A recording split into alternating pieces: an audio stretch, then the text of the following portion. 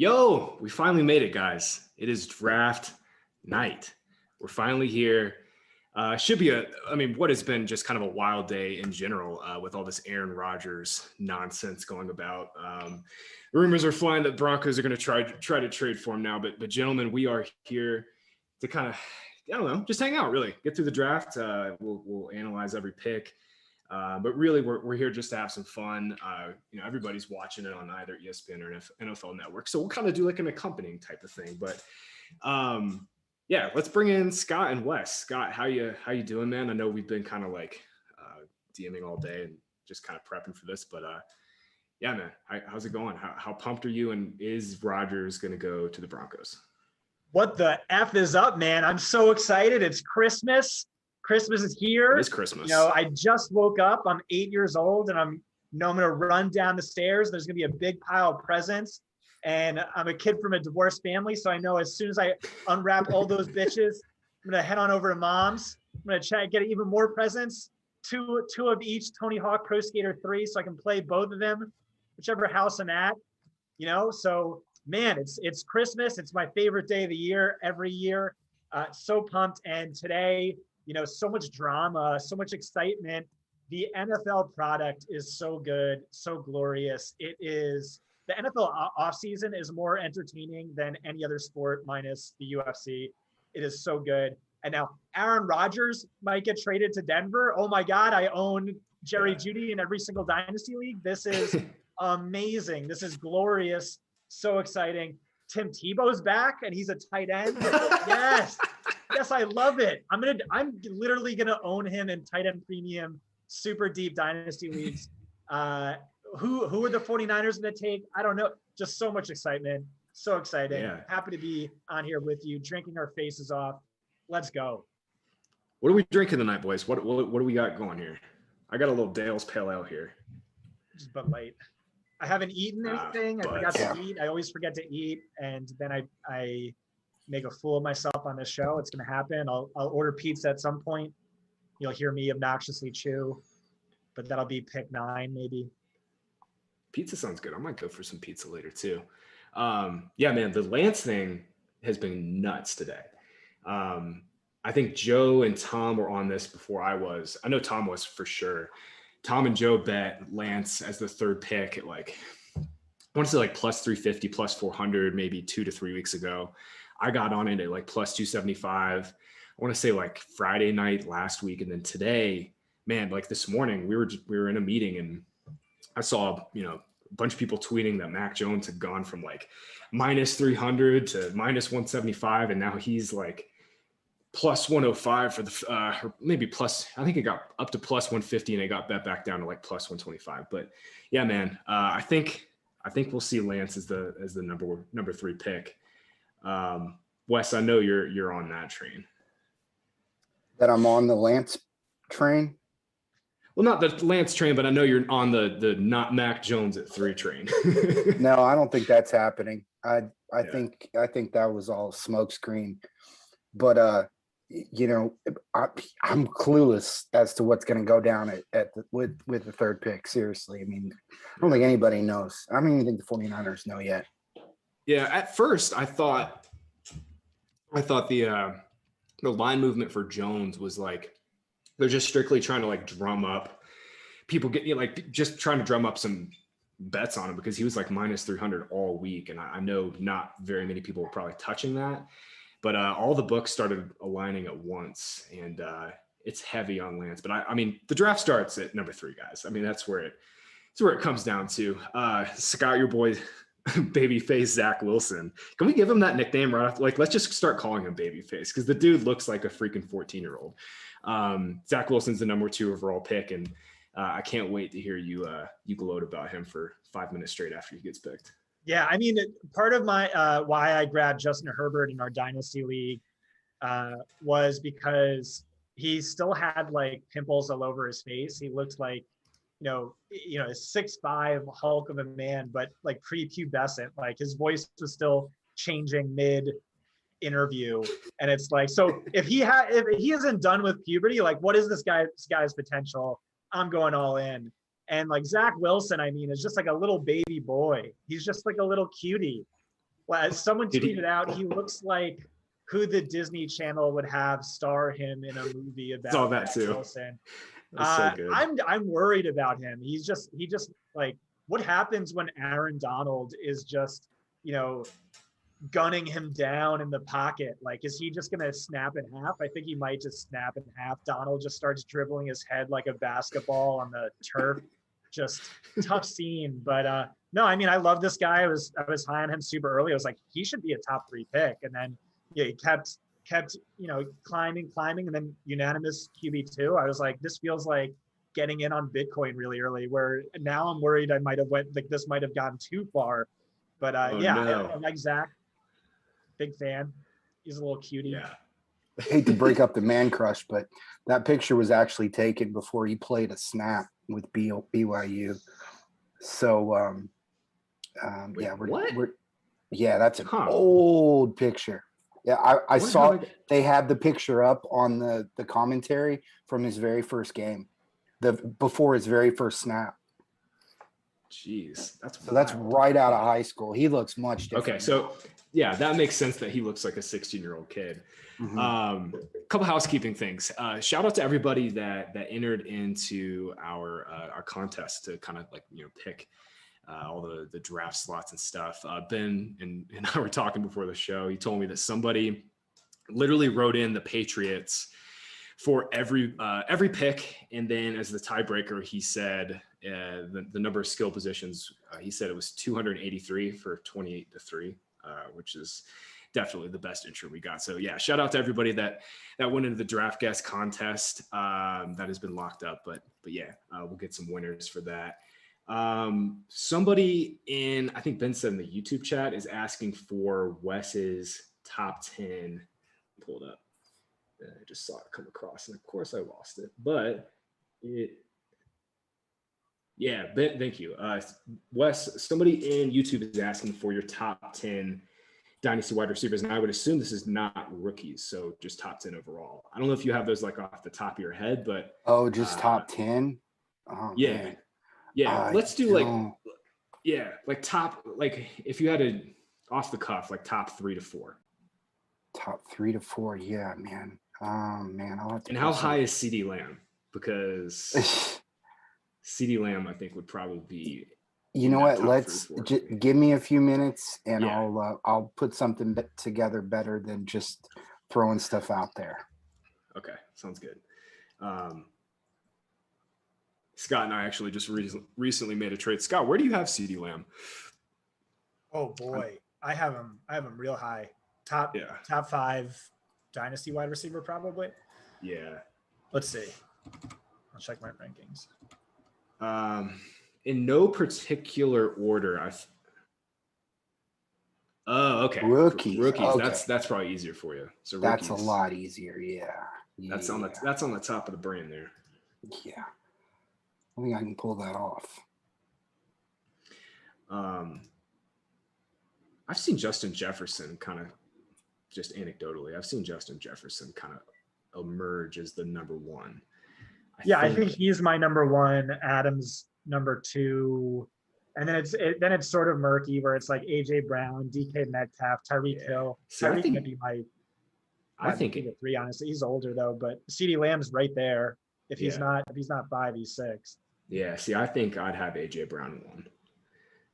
All right, so my top 10 guys. I mean, obviously, I think everybody on the planet has Jamar Chase number 1.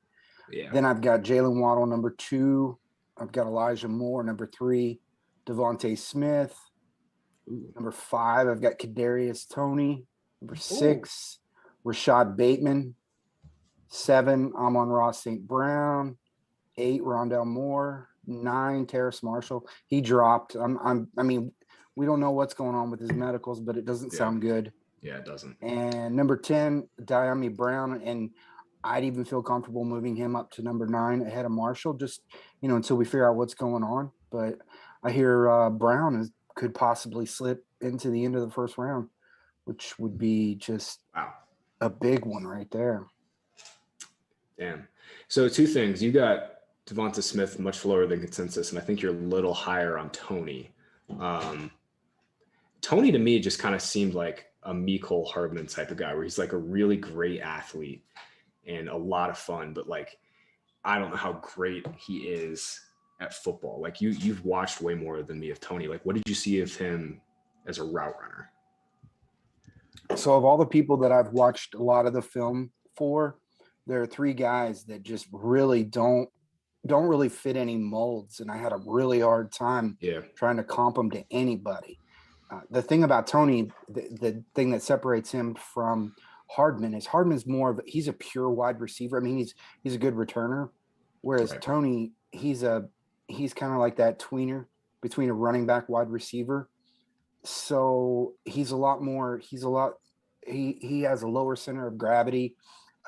Get the ball in his hands and he's gonna make people miss. Whereas with Hardman, he's kind of a guy that he needs some air yards to do his work.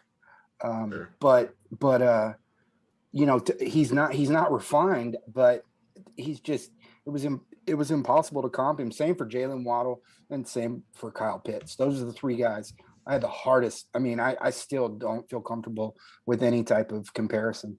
Yeah. I just love that my guy, Elijah Moore, has finally, just like a locomotive, steamrolled everyone else all the way to number 3 in your board among wide receivers. I mean, you and I have been just loving him since day one. But yeah, you pointed him out to me because I was like, I liked him and everything, but he played for Ole Miss, and that offense is just so gimmicky. You could go into, and then their defense was so bad. Like, I think they ranked 126 out of 127 in total defense last year. I mean, they were bad, and so I was a little concerned with that. But man, I love Elijah Moore. Dude can ball. I mean, he's gonna make an impact, guys. I mean, just get your Elijah Moore stock. All right, is the draft officially underway? Is this? They're still doing the hanky. They're still doing the fucking hanky panky with the Goodell and Jarvis Landry's up there. I don't know. They're getting it. They're getting it going. This is what they always do, dude. They say it's going to start at 6, and it doesn't start until 6:30. Yeah. It's like, oh yeah, game time's 8:00, and it starts at like 8:21. I do love. They gave. I have it on mute, so I'm kind of just interpreting it. But they have some lady up here in a chair. At least she's repping Duval. I'm assuming for Trevor Lawrence, but I'm sweating. Who do you guys think this pick is going to be? Oh man, man, there's no way that it's anyone other than Lawrence. Dude, if you wanted to, Jaguars are officially on the clock, so there we go. Let's use all 10 minutes to really think about this long and hard. If they do, they can eat it. I think now is a good time to test my sound effect. Ben is dying to test this sound effect he came up with. He sent it to us in Slack. It is top notch, but this will not be this pick. Ben, this pick will not warrant the sound effect whatsoever. It will not in any way. But it needs to be tested for when someone does make a shitty pick. Oh, then let's test it out. Hang on. Give it a test. Testing.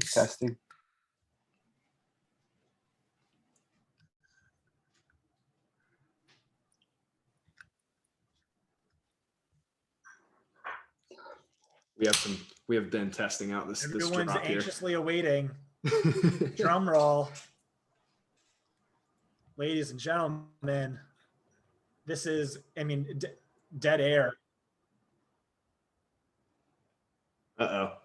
The fart won't come out. It's sometimes, man. Sometimes it's those pesky ones. But I hate to say that I'm like hating on Devontae Smith because the guy can ball, he can play. We've all seen him play, but I just feel so uncomfortable with the guy at 6. Was he 6'1" point something and 166 pounds? It's just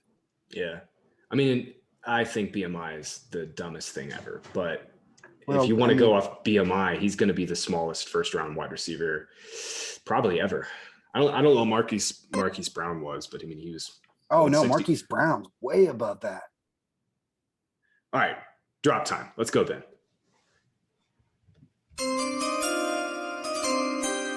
Silent but deadly. We need a fart noise sound effect for our fart noise sound effect. That won't work. We could still figure that out. Wes, our good buddy John Costco's timeline is hilarious right now. He tweeted out an hour ago, warning for tonight, I do tip picks.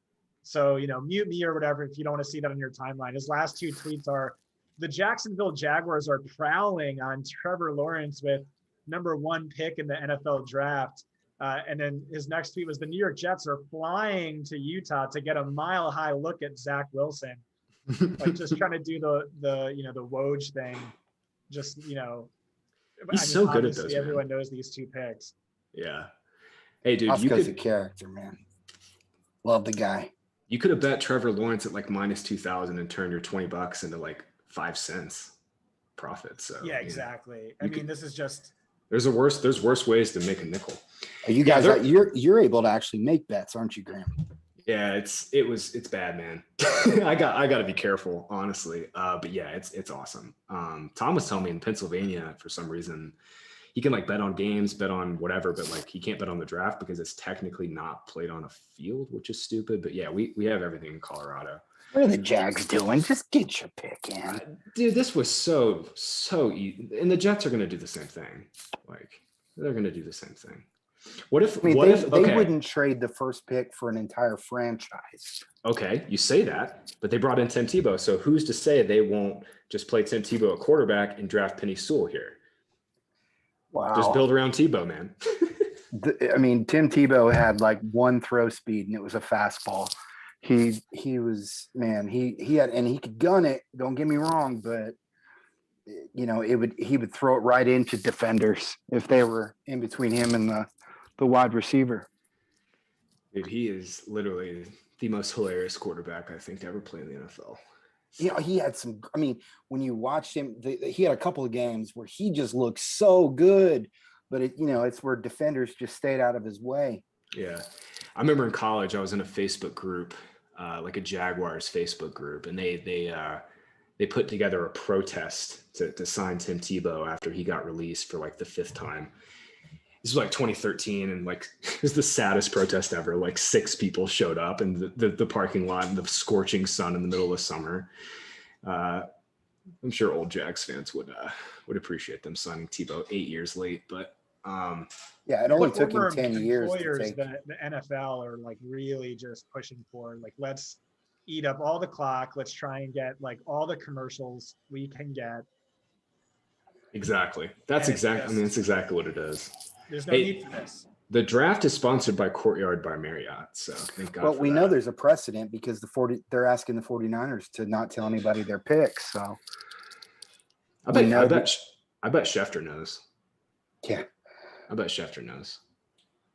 I think we all know who this pick is. I like imagine they've like put it in already, and it's just like this like intern writing on an index card. T like very slowly.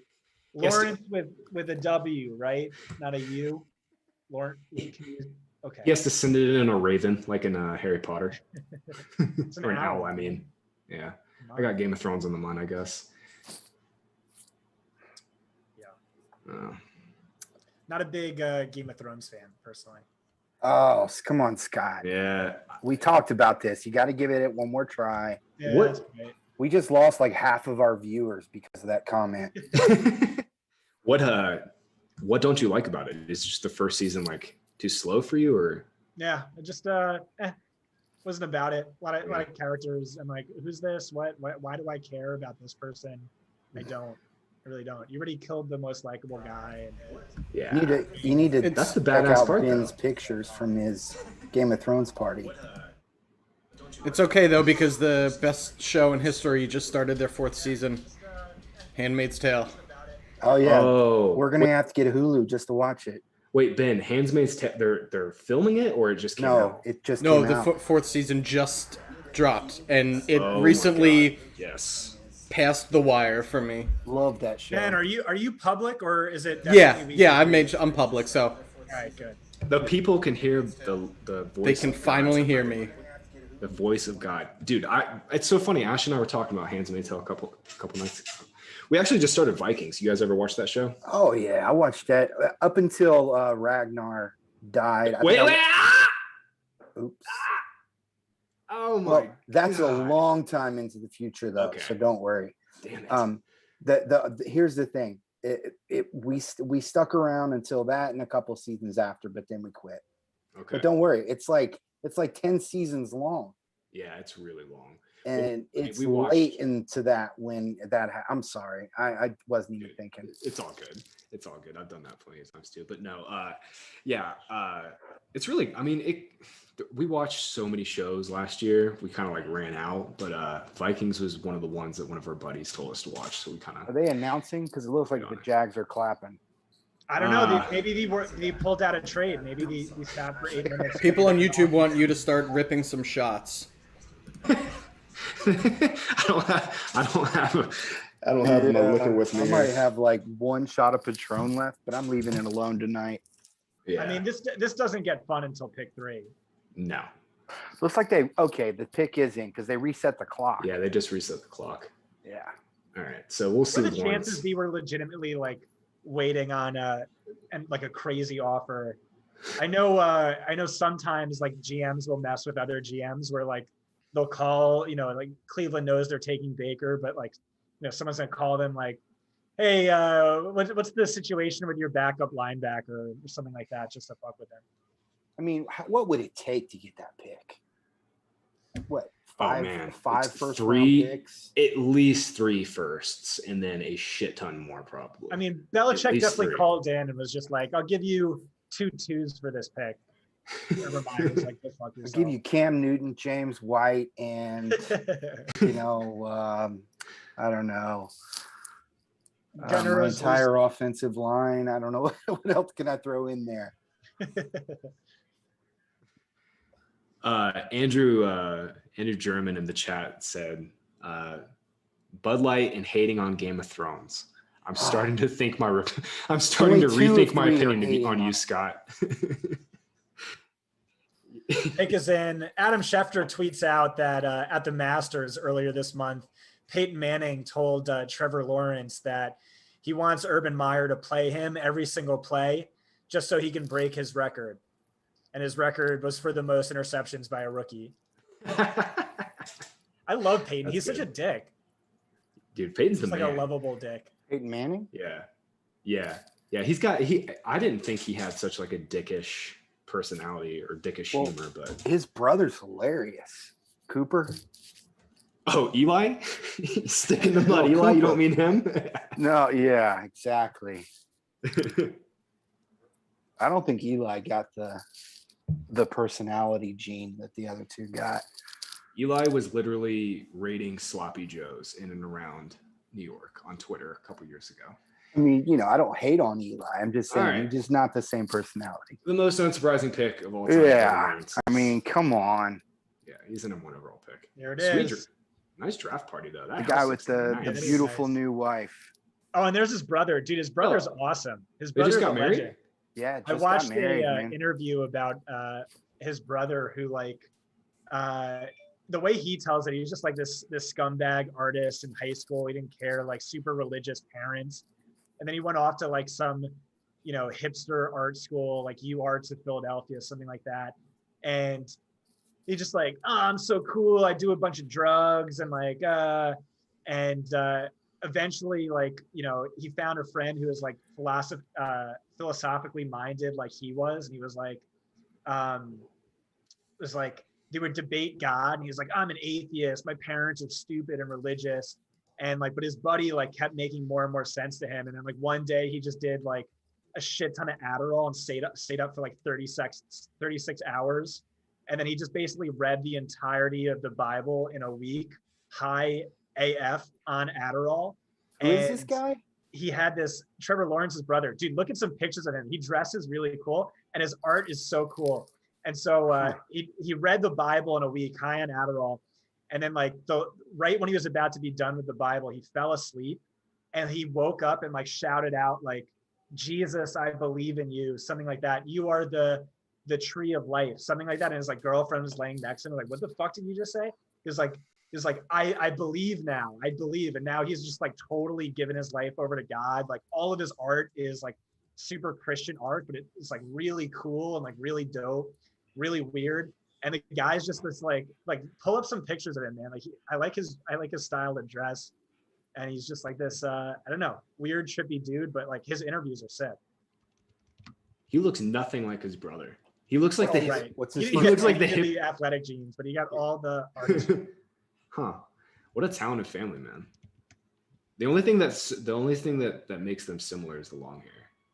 What's I his watched first name? an interview with the mom and the dad was just like the most bland person in human existence, where he was just like, yeah, Trevor liked sports early on. Chase didn't like sports. I like sports. Trevor Lawrence played baseball. All right. Well, now we're waiting on the Jets here. And we're already 5 minutes into the clock. And this is again, why are we 5 minutes in? We know this. Ugh. We know. So Because where are you guys taking The Trevor Lawrence interview's got to finish up first. Dude, they're showing bombs from Zach Wilson here. They've already moved. I don't even know if they've interviewed him. They just showed Lawrence hugging his family. That's a cocky drafter. Which, by the way, what a fucking month for Lawrence, man. He gets married, gets number 1 overall pick. It's like he got like a huge endorsement from Gatorade too. That's how obvious this was. The Jaguars were like involved with this wedding. Yeah, I saw that. Like a bunch of Jags fans. Yeah, like Jaguars gifts. sent him like appliances. It's awesome. Jags fans, man. Yeah. So where are you taking Trevor Lawrence in the draft? In redraft? Yeah. Best ball. I'll need to see where the other quarterbacks go. I don't think it changes him too much. I can answer that. Like QB 13, QB 14 range, 10th, 11th round. I mean, depending on where Justin Fields goes, I could see taking Fields over Lawrence. But this whole Broncos. Okay. What do you think the odds are Lawrence finishes as a QB1? Ooh. The odds 35%. Yeah, that's all right. What do you think the odds are? What do you think the odds are he's rookie of the year? I'm gonna say pretty low. That's even lower than 35%. Well, I'd say because of the offense, pretty low. I mean, a popularity contest, probably, but are you talking Lawrence or Fields rookie of the year? Lawrence for rookie of the year. I think it'll be Pitts or Chase rookie of the year. I don't think it's going to be a quarterback. Lawrence will get 4 to 1 right off the bat. It's almost always like the MVP, where it's almost always a quarterback. It's like it's really hard to beat a quarterback. Yeah. Like look at Justin Jefferson last year. Yeah, but he was if he had the year he had in most other years, he would have been rookie of the year. But it just happened to come the year that Herbert, just blew up. So I don't know. I'm not going to argue against it. I think it'll either be Chase or Pitts. Yeah. By the way, Wes, where do you think Chase goes? Well, okay, this is old. Chase, it sounds like the Bengals are thinking about him. Yeah. I wouldn't be shocked. Yeah. I got trashed all day by Cincy fans because I heard a few days ago that the head coach wanted an offensive lineman. The offensive line coach wanted a different offensive lineman. Joe Burrow wanted Chase, lobbied ownership, who is now leaning Chase. And we know in those power struggles, who wins? It's always ownership. And so my lean was, that's what I wrote in my mock draft. But I heard today from a source, a team inside the top 5 that's not Cincinnati, that the top 5 was basically locked in at number 1, Lawrence, number 2, Zach, number 3, Lance, number 4, Pitts, number 5, Sewell. And so I changed. I'm like, okay, I'll buy into that. And then so I tweeted something out like, oh, I wonder if the Saints are moving up to Chase in case, the off chance he falls to 6, and then Miami actually goes Waddle, something like that. And then someone was like, oh, dude, Chase is a lock. What is wrong with you? Some Cincy fan. And I was like, Well, this is what I heard. And then 30 Cincinnati people retweeted it. And then a bunch of Cincy beats like dunked on me and like, oh, this is stupid, whatever. Yeah. You don't know anything. It's like, hey, this is just, what I'm hearing. If I got smokescreen, then this team in the top 5 is going to be even more surprised than I am. But it's impossible. Cincy's just like, they want people to think it's Sewell, but they're going to take Chase. I don't know. And like I said, I heard a few days ago the heavy lean is Chase. Yeah, I mean, Daniel Jeremiah and Todd McShay both had Sewell at 5, and they are like as locked in as you can be. I liked his reasoning too. Jeremiah said, well, they don't think any of the offensive linemen are going to fall to their second pick. So now, yeah, exactly. And this is a deep wide receiver class too. I mean, they got 38. They'll be fine with going with the wide receiver. 6, 7 in that spot. I mean, yeah. And I mean, they nailed the T. Higgins pick. They freaking nailed the Higgins pick last year. So, all right, Zach now Wilson, the draft starts. And there's a lot of there's a lot of wide receivers in this class. It's a deep wide receiver class.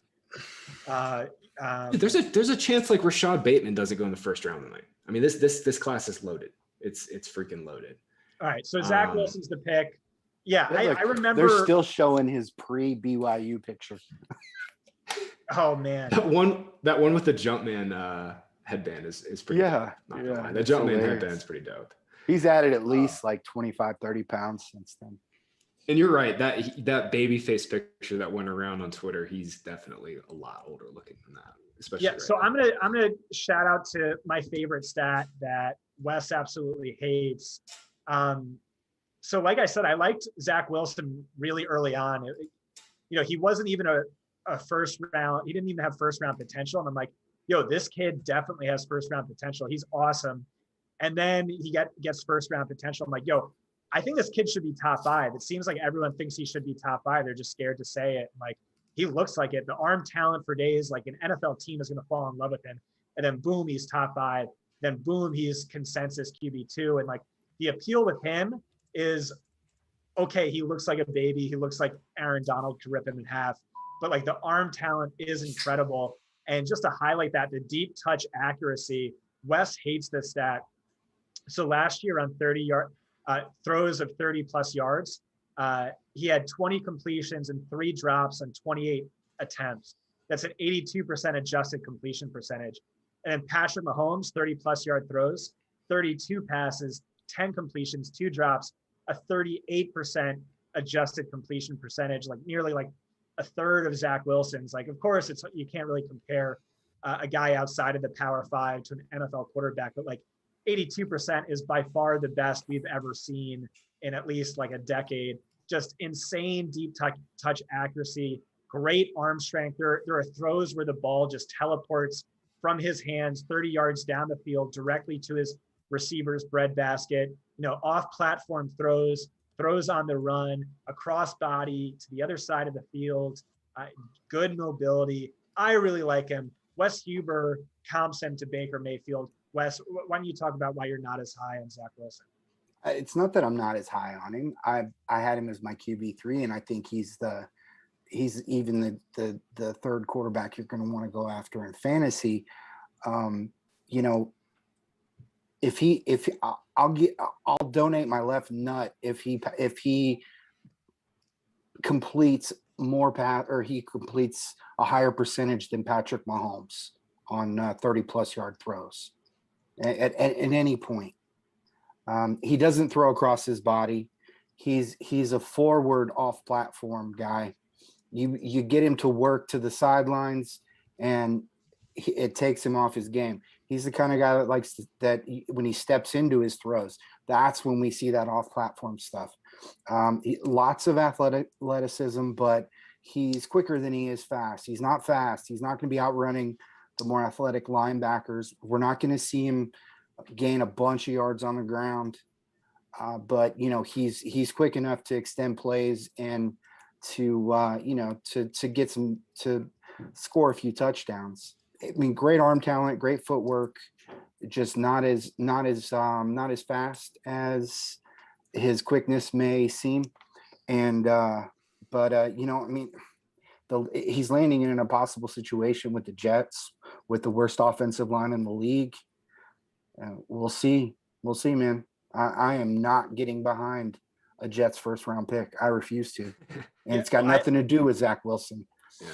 I just want to point out there are multiple teams. I've heard as many as 4 that have Zach Wilson as the top QB in this class and would draft Zach Wilson 101 if they held that pick, which just seems, really surprising to me, but speaks to how the NFL views this prospect. And it seems like a very near unanimous QB2, at least in this class.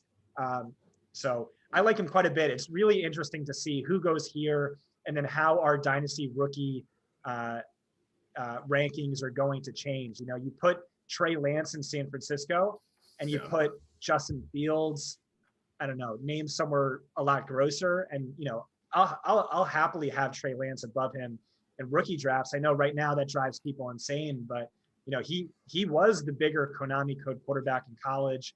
And then it's so hard to fail in San Francisco. Let's see who actually goes third before we say. So why don't you guys, talk amongst yourselves for a little bit.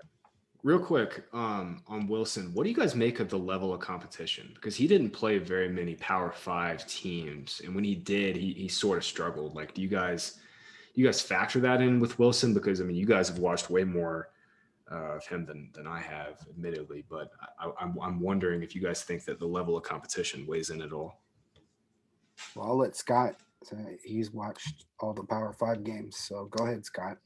Yeah, so there's a few things with that. It was minimal. The competition wasn't great. He also rarely saw pressure, and that's when a quarterback is really tested. So that's obviously big, but he did exactly what you wanted him to do against smaller schools. Like maybe the best tape I've ever seen from any quarterback against a small school was, him against Louisiana Tech. He went 24 of 26, and his 2 incompletions were drops, 325 yards, 5 total touchdowns, 43 rushing yards. He just exerted his will on the opposing defense, did whatever he wanted. And then, against tougher teams, Coastal Carolina, they really sold out to stop him. I still thought he was fine. Not a lot of okay, guys, San Francisco, the pick is in. So yeah, and I'm not going to tip it, but no, tip it. I'm not tipping it. What the hell's wrong with you? Tip it. I don't want to tip it. Please tip it. Twitter's way ahead of the draft stream, but tip it, it's not dick. It's not Mac Jones. I just threw it in the group chat. Lance. Yeah, it's Lance. Man, all that noise was true. It's crazy. Someone else, please talk. Man, all the I think Wes said it perfectly. All the all the Mac Jones talk was just smoke. So Lance is their QB, and is that the I know Greg. Yeah, Lance is their QB now, and you know what? This makes sense. Lance had more rushing yards in 13 starts than any of the other Big 5 quarterbacks had in all of their starts. Lawrence, Fields, all of them. Well, it was a different offense. They were playing like a wing T. They played strictly under center. T. They played strictly under center. Pretty much, over half of his snaps were under center. All right, so it's official now. Yeah, Goodell's up to the podium. If he carries the ball at that rate, it's going to cut down his career quite a bit. You think so? Yeah, he's a big dude. He's a really big dude. Would you say that? Would you say that I'm a running back that is 220 pounds wouldn't have his career cut 40% short of a quarterback on average? I always really stop short on who is going to I don't know. I always really waffle on does body type matter when it comes to quarterbacks and their scrambling? Because look at Lamar Jackson. He's built like a wide receiver, but he's never hurt, because he protects himself. Lance, I think the point you're making is Cam. Let's say take Cam Newton, for example. He's 32, 31 years old, whatever he is now, and he's kind of washed. Is that an accumulation of all the hits? Okay, I can buy that. But it comes down to running style, and I don't know if Lance is that physical type of player. I will admit Josh Allen. I'm kind of concerned about Allen's longevity just because of the randomness that he plays at. But I think it's a At fair least point. at least Josh Allen is scrambling. I mean, Yeah. that's okay. I'm fine with quarterbacks that scramble because they're, the defense isn't, they're not squared up on them. But when you have somebody that's taking, 80% of their carries on design runs, that's a lot of damage. And that's what Lance did at North Dakota State. So the only way he's going to come anywhere close to that level of rushing production is if he continues that. And if he doesn't, dude's got questionable accuracy. Big arm. Big arm. But his entire career, questionable accuracy. Yeah. So that's one thing I've always been on is like accuracy is a trait you can't fix. Like Mitchell Trubisky is the freaking calling card for this. Like he was inaccurate coming out of UNC, and lo and behold, he was inaccurate in the NFL. Lance, on the other hand, if you have the arm talent, which Mitch Trubisky never had, in my opinion, you got the arm talent. There's things that you can work with, and there's ways within the scheme that you can kind of minimize that. And I mean, man, that's the definition of Kyle Shanahan. I mean, you want to talk about, schemed up quarterbacks. I mean, everybody fits in Kyle Shanahan's scheme. It's just to what degree can you make the ceiling? And if we're talking about ceiling, I think Lance in this offense, man, he has a chance to not only be like nails for fantasy, but I mean, I think he's really going to elevate this offense as a whole because he can scramble and because he is so adept at playing under center. And, their offense was built on play action in North Dakota State. I mean, I get it. It's a small sample. The accuracy was bad at times, but I think I'm willing to kind of push that aside a little bit for Lance because the ceiling is just insane for him. Wasn't built on play action. It was built on running a wing T. It's a step down from a triple option. He's not going to play in that same type of offense in the NFL. Scott, what's your take on Lance? Yeah, can I tweet something out first? No, you may not. But I will say this. I'm joking, dude. If they had gone Mac Jones, it would have played into Debo Samuel's play style because Mac Jones he's a noodle arm. He's unable to throw the ball 50 yards in the air. And that's from the throw spot, not from the line of scrimmage. So, we're talking 10 yards behind the line of scrimmage. So if he can't throw it 50, then that means that no throws are going 40 yards in the air from the line of scrimmage. Yeah. But with Lance as the quarterback, that's going to play into what's their Brandon Ayuk. So he's somebody whose value just went up. Yeah. So two things, like with Lance or with Mac Jones, one of the things I noticed, and I only really noticed it just watching Najee Harris and all of his tape, but he really struggled throwing the ball with velocity and zip to the boundary. And I'm with you on that. Like he is not going to be one that can uncork a 60-yard spiral like Lance or Mahomes or Allen can. So yeah, the arm talent is certainly different. We got a question on YouTube a little bit ago. Ben sent it in.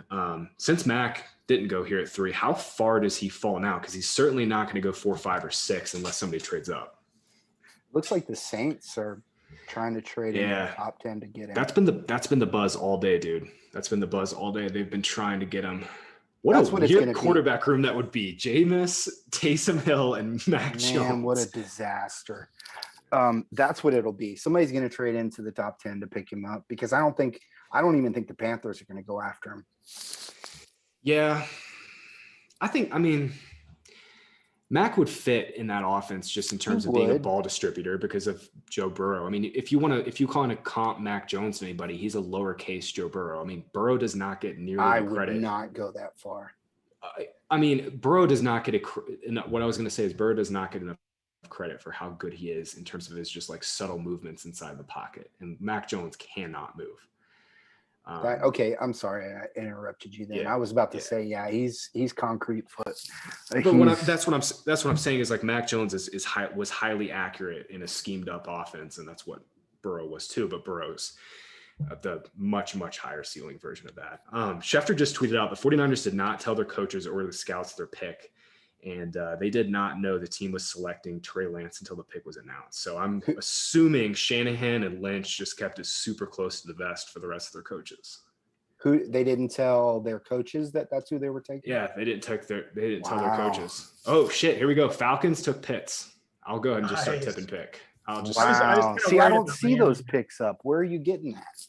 I just have there's a couple. NFL update, my sports updates Oh, okay. on this one. And then I think it was a not a Broncos beat, but a 49ers beat who had the Lance pick. Yeah, so Pitts trended to be, I mean, 2 weeks ago he was plus money to be the number 4 overall pick, and man, they're just throwing in the towel on Hayden Hurst now. But this is going to be such a sick offense. Oh yeah. Holy Well, shit, are I they mean, going to trade Julio? That's the question now. Rap Sheet was the one who tweeted that out, right? Rap was the one who I have no idea. suggested that. I have no idea. Yeah, Rap has been not so great recently, but who? I mean, we were talking about this earlier in a meeting with all of us, but like Matt Ryan's going to be 35 years old. Like, is Matt Ryan, Aaron Rodgers or Tom Brady? No, absolutely not. But you get him all these weapons with Julio and Pitts and all this shit that Pitts can do. Oh yeah, they're going all in, man. Yeah, this is they kind of have to, Wes, because like if you look at Ryan's contract, they cannot cut him without eating close to $40 million, which that would be more than the Eagles ate to cut Wentz, not cut Wentz, but trade Wentz. Yeah, they really don't have an option other than Ryan. And I remember reading some quotes like a month and a half ago that Pitts had already had like 4 or 5 Zoom meetings with the Falcons like in February. So I think they kind of knew this is the route that they were going to take. And what a chalk outside of the Lance pick that kind of became chalk this morning. Pretty chalky first 4 picks here. Yeah, no big surprises. Other than Bengals Pitts saying that it was going to be quarterbacks top 4 picks. So he was throwing his own smoke screen. Yep. That was a smoke screen. But man, yeah, Pitts, this offense is, I mean, they can, I shouldn't say Hayden Hurst is dead. I mean, he's certainly dead for fantasy, but this offense can go 3 wide with Julio, Ridley, Pitts in the slot. They can move Pitts to X ISO. They can move Julio in the slot. I mean, this offense is going to be so sick. Let's not forget Russell Gage. He's another player that they have. Yeah, Gage is a good slot receiver, who was a lot better when Julio and Ridley were on the field at the same time. And after they lost Julio, that's when his production went down. So now that they're bringing in Pitts, we'll probably see the best out of Russell Gage in the slot. Of course, they have some a hole to fill at running back, next to Mike Davis. But I think the Falcons are in play for a running back at 35 still. Oh yeah, they are. They're going to. But it's their defense, man. Their defense is so bad. I really wonder how competitive the offers were for this pick, because I remember reading a quote from Terry Fontenot. Adam Kaplan sends us like all the quotes and stuff from GMs. And I was reading Fontenot's presser 2 mornings ago, and he said, we've gotten a lot of calls, but I don't have the direct quote in front of me, but he's basically like, we've had a lot of calls, a lot of interest in the pick, but it comes down to like a value proposition. Okay, like what are we getting? Is it worth, if you believe the rhetoric around Pitts that he's a future Hall of Famer, it's like, what's the value that we're getting? I started that. Just need that out there. You probably did, honestly. But man, yeah, Pitts is it's not hyperbole to say I think he's the best tight end prospect we've seen come in maybe since like Vernon Davis. And I still have an affinity for Vernon Davis because he was such a freak. But yeah, he's the truth. And all right, I got this fire tweet coming out in 2 seconds. Where is Pitts going to go now in redraft? Like, how early would you guys take him? Oh, let's see. Because he's like the tight end 6, tight end 7 in ADP right now. I'm taking him in front of Mark Andrews. Ooh, spicy. I like it. Oh, he's my tight end 1 in Dynasty. He's been that way for. No, I meant redraft. redraft. Oh, probably tight end 8. I don't know. It's tough. I mean, if Julio gets traded, yeah, that's a great. No, he's a. I don't think Julio. They wouldn't have given up this draft capital unless he was going to be a featured part of their offense. So right now, I'm looking at an FFC BB10 ADP. Why tight end 3 for the last month? He's a little bit lower here. So it's Kelsey, Kittle, Waller, Andrews, Hawk, Fant, Goddard, Tunyon, Thomas, Pitts. Tight end 4. I would put him above. I don't know if I could put him above Hawkinson, but so Scott, where are you taking? Who are you putting in front of him outside of Kelsey, Kittle, and Waller? So I know Andrews, but who are the other 3 guys? What are you talking about? What other 3 guys outside of the? I don't know. I really need to look at that. Let me just finish off this tweet. Sorry, guys.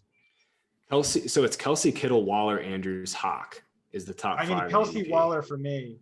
I think it's tough. Yeah, Kelsey, Waller, and then Kittle, and then I guess you're putting Andrews in front of him. So then, what I'm asking is, what other 3 tight ends are you putting in front of him? Noah Fant. No, I can't go Fant over him. If they get Rodgers tonight, I could say Fant, but right now I can't say. I would go Pitts over Fant.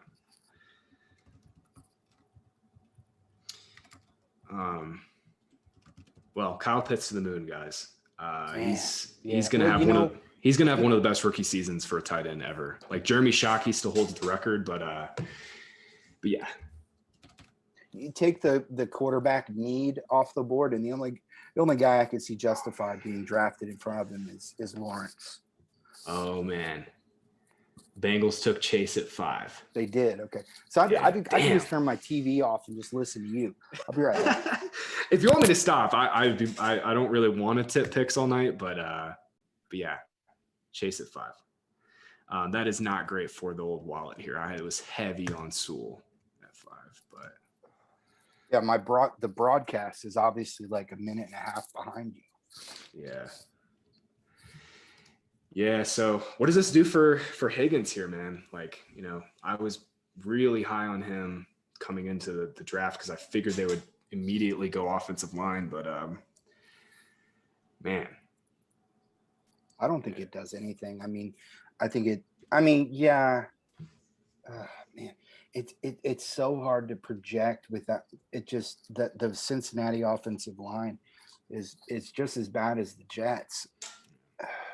Maybe it's the inverse of what Scott and I were talking about at the top, is like, maybe they feel like this is a really deep offensive line class and they can still get a really good lineman at 37, but well, look at it this way. Or 30, so let's say 38.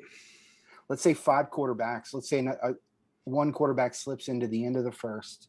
So 5 quarterbacks. And then let's say there's a match on the wide receivers from last year. So 8 wide receivers go in the first round.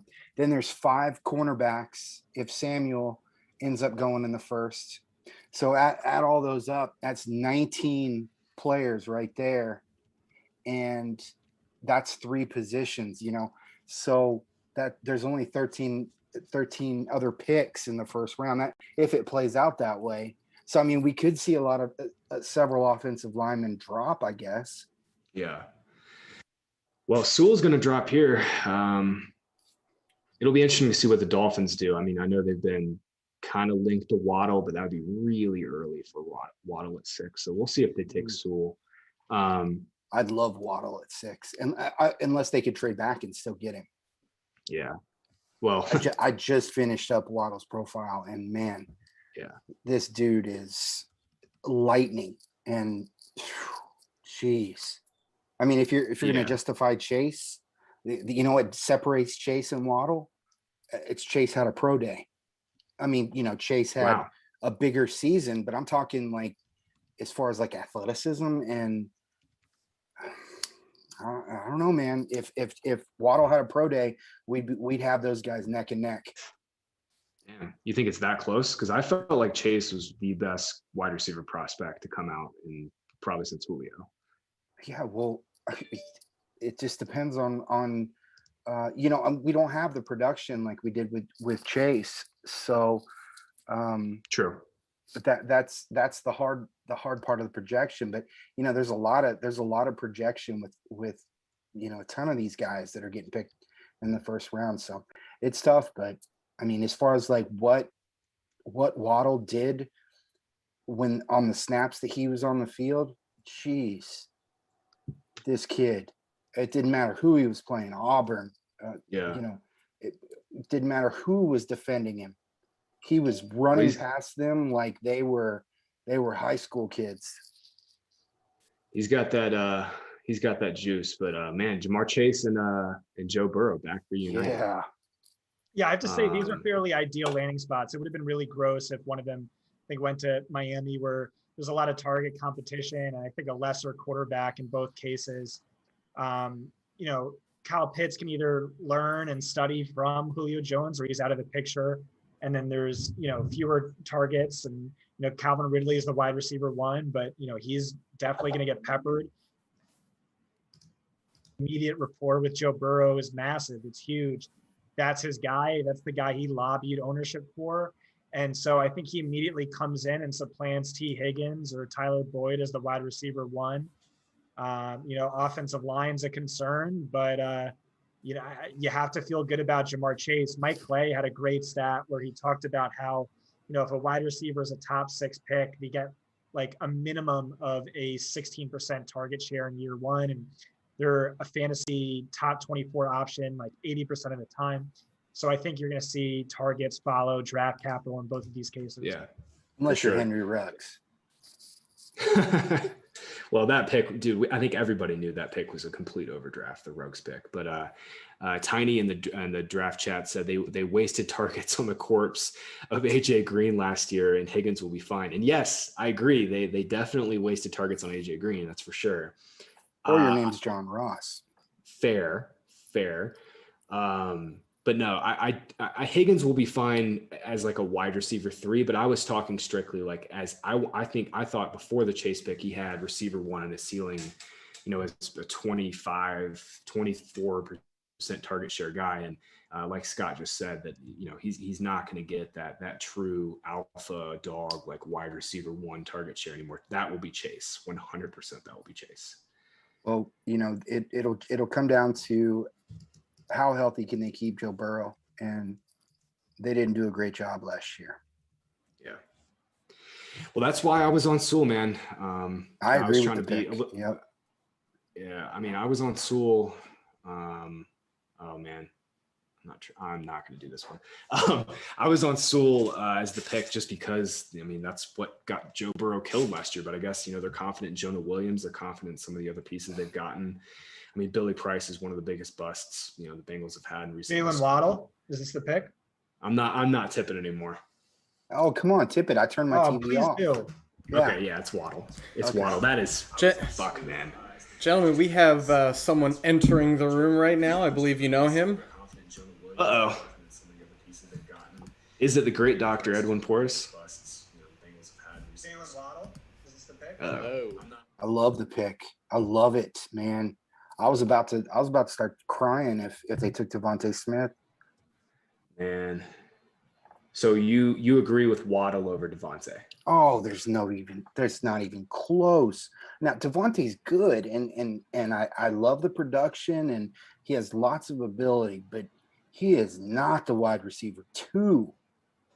The Waddle is man, it's not even close. The athleticism difference between the two is not even close. Yeah, they have some ridiculous speed. Fuller stretching the field, Waddle stretching the field. Man, they'll probably play Parker some in the slot now as like a big slot guy. That trio is really, don't forget really Gesicki. I know you don't love him, Graham, but I do. I think we're going to see the best out of the guy. I think he's one of the best athletes at the position to come out in the last 5 years. It's not that I don't love him. I just think he's always been overrated for fantasy. And that's always kind of been the case. He's always been super boomer bust, and now he's going to be even more boomer bust with more targets there. But yeah.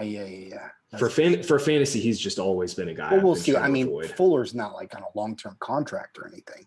No, he's not, but I would not be shocked. Well, maybe with this Waddle pick, it'll change things, but like Fuller Fuller and Waddle on the boundaries is just ridiculous. You know what's funny is I watched all of Waddle's interviews, and one of the interviews they asked him, who do you prefer, Mac Jones or Tagovailoa? And guess who he picked? Yeah, I know he picked Mac, right? Yeah, now he's playing with Tua. Yeah, it's hilarious. That's great. But they have issues at running back. I'm sorry, Myles Gaskin, but Gaskin's not the answer long term. No, before I'm going to project something with Miami, we'll see what they do at running back later. Yeah, they're loaded, man. I mean, the Dolphins, Chris Greer's just done an incredible job. They've got 18, 36. They're primed to take a running back maybe at 36 or move back from that 18 spot and get somebody else. But let's welcome in our guy, Edwin Porras, the great doctor. Edwin, how you doing, man? How's it going, fellas? It looks like you're very excited and enthused about this draft. I can tell you're partying, especially Scott. He looks like he's having the best time of his life. Hat's halfway off. Oh, okay, there we go. Cue the drinks. Cue the drinks. All right. You gave me a second to take a sip, so I appreciate it. There you go. Yeah, I'm just getting in, man. I was had to drive in from work. I had a little bit of a commute, so I was excited. I was excited to see Mac Jones not go at 3. Yeah. Oh man, me too. I saw that you tweeted out that I texted that in the group chat. That picture is fucking hilarious. It never does. Did you guys watch his pro days? No. What did he look like? Oh, he didn't. He looked like he was joking around. I'm not even joking myself at all. Yeah. He looked like he was going at like 75% speed. Plus, that's hard to do at a pro day, right? That's like, it's hard to look not good at a pro day. Yeah, I mean, you want to put, and I swear he's smiling in between throws, and I'm like, dude, did somebody tell you were going to be the 3rd pick in the draft, or what's going on here? He was underthrowing his guys, and then at the second pro day, he had Devontae Smith come out, and you could see Devontae Smith, he would slow down mid-route and then take off to make his long on the deep throws to make it look like they were in stride. Come on. In every team saw that. Dude, he's fallen for a reason. Like we talked about earlier, man. He just does not have the arm talent or the throw velocity that these top 4 guys do. I mean, it's just not even close. Where do you think he's going to go now? Well, that's what we were talking about earlier, man. It's like, now that he didn't go 3, I think the Lions are the Lions are so sneaky to take a quarterback here. You couldn't do worse than Jared Goff, so you're right. I think that could go. That could. Honestly, if you gave me you might as well give me the upside of like a rookie quarterback like Mac Jones. And I've been railing against Mac Jones this whole time, right? I'm like an amateur view. I don't love Mac Jones, but I've been railing against him.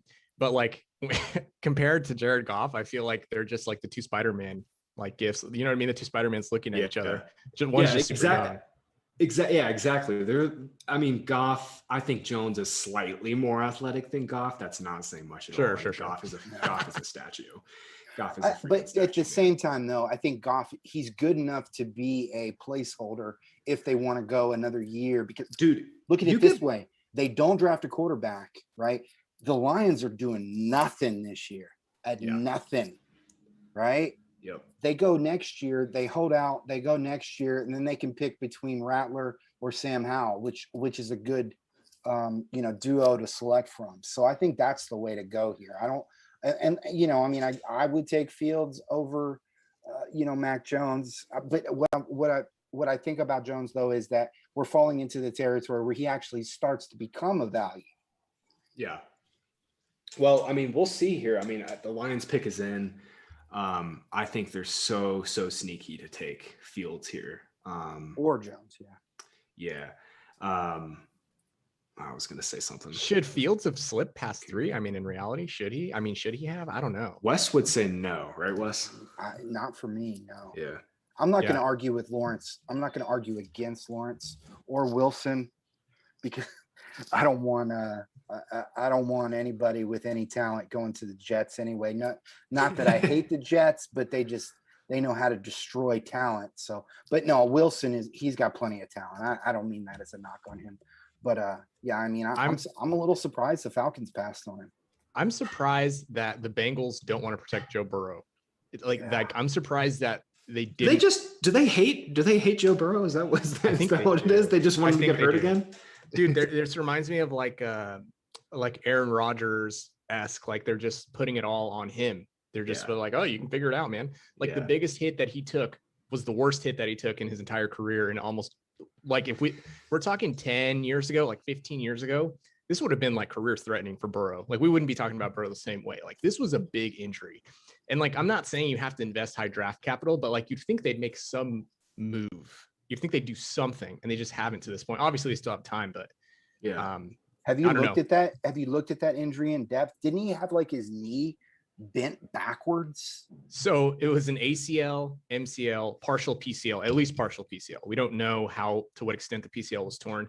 Usually that also is associated with an MCL and then meniscus. So it was a conglomerate. I also wouldn't be surprised if he had a patellar fracture, a kneecap fracture. So it was the full blowout, basically. It was the full blowout knee. Like couldn't have been worse. Was it bent sideways or back?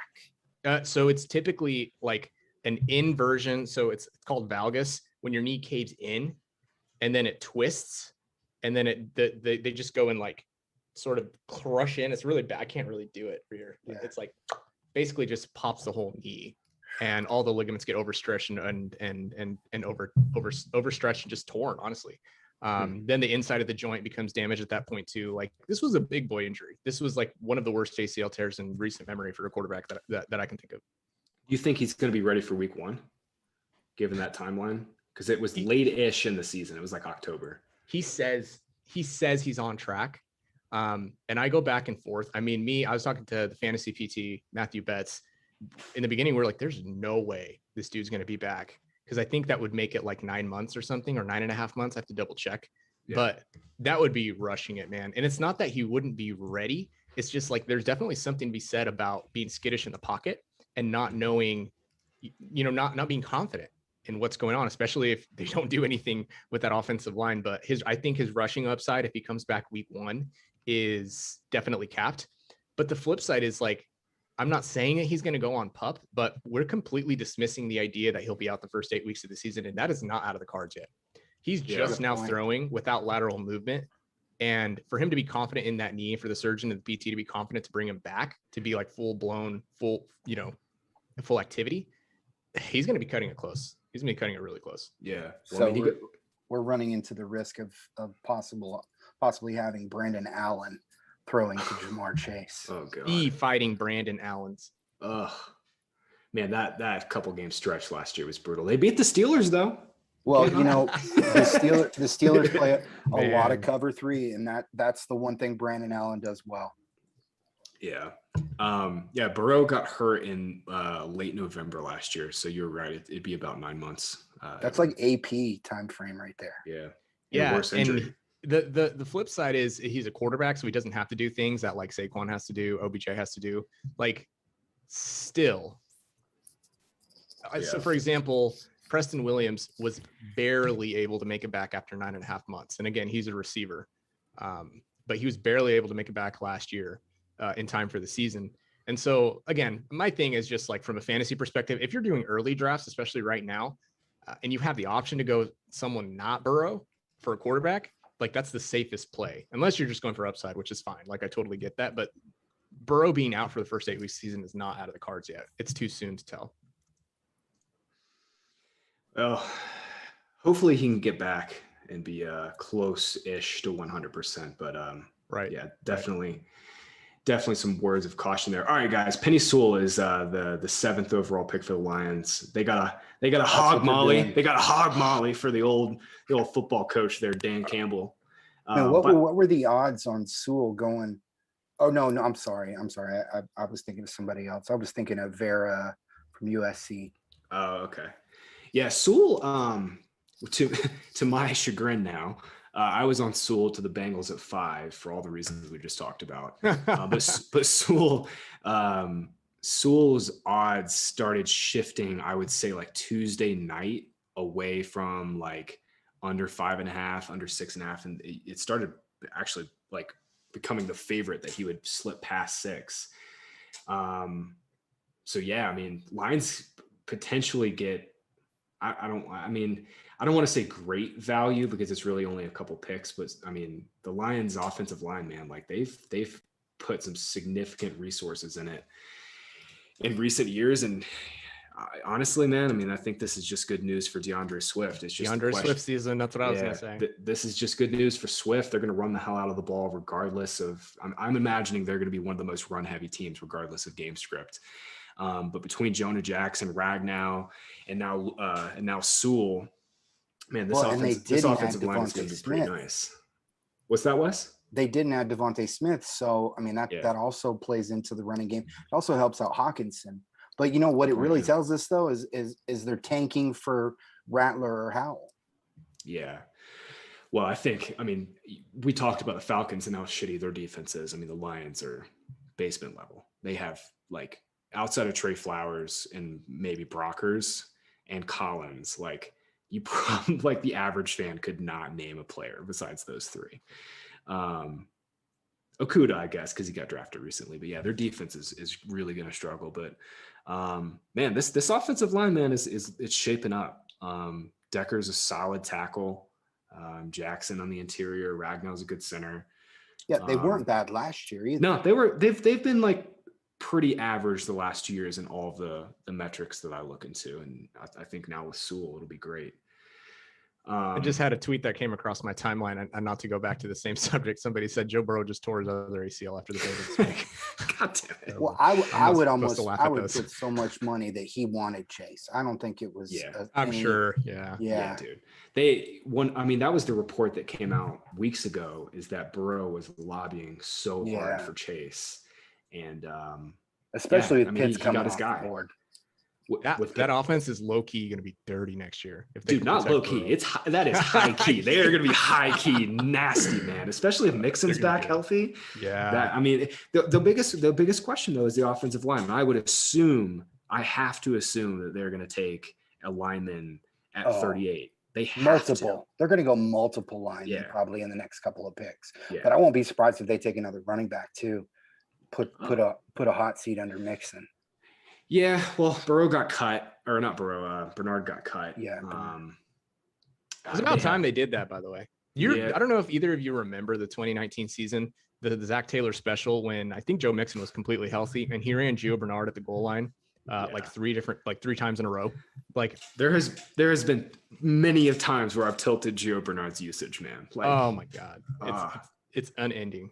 Well, I will say last year, the first 5 games before Mixon came down with that mysterious foot injury, they did start using him, not necessarily like a true bell cow role, but Mixon definitely was running more routes. Like he had a much higher route share than normal. So interesting. I think they need some depth because Samaje Perine is fine, but ideally he's your 3 and not your 2. Right.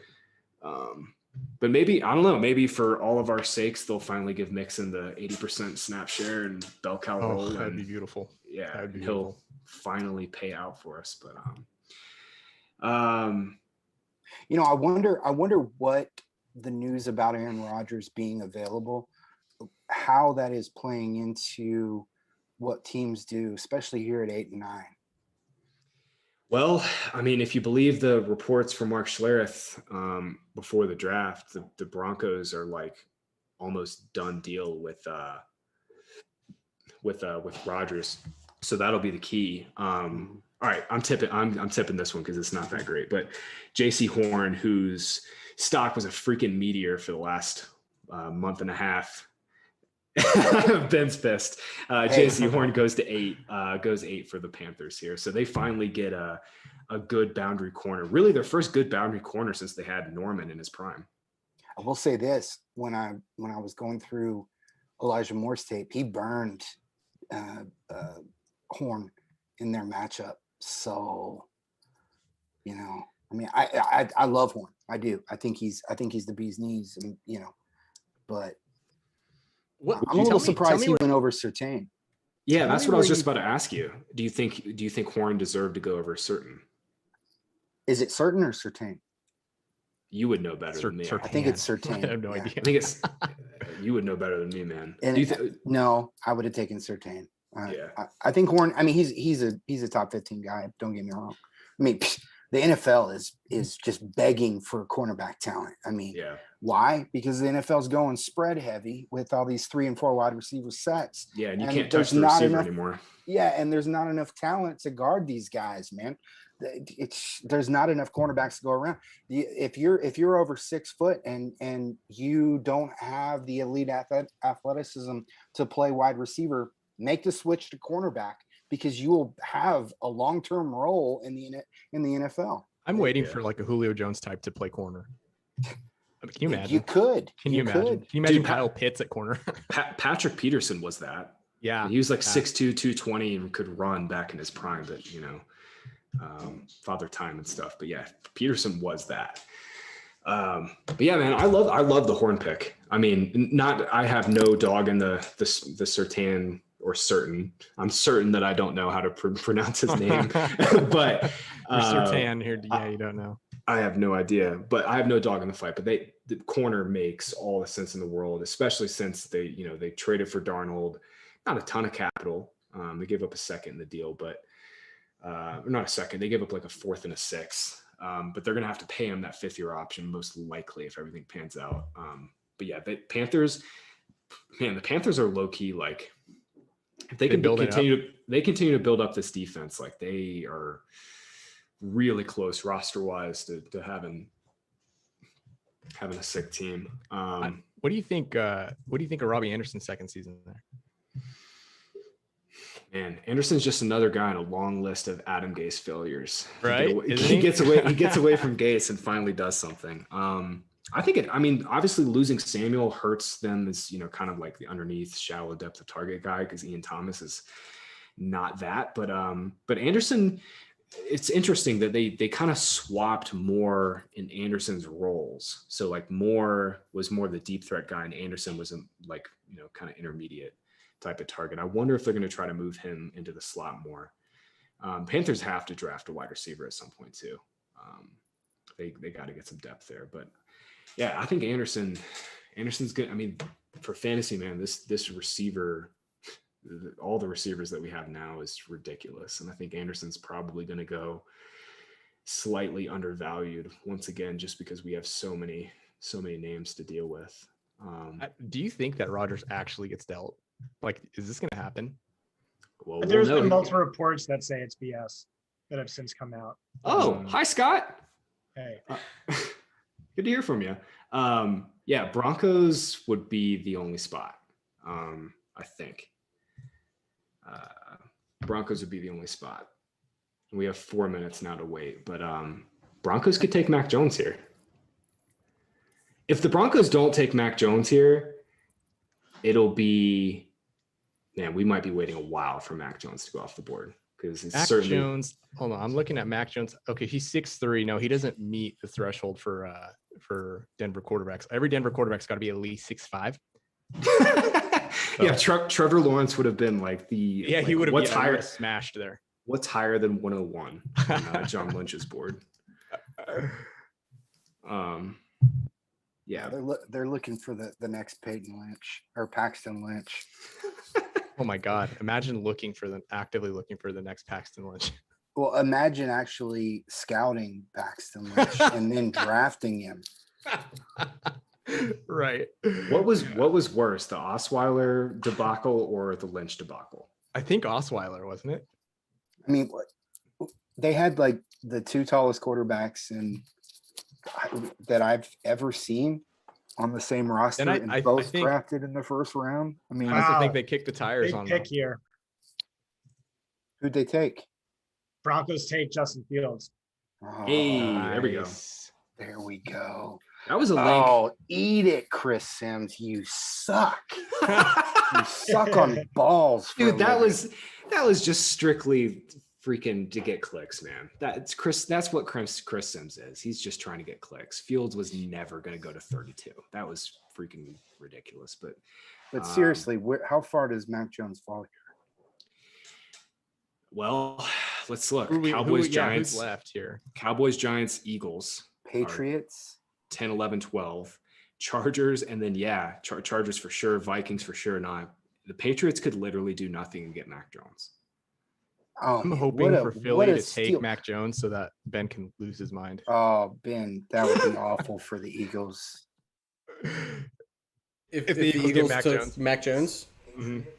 oh, I'd end this live stream. Ben would rage quit, throw the controller against the wall. Throw That's his Not to mention, brand new Ben, 32-inch I Mac haven't asked against you the wall. this, and for anybody who's watching right now and don't know, Ben's got a dog named Wentz. Yeah. Have you I changed mean, names? I'm getting him a Colts bandana. Yeah, I Gotta have give no him problem Colts with the Colts. Just change his name to Hertz. That's right. It's kind of the same phonetically, Hertz and Wentz. We're just sort of. Philly, to be safe. Yeah. Oh man. I know you're a believer in Wentz being rehabilitated over there in Indy. Who's that? You, Graham. I'm sorry. Are you, Graham? I don't. I mean, I threw him under the bus. I don't know. I mean, He's like, no, not at all. when I wrote, no. It's not Let's that. pull It's up just- some video, or some audio clips. Yeah, I think if you were gonna give Wentz the best opportunity to revitalize his career, it would be Indy, because Reich knows him so well, and there's been so many reports that have said that Reich was kind of the glue to that whole Eagles coaching staff. The Athletic had a great article a couple weeks ago that kind of exposed the Eagles like just complete ineptitude, and that was mentioned in there that Reich was kind of the go-between for everybody and kind of Wentz's guy. So from that perspective, I do think it's a great fit, but I mean, Carson Wentz might legitimately be a broken quarterback. I mean, his 2017 and 18 years, he was an MVP candidate, top 5, top 8 quarterback in the league. And then he just lost all of his touch. He lost all of his accuracy. And I don't know if that's an accumulation of the injuries. I don't know if that's an accumulation of not having the best receivers or offensive line. It's probably a mixture of all three, but I just think that it's so much more like people maybe don't consider how random it actually is. Like how random, like this entire, even talent, people who are talented, like how random their performance can be.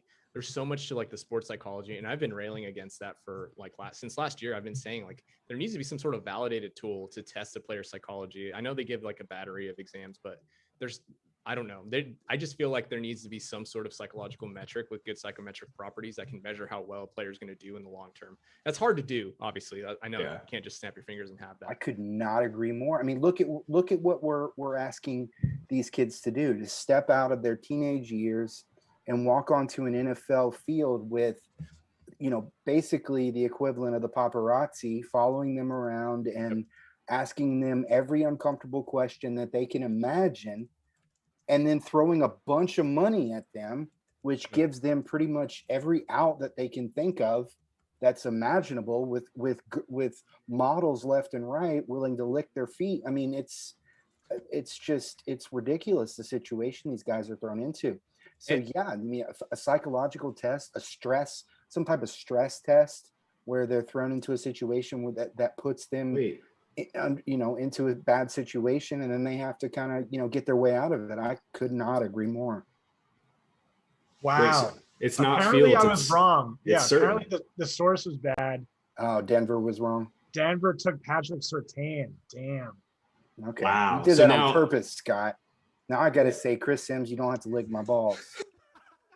You're rescinding the ball licking. Whose balls are getting licked? What was that? Chris Sims, man. He says He says he'll lick your balls.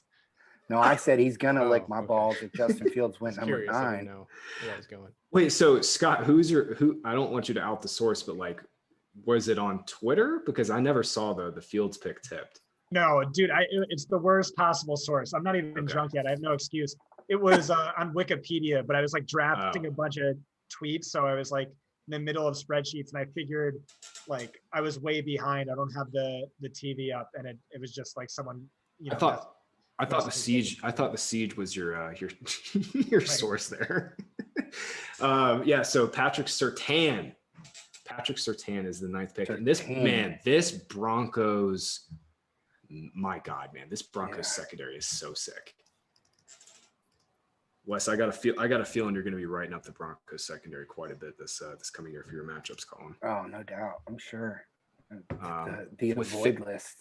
Hey, and Fangio, I'll throw myself under the bus because, I said that about Wentz. I think Goff can be rehabilitated and, maybe not on Detroit, but I think he's got some redeeming qualities that I'd like to see, come through. But at the same time, you give Goff a clean pocket, dude. He has the arm talent to beat. Anytime that he had a clean pocket, if you look at the advanced stuff, he was a top 5, top 7 quarterback. But McVay was pulling all the triggers, pressing all the buttons, man. Like he might as well have been a college quarterback, right? At least the way that it looked like to me. Anthony Lynn ain't gonna do that, man. I'll tell you that much about Anthony Lynn. Anthony Lynn will tell him to run the ball or take a knee on like 3rd down. We'll pull a Kirk Cousins. Kirk Cousins did that a while ago. Didn't Anthony Lynn actually do that? He like ran the ball on 3rd and long like multiple times this year. I'm sure he did. I'm sure he did. I'd have to look into it. I'm sure he did. Even with Austin Eckler hurt, he just was still slamming the rock with his guy Kalen Ballage and Josh Kelly. Man, I would have put money. I can't bet in Kentucky, but I would have put money that Fields would not have lasted past Big Ten. I know it's crazy that Fields is getting into the teens here. There's something, Wes, that we don't know about Fields. I texted you what it was a few hours ago. I don't know. I don't think that matters. I'm just saying that, I don't know if it's a physical thing. I don't know if it's a processing thing, but a guy that puts on the highlight reel tape that he does not fall this far. And we just talked about it a minute ago, Cowboys, Giants, Eagles, Chargers, Vikings, the next 4 picks. Scott and I have a group chat, I'll say, that said the Patriots are not super enamored with Fields. So it'll be really interesting to see what they do if Fields does slide that far, because there could be a trade back here. Wait, who said they're not super enamored with Fields? Schefterbaum just said that Dallas is going to trade out of 10. So maybe somebody's coming up for Fields right here. Oh, I heard a rumor from Elliot Chris that the Patriots would trade Stephon Gilmore for the number 10 pick, which would be insane. Surtain and Horn go, and then you get Gilmore. Jeez. Wait. Eagles just traded up. The Eagles just traded up. Uh-oh. Philly's on the move. Why would you trade back and then trade up? They're trying to jump the Giants. I guarantee they're going to jump the Giants for Devonta Smith, because there was what they're going to do? Yeah, man. I'm sorry, Ben. Yeah, slightly hyperventilating here. Ben get the oxygen tank out. Yeah. Eagles are trading up. I bet you it's for Devonta Smith, because they're going to jump the Giants. Unless they're going after Fairley. Ooh, good point. You think Farley could? Or Farley, yeah. You think Farley could go here? With all of his medical concerns, I really don't know at this point. Yeah, I really don't. Yeah, I'm gonna text Joe and get his opinion here. The thing about Farley is I don't know where he's gonna go or where necessarily he's projected, but I would not blame teams for passing on him. Since high school, he's had an ACL tear. He's had 2 discectomies, which is not common at all. Just based on the entire outlook for that specific injury, it's basically a nerve injury. And if they don't know, they can't get confirmation that he's not getting numbness and tingling motor issues down the leg. If he isn't as fast or as quick as he was prior to the second surgery, if they don't know, I would not blame them at all. And their medical staff's probably telling them this is definitely something that is higher risk than usual. You don't F with fusions, man. Or not fusions, I'm sorry, with disectomies. Anything nerve related, nerve impingement, that makes me super nervous for an NFL athlete. Wow. Wait, I really can't believe the Cowboys traded with the Eagles, division rivals. That's insane to leapfrog the Giants. If it's not Devonta Smith, I think it could be Rashawn Slater. Wow. Well, the NFC East, that'd be interesting. They reached desperate levels last year. I don't think anything's off the table in the NFC East anymore.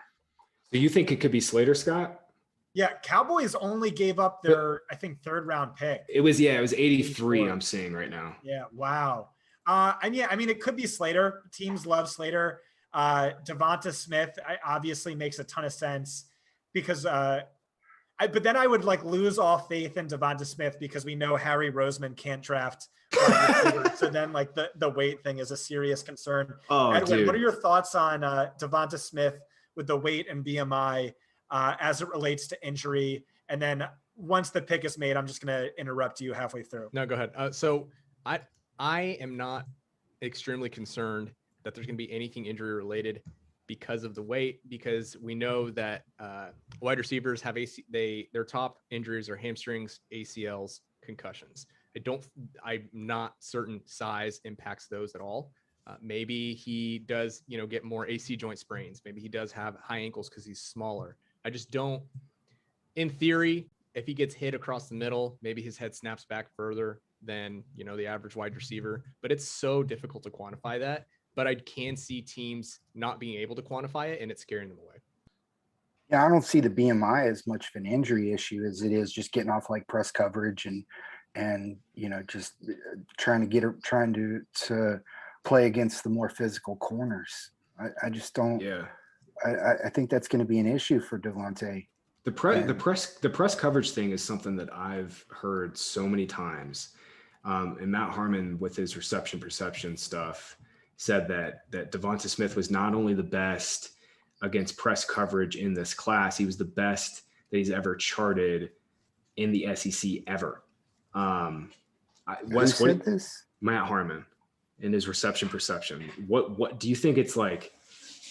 Do you think weight matters when it comes to press coverage? Well, not as much press. I mean, I do think that's part of it, but it's just playing against the more physical corners, because these guys, they get away with, hand fighting way down the field as long as the receiver's doing it as well. I kind of feel like I'm grasping at straws here. So I'm not gonna argue the point. I'm not blown away by Devontae. So the SEC, it did not play up to the normal, expectations that we've seen in the SEC in recent years, and Right. It was a very down year. It was one of the worst defensive conferences in college last year. I would like to see just raw like power numbers for Devonta Smith, because functionally, when you're talking about what like the positional demands are for a receiver, obviously separation is important, and specifically for separation, wingspan can matter just as much. He's got like the wings. He's 6 feet tall. He's got the wingspan of like a dude who's 6'3", 6'4". So like separation initially on at the line to begin with, plus getting a first step, also I think functionally is super important. Yeah. But depending on, if he's lining up outside versus in the slot, depending on what they do with him, if he's like a gadget guy, I can see him being successful, but he'll be successful in spite of his weight, not because of his weight. But I don't think that it should like it precludes him from being successful for getting separation, because his vertical is, obviously we don't know it, but I mean his overall vertical power is going to be more important, I think, than his weight. Well, we don't know any of his athleticism. Right, exactly. He had a finger injury. Well, guys, Devonta Smith is I heard the you pick. railing against that. Yeah. Sorry. So Devonta Smith is the pick. They definitely knew that was the Giants guy. And he sniped him just like he sniped Dallas on Dallas Goddard a few years back. They love to do that. What's really interesting to me is like we all got smokescreen on the quarterbacks, like Justin Fields potentially going, top 10, Mac Jones maybe going top 5. And there's a real chance that the Patriots get whichever QB they want is going to fall to them, because the Giants are next at 11. So if they don't trade down, then Dallas, Los Angeles, Vikings, so a bunch of teams that don't need quarterbacks, but potentially could trade down. So where do you guys stand on Devonta Smith's fantasy potential with Jalen Hurts at quarterback? A Konami code quarterback, which means fewer targets. Maybe Hurts's accuracy was sub-mediocre last year. It's a tanking team, possibly. So what do you guys stand on Devonta Smith? Do you like him more than Jalen Waddle, who has way more target competition than Smith does? What do you guys think? Well, I would ask Wes and Graham, where do you see Devonta Smith lining up to begin with? Where do you see him lining up in that offense? Well, off the top, I think I'd have Devonta Smith over Waddle just because, like you mentioned, Scott, Parker is going to get his fair, 18, 20% share. Fuller will get a lot of deep stuff. I think Waddle's going to be super boomer bust. I think Devonta Smith, man, like if I have to pour one out for my guy Jalen Reagor, which it sounds like I'll have to, I think there's a chance Devonta Smith could see more targets than Jamar Chase this year. I don't know, man. I think with Higgins and Boyd there, the Eagles really don't have anything. If Reagor really stinks, Devonta Smith, like, legitimately, what? Guys, Dave Gettleman made it traded down. I can't believe he did it. He did it for the Bears. The Bears are on the clock and they're going to get Justin Fields. Let's go. Which is exactly what he should have done. You get sniped on your guy, trade back, acquire capital. The Bears are 100% taking Mac Jones here. Really? You think it'll be Jones? They covet Mac Jones. Huh. I think it's going to be Fields, man. I don't know how you pass. I was told Chicago loves Mac Jones, so I don't know. Chicago would, though. Chicago regardless, I don't give a shit. You were also told that Fields went to Denver. Allen Robinson to the moon, guys. Finally, he gets it. I mean, if it's Mac Jones or if it's Justin Fields, he's going to be the best quarterback. One of those two will be the best quarterback he's ever played with in the NFL. It's not close. And that's so sad that the bar's so low. Yeah. Well, when you've played with Blake Bortles and Mitch Trubisky your whole career, it's tough out there. But yeah, I think it'll be interesting to see what the comp. The Giants got a future one. Oh, wow. Way to go, Dave Gettleman. Dave Gettleman making moves finally, first time in his life. So Gettleman got a 1 next year, a 5 this year, and a 4 next year. That's a haul. Schefter just had it. Gettleman must talk to some of his computer folks. We've got those nerds doing their Excel stuff. Things. They're doing their things where they punch in the numbers. I think I hope it's Fields. Jones would be so boring if you trade a future one for Jones, but I also wait. So Gettleman got next year's one, round 5 this year, and a round 4 next year. No. So he didn't get their number 20 pick this year. Too? No. He got 22. He got 22. They swap. Wait, hold on. Here's Dan Graziano. So the Giants got the 20th pick, a 5th rounder tonight. The Bears 1st round and 4th round picks in 2022. So yeah, the Giants got 20. And that's awesome. That is a huge. And now they can draft a quarterback next year. Are you a Giants guy, Scott? Yeah. I was a season ticket holder for like 18 years. You've never told me any of your favorite teams. So okay. Art Stapleton, who covers the Giants, said tremendous move by the Giants. Period. That's all he said. Dude, Giants right now, man, like they can. That's a really sick trade. They can get O-line. I mean, we got some offensive linemen probably going to be. That's like the dead range for a couple tackles. Tevin Jenkins, a guy from USC. I mean, there's a lot that the Giants can do at 20. That is such a great win for them. This is amazing. Yeah, and remember, Graham, that our source said in DMs that very well connected that New England doesn't love Justin Fields. It's Fields! Let's go, baby! It's Fields! Let's go! Wow.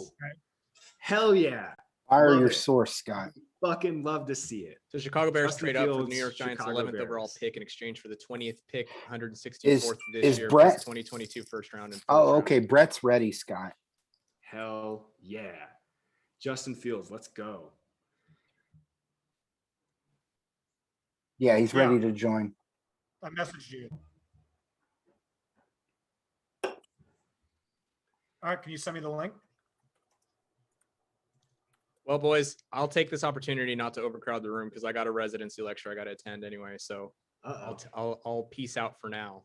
How dare you do your job? How dare you, Edwin? Well, thanks for coming on, man. That was really good stuff about Burrow, and we appreciate your time, man. Absolutely. If you guys have any questions, shoot them my way. Wait, who says it's Fields? Shall.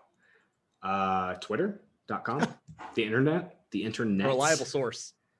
Connor Hughes, the My Sports Update.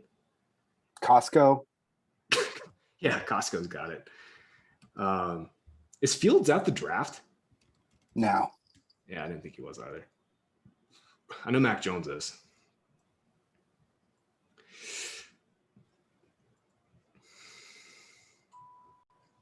God, I am so pumped.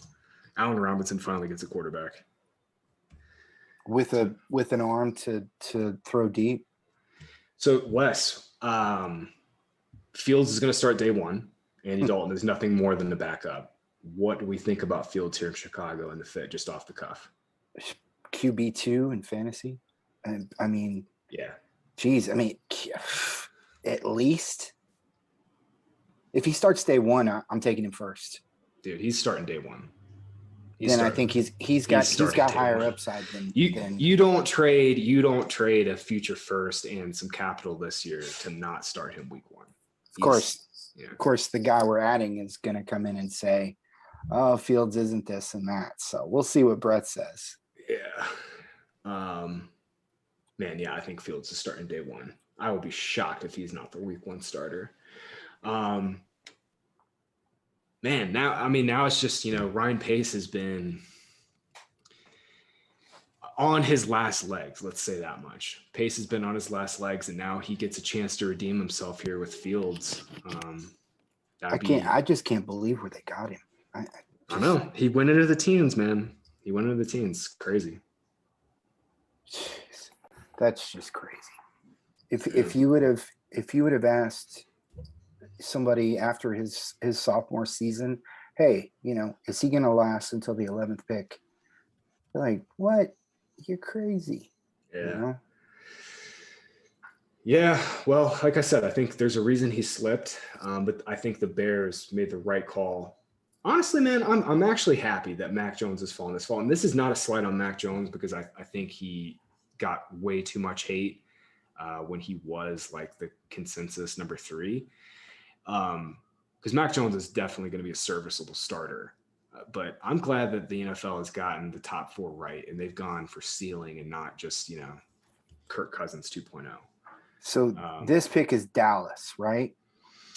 Dallas is now on the clock, and then it's the Chargers. Yep. And then I'm legitimately shocked the Broncos, the Cowboys passed on this deal that the Giants got, right? Because that's such a good deal. It's a great deal. Wait, you're saying the Cowboy? You're surprised that the Cowboys passed up on it? Is that what you're saying? Yeah. 2 first plus more picks to move back to 20. That's fine. That's ridiculous. That's right? insane value. They might get Slater here. So maybe they felt like, hey, we're going to stay in that range and we'll get Slater. Because if they don't take Slater here, I will be shocked if the Chargers don't take Slater at 13. If Slater lasts until 20, then that'll look good on Chris Sims. I was blown away by that. Hey, ladies and gentlemen. What's Brett up? Whitefield, FTN. Brett, give us your thoughts. Yeah, tell us why Justin Fields sucks. First thought is this is what dreams are made of. I go to bed every night wishing that one day I'd be on a call with Scott, Wes, and Graham. So that's pretty awesome. And then I have to ask, you're not going to ask me about my balls, are you, Scott? Not this time. I am going to ask you about that My Little Pony stuffed animal in the background. Is that yours? Oh, no. He has 3 daughters, man. This is my daughter's unicorn chair, bro. He's lying. He doesn't have a single daughter. He lives alone. Is that what you hang out and sit on your computer on? Yeah, exactly. I mean, my right knee wouldn't even fit in that chair, but yeah, for sure. So thoughts on the draft so far, crazy stuff. I mean, I think it went pretty chalk, the first 7 picks, and then it started getting fun after that. So yeah, JC Horn, first defender taken, cashes. I also hit my 3-4-5 parlay exact draft order parlay, so that was pretty nice. Yeah, there's a lot of Lance, the 3-4-5 parlays out there. What do you think about Fields here in Chicago? I mean, that was an awesome move by Chicago. It was getting to the point with Fields being around so long, it was just ridiculous. But you knew someone was going to have to come up and grab him, you know? Yeah. Where do you think Jones is going to fall to? You think the Saints trade up, or do you think New England is just going to sit tight and wait for him? What do you think? Yeah, I mean, New England's definitely an option. After New England, I really don't know. I don't know where teams stand on him. Washington, Washington's an option. Pete Traeger had Mac Jones falling to Washington like right before the Mac Jones number 3 smoke started. So I think. Oh, by the way, fit. Chris Sims can suck my balls again. Wait, why are you so bent on Chris Sims? Well, his mock had Fields going 32 to Tampa Bay. So yeah, that was like I said, man, that was purely to get outrage. Yeah. That's what these hot take guys do, man. That's what they do. Now we just need Slater to go before 20 and Elijah Moore to go in the first. And then Chris just looks ridiculous right now. Dallas is making a colossal error right here. Are we tipping picks on this pod or no? No, yes. Go ahead. We want to know. I turned my TV off. Micah Parsons to Dallas. Oh my God. I like the pick. Sean Lee just retired, man. I know he was only a part-timer, but that is a big part of that room. That's a good pick. Dude, that makes what Scott was saying earlier, that makes the pick or the idea not to trade and get a future one with the Giants, man, that makes it even worse. You get an off the ball linebacker at 12, but he can play on the line. He's an elite pass rusher at linebacker. Now he's not an edge rusher or anything. No, he's an elite blitzer. He has no pass rush moves. Though. Yeah. I'm sorry, blitzer. Yeah. I'm sorry. Yeah. Brett's gonna call me out if I make any mistakes here. So Brett, you think that was a mistake there? I mean, just the character concerns with him are so much that I just don't. So you have the positional value issue, then the character issue. There's too much for me. I wouldn't have touched him in the top 20 personally. Well, but ooh, wow. Forgive me, but what are if you can touch on the character issues? Like I actually don't know. There were some hazing incidents when he was a freshman at Penn State that involved basically sexual assault. Yeah. Ooh, sexual assault. Yeah. Yikes. Okay. Forcefully too. It's pretty gruesome if you actually read the report. It's disgusting. Well, it's all allegedly. NFL, so what's that? It was pre-NFL. Yeah. So as long as he keeps his nose clean from here on out, he's for sure. And I'm all about redemption stories. So that's cool. Can I get some credit for my Justin Fields tweet? Soldier Fields. Oh, well done. I man. saw that. Well I didn't done. know that was from us. That's awesome. I hadn't seen it, Van. You're the master of the name puns. That's a good one. Well, I'm pissed now because I had Micah Parsons over 13. So damn it. I thought he'd slip past the Giants and the Cowboys, but whatever. I flirted with that one, but I was still convinced someone might get stupid. So Brett. Yeah. The first Michigan Wolverine is going to be Quiddy. And where's he going to go? I think there's a chance Miami at 18. I could see Vegas going for him. Let me see. Indianapolis, I could see. Tennessee, I could see. The Jets, I could see. There's a few spots for him. It's really how teams view him based on his lack of sack production, I think is the big thing. Snap for snap. He was a productive pass rusher, got a lot of pressure. He's got a pretty decent move set, pretty refined that way. Obviously a freak athlete, but teams still value that sack number a lot, whether we like it or not. And he had, 2 sacks this past year. So yeah, definitely like Quiddy Pay. What'd you guys think of the Denver pick? Is it Owa? Jason Owa. Jason Owa, he's another guy that's probably going to compete for the first edge rusher off the board. Broncos pick, man. I was shocked they passed up Fields. Me too. I think that's going to come back to haunt them. Oh yeah. Well, dude, they just signed Kyle Fuller. They just signed Kyle Fuller. I mean, they freaking stole Fuller away from the Bears. I swear, I think they're tanking for Rattler or Sam Howell. Because that roster is so good, though. It is. Good offensive line, good defensive line, great secondary, great receiving core. With a competent quarterback, they're a playoff team. That's what's insane. Yeah. Teddy Bridgewater is not it. Yeah, but is he a good enough placeholder to? I mean, yeah, he's gonna win. He's gonna get him to win enough games to where they won't even get a good quarterback next year. Right. So it definitely. I'm sorry, I was confusing them with the Lions. I think the Lions, by taking Panay, they're tanking for basically Rattler or Howell. But yeah, 100%. The plan has always been QB next year. Build the foundation this year. Get the QB next year for sure. That was a dumb move by the Broncos. Dumb move. Yeah. The Lions are tanking for the next 5 years, guys. They have nothing. Like they've got a couple. At least they know it though. Yeah. Here's the thing though, they're a big part of the rebuild that's so uncanny. You haven't seen a lot of teams do this in a rebuild. Is they actually have a phenomenal offensive line. They were already going to have a good offensive line. Now they're adding Sewell to the mix. Yeah, and they actually have 4 starters on defense, on the defensive line, which is crazy. So they've got a defensive line that's decent and then an offensive line that's really good. It's a really unusual roster construction for a team in a rebuild. They might accidentally win a game too many next year. Yeah, but they don't have corners to play to play a cover one heavy defense, and that's exactly what they're going to do. I personally think they're going to go more too high safety. If they do, that would be a great move. Yeah, if you look at the Saints really pivoted to that the last couple of years, and I think that's the defense they're going to run, exactly what the Saints did last year. Well, it would be an intelligent move without a cornerback, unless Okudah can make a big move. And then they had, who was the guy who did pretty well at the end of the year there for Detroit? Amani Oruwariye.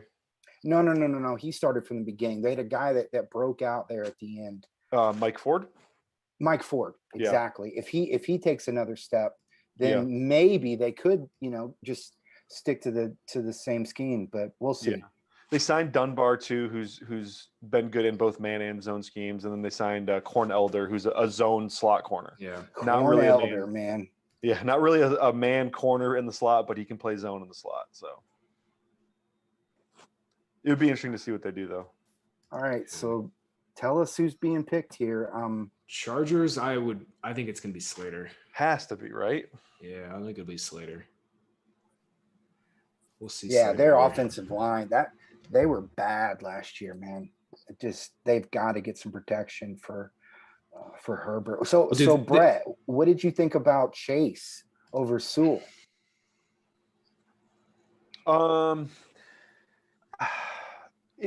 They're so close on in my composite scoring system that But as far as get team either way. Goes, I probably I would go on Sewell though, especially because there is a drop off at tackle after Slater. In my opinion, I think Chase is closer to the receiver pack than Sewell is to the tackle pack. Plus, they already have 2 pretty good receivers. They need offensive line help. You got to protect your asset. I would have gone Sewell. Yeah. Well, I was on that too, Brett. I had a bunch of Sewell props at under 5.5. I had Chase over 5.5. So I'm definitely with you on that. I guess.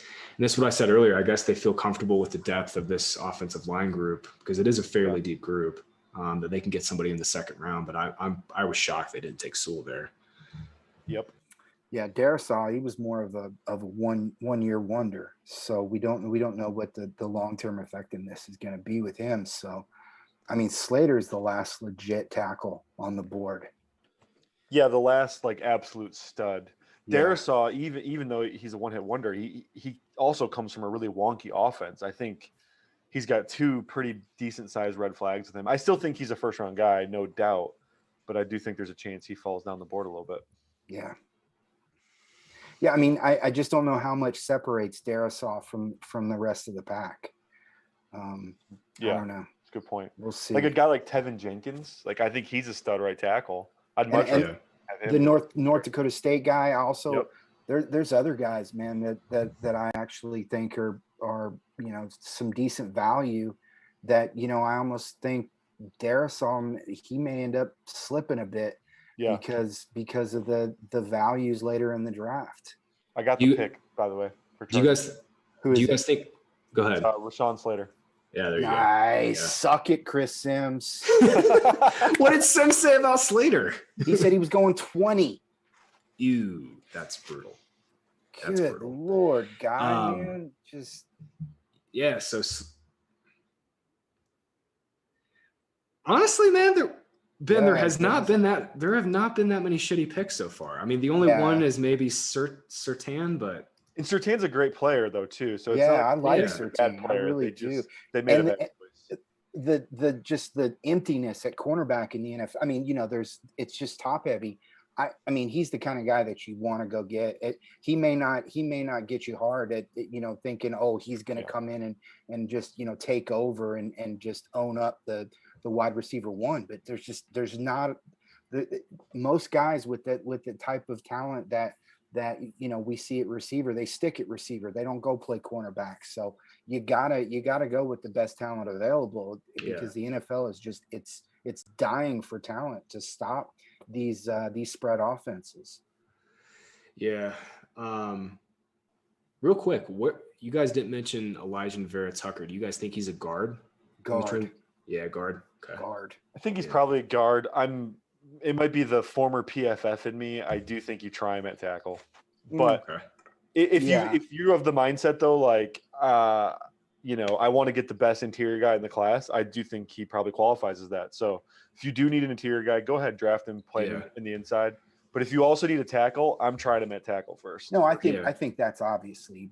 I mean, I'm sorry, not obviously. That's easily the best idea to at least try him out there. But I wouldn't be surprised if Vera Tucker goes above Darisaw. 100%. Yeah, we'll see because the Raiders are definitely in play for offensive line. I know Cosell said in his draft guide that he thinks that he should transition to tackle, and Cosell mentioned that in his profile, and he's not a guard. So I guess that'll just be strictly landing spot dependent where he goes here.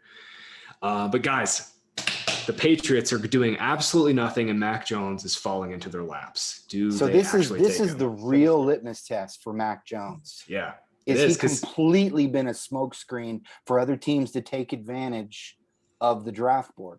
This is what will determine that, because if he goes past the Patriots, then he's been completely used and abused in this. The only way he's going to go in the first round if he does not go to 15 is if he goes 19 to Washington. Because there's no, maybe. I mean, maybe Pittsburgh at 24, but New Orleans. I mean, how much money has he lost in this process? Not going 3 to San Francisco. Now it's like, is he going to go to 15? I mean, he's lost half his payday. I just don't see Mac Jones with the Saints after, they kind of didn't use Jameis and hid Jameis last year. Then they bring him back. We know Sean Payton freaking loves Taysom Hill to the grave. So yeah, they've got too much money invested at quarterback, I think. Well, Taysom Hill's a freaking $1 billion quarterback now, if you believe the contract. So yeah. I'm sorry. I still think Jameis is starting this year. I'm 100% with you. I will be shocked if it's not Jameis. So Brett and Graham, let me ask you, are you guys on the Elijah Moore train with Scott and I? Oh, 100%. Absolute freaking stud. Okay, good. 100%. Yeah. I mean, I think, in a class filled full of slot receivers, he is like not even 1A, like he's a class above like all those other guys. Like I think and he can play outside too. Yeah. Same with Waddle. I think both of them have plenty of quickness and speed to get around the corner, the outside corners to put up some numbers. Man, I'm excited for those two guys. I really am. I know, man. Where do you think Moore's floor is in terms of draft capital? 22? It could be my bias. I think it's got to be 22. Yeah. If Green Bay if he was available at Green Bay's pick and they didn't pick him, I would just quit. Well, dude, after all the shit with Aaron Rodgers today, the Packers are going to take a defensive lineman or something stupid. Well, yeah, that's what I was going to say. What do you think the odds are that Green Bay tries to move up or something to, go after? And okay, even if they sit, what do you think the odds are they go after a receiver, trying to convince, even like, what if they went 2 wide receivers with their first 2 picks? Do you think they could convince Rodgers to stick around? Not with that Jeopardy money, Colin, man. What about this though? I had a random thought, Wes. What if the Green Bay Packers got desperate and they went and made a move for Julio Jones? Wow. To try to sway Rodgers to stay. I think that would. If I'm Rodgers, I'm convinced. 100%. Heck yeah, I am. Hell yeah. Heck yeah, I am. I mean, let's do it. And Julio is one of those guys, like, even though he has dealt with injuries, I mean, he's only 32, and he's going to be a guy, if he wants to, who can play into his late 30s and still be effective as a slot guy, because he's just such a freak. Well, you put him on the roster with Devontae Adams, which, no knock on Ridley. Ridley's a beast, but you just put him on a roster with an elite wide receiver, and I'm talking, top 3 with a quarterback, top 4, 3-4, somewhere around there. A good offensive line, a good defense, not the great defense, but a good defense, which he didn't have in Atlanta. I think you get a motivated Julio. I think we could see him play a lot of games. That would be a great move by Green Bay, I think. Yeah, totally. Yeah. I just had a random thought, guys. What if the Vikings took Mac Jones? Whoa. Yeah, that'd be. I've been calling Mac Jones Kirk Cousins 2.0. So I mean, Kirk Cousins has 1 year left on the deal. He makes an obscene amount of money for his skill level. I mean, why not? Even if you think his ceiling is Kirk Cousins, at least you're getting him on a rookie contract. Fair. See, I'm a big Kirk Cousins truther, so I'm gonna bow out of this one. I've been with you, Wes. I mean, when the last year. No, there's one in the fridge. I had a stat that when Cousins was kept clean last year, I'd have to pull it up, but I think he was like top 3, top 4 in most efficiency metrics. Like he has been an elite ball distributor when he's not pressured. But it's also the most valuable metric too is clean pocket passing. Yeah, that's the. Wait, did the Chargers pick yet? I'm sorry. Yeah, they took Slater. We're waiting on the Vikings. Oh, okay, great. Yes, that's right. Okay. Yeah, Brett. So that's the way I view. Like all kept clean metrics, like even passer rating, which is a shitty stat. Mm-hmm. I think that's the best way to level the playing field, is to say, hey, what happens when you give this guy a clean pocket? Like, what does he do? Oh, wow. Sorry. Jets are coming up to 14 with the Vikings. Whoa. Wow. That could be good. That could be really good for the Vikings. That for? I'm praying to God it's for Elijah Moore, but it probably isn't. Or Rashad Bateman. Or it could be Tony. Watch it be Tony. Tony. It could be a DN too. It could be Jalen Phillips or Quiddy. Could be. Or Owa. Dude, the Jets have so many needs. You guys, we're just naming names. The Jets have so many fucking needs. Guys, it could be any player left in the draft. It could be Mac Jones. They're just getting some backup. Right. No, it could be Darisaw though, for real, right? I mean, if with Slater now off the board, they kind of have an understanding of where the next tackle might fall. It could be Miami. So it's possible that they view Vera Tucker as an inside guy and want to make sure they get Darisaw. Vikings did not have a lot of capital in this draft. I don't know if there's picks, but I'm interested to see. No, I love that move for the Vikings. Yeah, moving back, a lot too. Getting some extra capital. Yeah, maybe get a similar player at 23. Yeah, wait for Elijah Moore or Tony at 23. But they need offensive line help. But I just don't see a big gap between Darisaw, Jenkins. Like, I don't know, man. Even Leatherwood and Cosme, these athletic freaks, like you can develop those guys. Or North Dakota State guy, Dylan Raduns, or I don't know, man. I also like Cosme at Texas. Yep. I mean, I just don't see a huge difference between those guys. Yeah. Well, there was a huge drop off between Sewell and Slater, and then just kind of like you guys are mentioning. I mean, it's just a huge like swath of like 5 to 8 guys. There was Sewell, then there's Slater. Yep. And then there's a big chunk of 7 or 8, 6 or 7 guys. Yeah. So. I think this has to be for a pass rusher. Yeah, I feel you. That's my gut, but pass rusher or pass protector, I think. Yeah, it's got to be lineman for sure. I don't know, man. Micah Parsons next to what's his name from Notre Dame? Linebacker from Notre Dame. Jalen Smith. Jalen Smith. Yeah. I think that's a good combo, man. I mean, their secondary still sucks. They did add Keanu Neal from Atlanta, and aren't they playing him at will? linebackers. Yeah, So, I mean, he's the Will. yeah. So, I mean, Will / dime linebacker. Yeah. Yeah. So, I mean, I think it's looking, as long as they devote the draft to defense, I think I think Dallas can come out of this, looking shiny. Yeah, Jordan Lewis is fine, but they desperately need another corner. They need outside corners is what they need. Exactly. There's still good corners in this draft though too. I mean, they can still easily find somebody to play corner. Yeah. It's almost like the Zeke deal was atrocious. I always make fun of like people on Twitter saying that running backs don't matter, and I got the Jets pick. Let's go. What is Barrett Tucker. Who's that? Barrett Tucker. Hey, yeah. Boom! I told you, I knew he was going to go over Darrisaw. I don't think Darrisaw's I don't think he's it, man. Wes, you know from your grading days, true pass sets are such a big deal, and Darrisaw literally took none. And when he did, that Virginia Tech offense is so RPO heavy that the pass rushers weren't even coming. So it was like, we have literally no tape of Darrisaw and true pass sets. I have a hard time taking a guy like that in the first round and putting him out at left tackle. I really do. So Vera Tucker's for sure playing tackle then. He's going to play opposite Becton.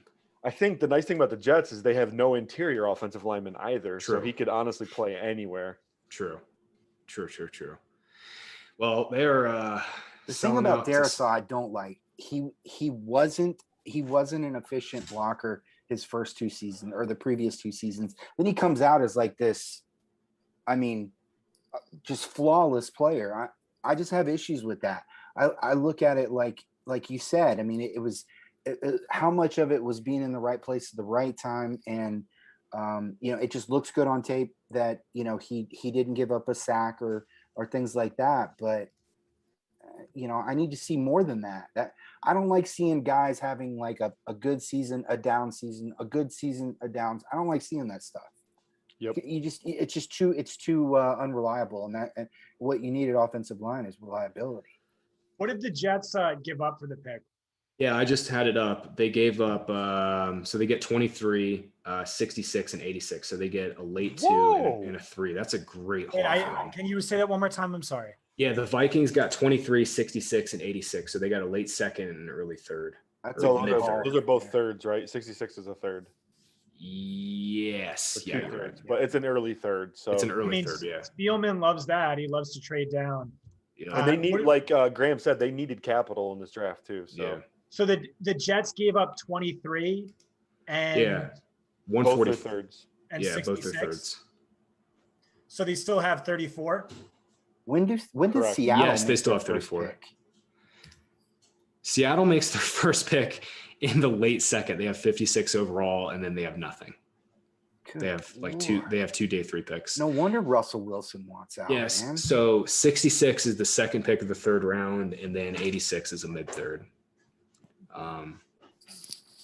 Yeah, it's a great deal for the Vikings, honestly. Because this team, man, I mean, they're ready. Like they're close between the receivers. They have a functional offensive line at this point. All right, guys, this is it. 15. I got the pick if you guys want it. It's a little early. What is it? It's Mac. It's Mac. Is it Mac? Yeah, it's Mac. Yes. It makes tons of sense. I mean, the Patriots are just so much more exciting when they have like a legitimate quarterback. So yeah, no doubt. But here's the thing: are they even going to play him? Because the comp he got was Brady, and the smartest minds in football said, okay, he doesn't have the highest ceiling, but he's the most pro ready. Well, I mean, Brett, I think he has a high ceiling. Your guy, you love him. I think he has a very high ceiling. I think the mistake a lot of draft Twitter people make is they look at ceiling only in the confines of physical attributes. They never look at it from a mental processing phase. And Mac Jones is so good there. I know the Alabama offense made it easy on him, but he doesn't really make mistakes with where he goes with the football. The Patriots O-line wasn't terrible. So, I mean, he's going to have some protection. Yeah. And here's the thing. I mean, as long as he's trusted to actually play early, which I can't see how they go 15 here for Mac Jones and then they end up playing Cam Newton. I mean, Cam Newton's basically a glorified running back. So, I mean, he's got just you give him a clean pocket and yeah, he's just as good as Trevor Lawrence. But he doesn't have the arm strength. But at the same time, I mean, does he really have the deep threats that can even go get the ball in New England? So, well, if Nelson Aguilar. if Nelson Aguilar remains the Deshaun Jackson reincarnate like the Raiders used him, then he'll have somebody. Yeah, but Makes a lot of sense. I mean, I don't love Mac Jones as a fantasy quarterback, but as a real life quarterback, he's got a lot more potential. Yeah. I mean, his wide receivers are now more intriguing. For sure. Yeah, 100%. And if I'm New England, I'm maybe even because they did so much to build that roster out in the free agency. I might even think about coming up and getting a receiver here at some point too. Oh yeah, they have to. Well, There's their no next, doubt. Whether it's Bateman or Elijah Moore would be perfect for what Tony, what yeah, Jones I mean, likes. Yeah, or Tony, yeah. I don't know. It may not be the best fit. Tony's a guy. I mean, he is a slot dump off kind of guy, and just do the work after the catch. So I mean, I guess Tony would fit, and obviously Moore as well. Yeah. I'm curious to see where Terrace Marshall actually ends up landing, because I'm concerned with these unsourced medical reports. yeah. I had somebody today tell me end of the second round, which would break my heart because he's so freaking good. Yeah, man. But what is this injury? Is it the foot injury he had coming? Was it he had an Combo ankle of and the a foot and the knee. He's got a knee too. Okay. He will need surgery on that knee at some point. The question the teams have is it right now or is it in a couple of years? When is Why it? didn't he just do it? He opted out. Why didn't he just do it then? I don't get it. Yeah, I guess he wanted to do his pro day though. Yeah, he probably didn't need to though. The film says he's lightning fast. So At his size, I mean, he was a surefire first rounder, but he's gonna fall. Just the rumor is gonna make him fall. Yeah, I hope he doesn't fall too far, but like I'm really hoping maybe Baltimore takes a swing on him at the end of the round here. But I saw something where it said Baltimore just wasn't that high on him anymore. really, Yeah. I still can't get over Seattle. They have one pick in their offensive line is trash, man. yeah, they're in rough shape. That's why they're taking swings on these like Robert Kindici type guys because they need to find a spark in production somewhere, and they can't do it in the draft, obviously, and they don't really have a lot of money. Well, if you trade all your picks away, then obviously you're not going to have a chance to do it in the draft. Right. Man, I feel sorry for Russell Wilson. I mean, he's one of the better quarterbacks of our time, and we're just seeing him waste away with these Seattle. I mean, yeah, they make the playoffs, but they're not teams that are going to do anything. This guy could seriously have put together a Super Bowl run if he had the right offensive line, and it's not happening. Totally.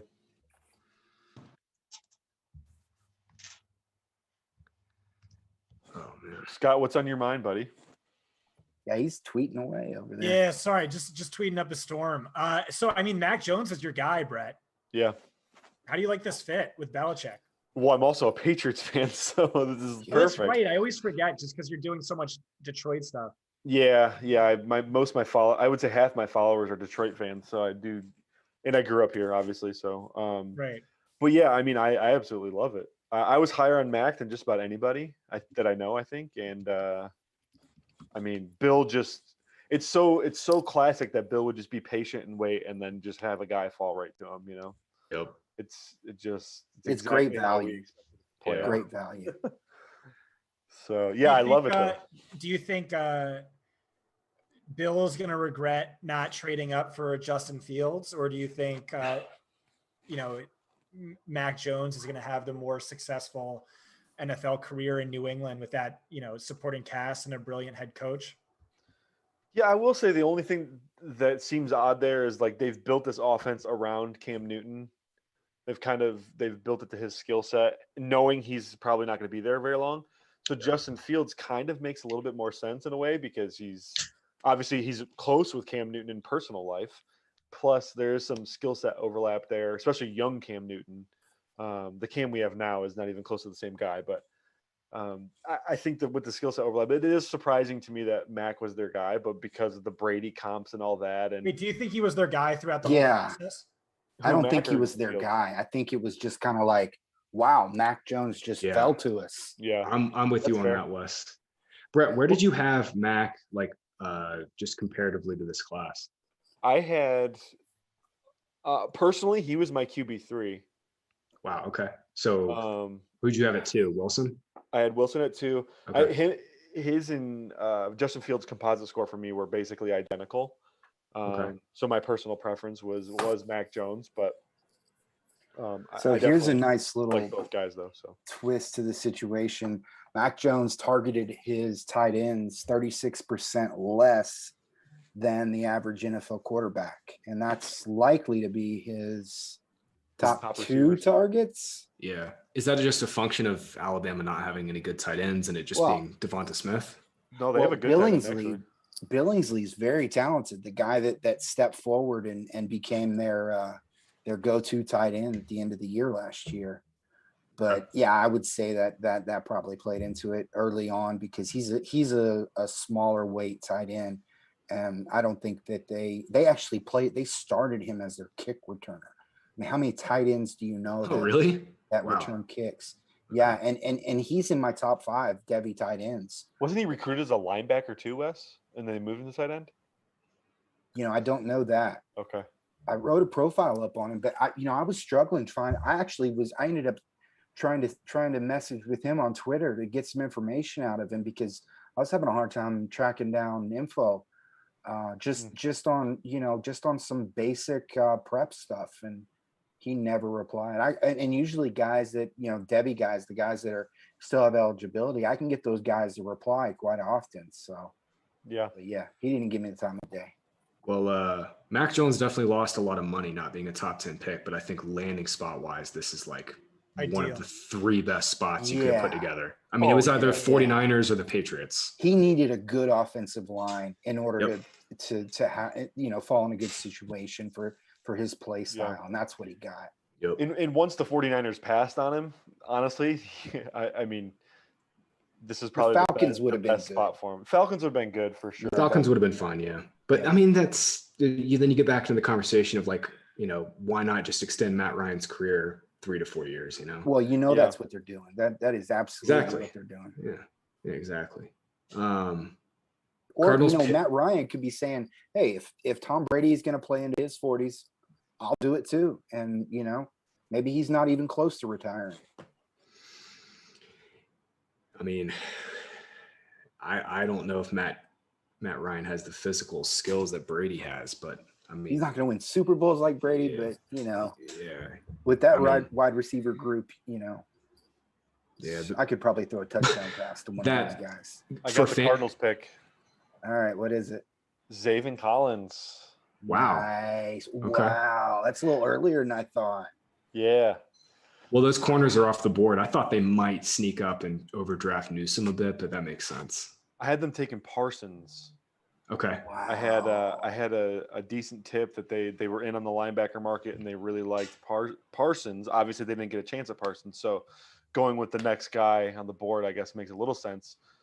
Although I don't know how he fits into their system, to be quite honest, Wes. Well, with his athleticism, I don't think he really has to. I mean, geez, and it's probably a product of Parsons going a little higher than we thought, and that just drove up Zamen's stocks. So they do like the multiple guys. They like being able to flood the line of scrimmage with a bunch of football players, and you don't know who's coming. I mean, Isaiah Simmons last year started the year as like an edge defender. Then he played off the ball linebacker. And by the time the year ended, he was playing safety. So it's like, dude, Simmons they just like those position versatile guys. And I guess Collins definitely fits the mold from that standpoint. I was just thinking they would target a linebacker that they might kind of trust in coverage a little bit more. But they let who was the edge, the outside linebacker? Hassan Reddick. Yeah, they let him walk. So sure, he fits into that role perfectly, actually. Yeah. That's a good point, Wes. Very good point. It makes sense. I thought they would go cornerback, maybe Farley. I don't know. Yeah, I had a prop on them taking corner, but linebacker was obviously probably the most second pertinent need. But who would have? I don't know. I honestly thought they would go offense. Maybe wide receiver. Well, there was some hope. There was some They hope liked that they could get Waddle. Waddle. Yeah, Yeah, there was some liked hope they could get Waddle, but- Waddle, but that was never going to happen. It's with him going 6, so they would have had to Yeah. heaven and earth to get that. I would hope he was. Yeah, I'd be like, oh, I want Waddle too. Where am I? Oh, I'm at 21. No. Oh my yeah, God, it's not happening. Waddle in that offense would have been pure sex, Dude. just pure sex. Would it have been though? Because is Kingsbury creative enough to get the most out of Jalen Waddle? Fair. And this is a That's- point I'm on too. Why the fuck does he not move Nuke around?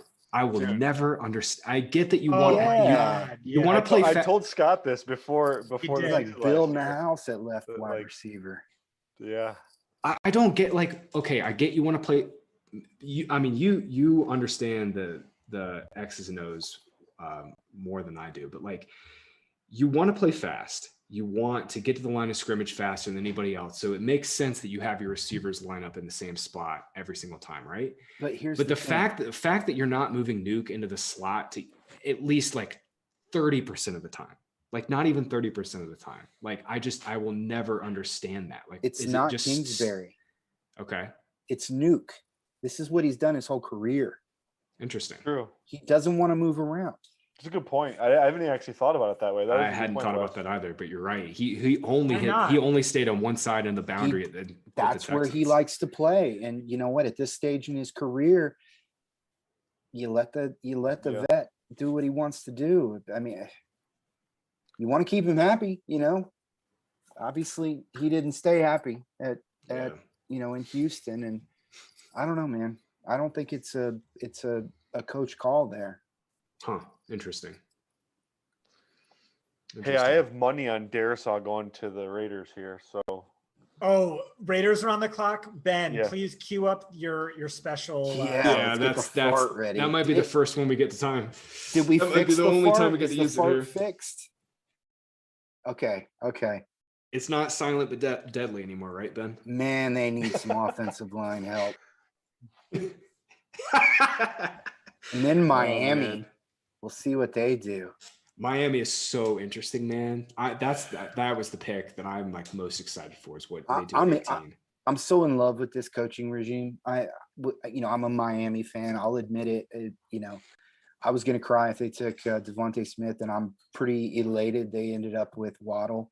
So, man, they could do no wrong at this point. I can't even envision who they could take here that would disappoint me. what about a running back, Wes? ETN? Yeah, running back would be. As far as a guy that would fit their offense, ETN would be my guy. Yeah. Oh, I love him, man. Yeah, I do too. I love ETN. I love Najee. There's several running backs I Mhm. love. When you break the seal on this top heavy running back group, you can't go wrong. I don't think. I think there's 4 guys, not in the first. I think there's 2 guys in the first you're going to go after, and then I also love the second rounders. Yeah. All right, I'll be back, guys. Have you guys seen Raiders pick tipped at all? I have not. I have not. Yeah. The guy texting me has not texted me yet. So But you think it'll be Darisaw? I don't necessarily think it was Darisaw, just the odds were too good. And I know Gruden will just like saying his name. Darisaw. Darisaw. Yeah, so I was like, I gotta throw a flyer out there. I threw $5 on it, but It's Leatherwood. is it? Yeah, it's Leatherwood. Whoa. Yeah. Cue it up, Leatherwood. Ben. Let's Yeah, hear it. we need it, Ben. We need it now. He was barely mocked in the first round. He was back half. Most of the mocks I saw, but yeah, he was that fringe kind of 25 through 35. I'm guy. seeing him I think he's consensus pick 38. I mean, this is so Raiders. They're always So looking for Raiders. guys they like. Well, and not only that, they value athleticism at offensive tackle so much. Remember Colton Miller from a few years ago. Yeah. Leatherwood is very similar in that regard. He's got some iffy tape, iffy pass sets, but the athletic testing is just so insane. It's hard to not fall in love with the guy. Plus, he's a really good kid. Everyone I've talked to loves him from a character standpoint. So I think he's, I don't know. It is early, but I get it. I get it. The Raiders also have an affinity of taking Alabama and Clemson players way too early. So Yeah. this fits that bill. This fits that bill. Ben, whenever you're ready for the drop, dude. Is there a pick? Oh shit! We didn't hear it. Damn it! Yeah, we we don't get could to hear hear it. it. Gotta turn the stream on. I do have the stream on, but I don't have the sound on. Damn it! Who was the pick? It's Leatherwood, Alex Leatherwood. Wow. Darisaw just dropping like a rock. Crazy. Yeah.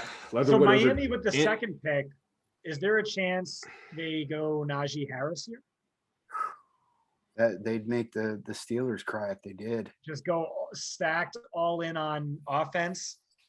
It'd It make would all be the- a better landing spot than a few of the others for Najee. Last thing he needs is a mobile quarterback. So Tua would be a great pair. Yeah.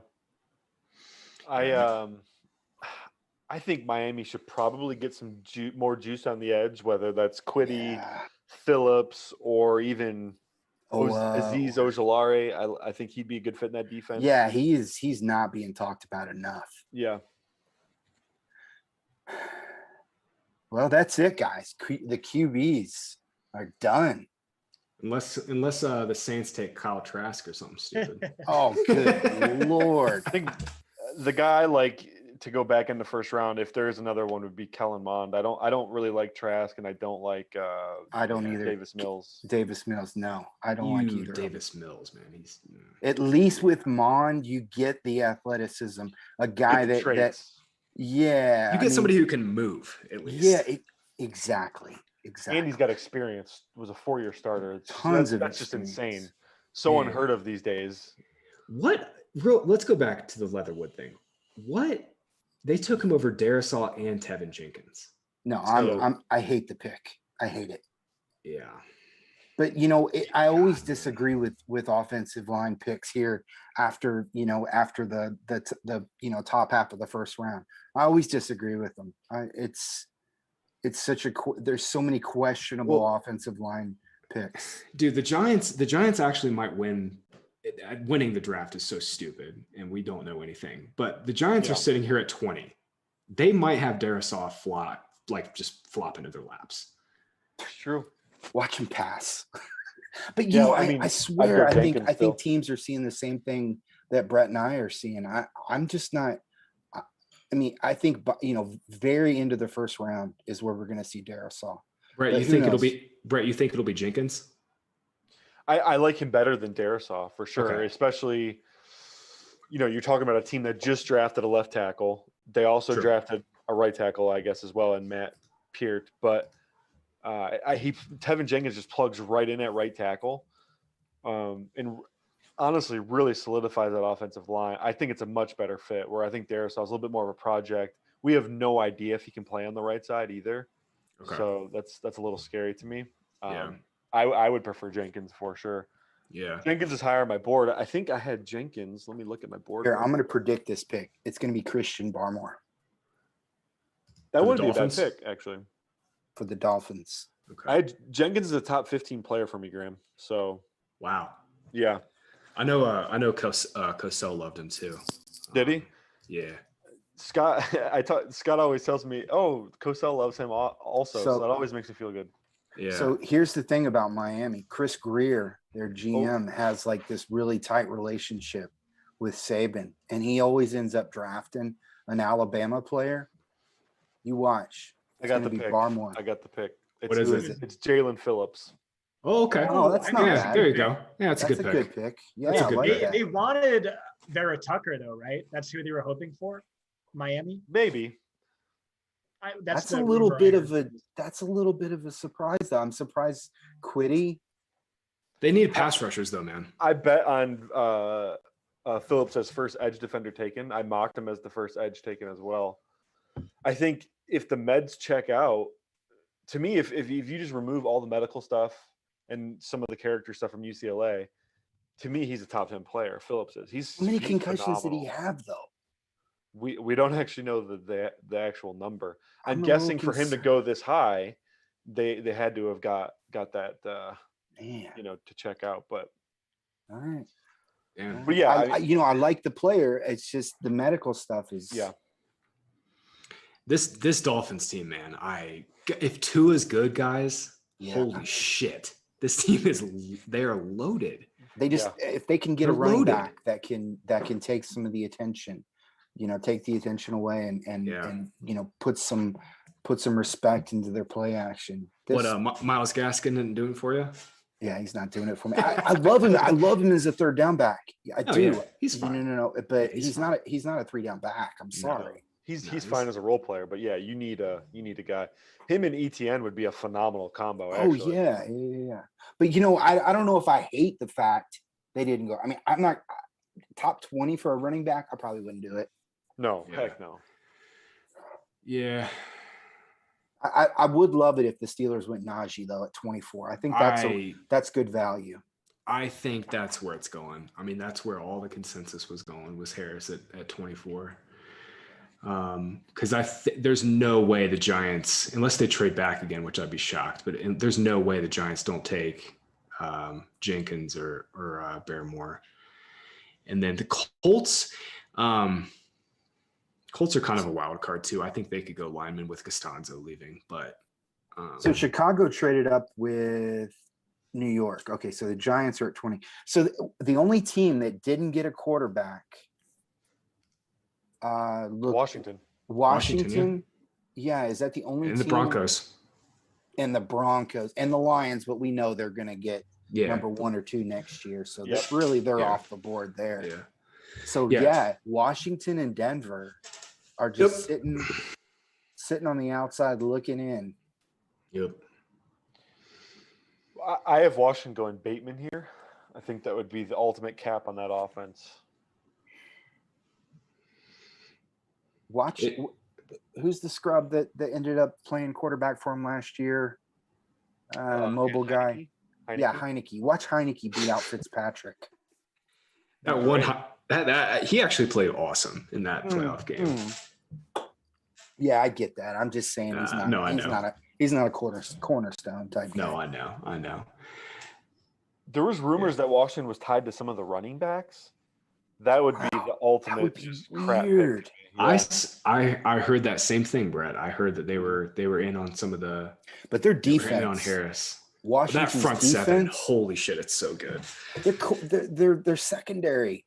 I mean, good. Look, they're stacked, and the Washington defense is up there with anybody. But man, their offense they're not doing it for me. I mean, I love the Curtis Samuel signing. Yeah. I love Antonio Gibson. I love the quarterback that switched to tight end. I suck trying to think of people's names on the spot, but I mean, I love the pieces, but and I do enjoy some Ryan Fitzpatrick, but the dude's 47 years old. It's not going to happen much longer. Yeah, it's fragile. It's fragile for sure, because if Fitz gets hurt, like they're dead. Like they have nothing else. But I guess you could say that for a lot of teams. Yeah. I mean, that's the thing though, is like 9 wins wins the NFC East this year, most likely. 9-10 wins, that'll win it. It's the most desperate division in football. Yeah. You think so, Wes? I mean, Philadelphia they didn't make it last year, but I mean, I don't know. Dallas. Just so happy now to see the Eagles, invest in some offensive weapons now that Wentz is gone. Assholes. Yeah, now they decide to start taking receivers. Good receivers, not JJ Arcega-Whiteside.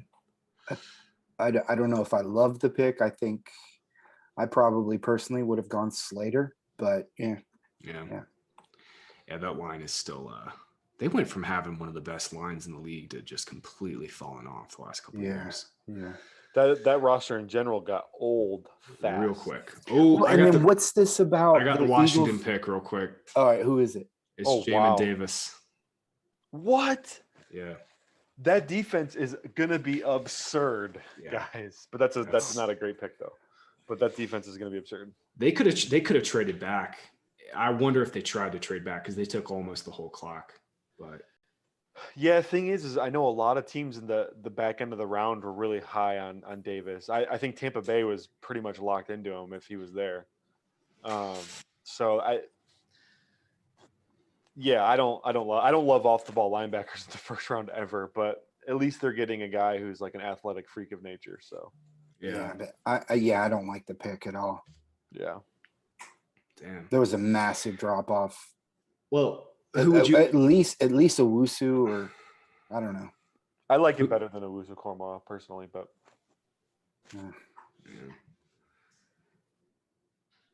Damn. Yeah, They I don't probably think should've it was a pick of need at all. yeah, they probably should have gone like receiver or tackle there, Yeah. honestly, or any offensive lineman. I mean, yeah, like you said, Bateman is still there. I mean, I would personally have liked to see either Tony or Moore, but that works for me too. Well, they did sign Curtis Samuel, and there's Yeah, some overlap there with but Moore and Tony, but with the way the current offenses play, I mean, Yeah. they rotate guys across the formation so much, it really doesn't True. matter. yeah, it's true. They have their number one guy, and they can, shift him across the formation, and they can have multiple slot guys moving around with him. Whatever, they'll probably make the playoffs with that defense. Just with keeping their opponents from scoring. Yeah. Wes, So did who you we do a look- mock draft? No, I didn't. You didn't. I didn't have time, man. Graham, did I you do put one? all my time into draft Nah. profiles. Nah, I try to stay away from the mocks, man. So the Giants, Scott The Giants. Gettleman, what's your boy gonna do, Scott? He's not even there. Where is he? Scott. Scott is just he's an empty void on our stream right now. He's plotting his next tweet. I think it's got to be lineman. Yeah, It's got to be an offensive lineman. Yeah, Darisaw's there. Jenkins, Cosme. Raduns, Cosme. Still some options. If they wanted interior guys, Wyatt Davis is a pretty good player too. Yes, he is, and he's moved up quite a bit. I'm surprised that people have actually considered he was easily Ohio State's best offensive lineman last year, which they were bad, man, so bad. Yeah, Dickerson there too. Yeah, there some injury concerns there, but Yeah, Do you guys think Raduns is do you think he's a first round pick? Because I know I read a couple things where he was like, he's sliding at the beginning. He was like in the second round, but he's kind of slid back up. But what do you guys think? I mocked him to the Colts at 21. So that's what I'm gonna. After 20, I mean, basically, if you think he's good enough to be starting offensive lineman, then you're not gonna look crazy in the NFL because they'll draft guys that are considered third, fourth rounders in the first. There's a lot of guys that could go in the first offensive line wise. Yeah. The guy at BYU, Brady Christensen or something? Yep. I mean, he was good, man. He was good. I'm not saying I would take him in the first, but some play strength concerns with him. But yeah, he's good. For sure. You could justify it as much as you can justify Leatherwood in the first round. Exactly. Yeah. Exactly. You would not look crazy.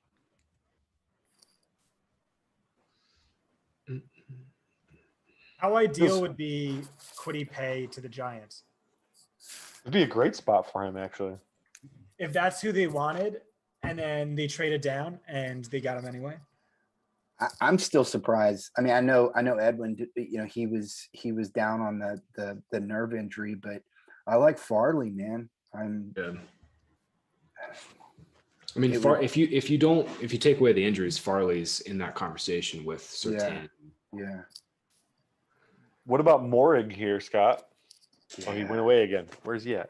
My boy, Trayvon Morig. What about him? The safety. Yeah, is that your guy? That's one of my guys. What didn't a lot of people think he was going to go to Washington?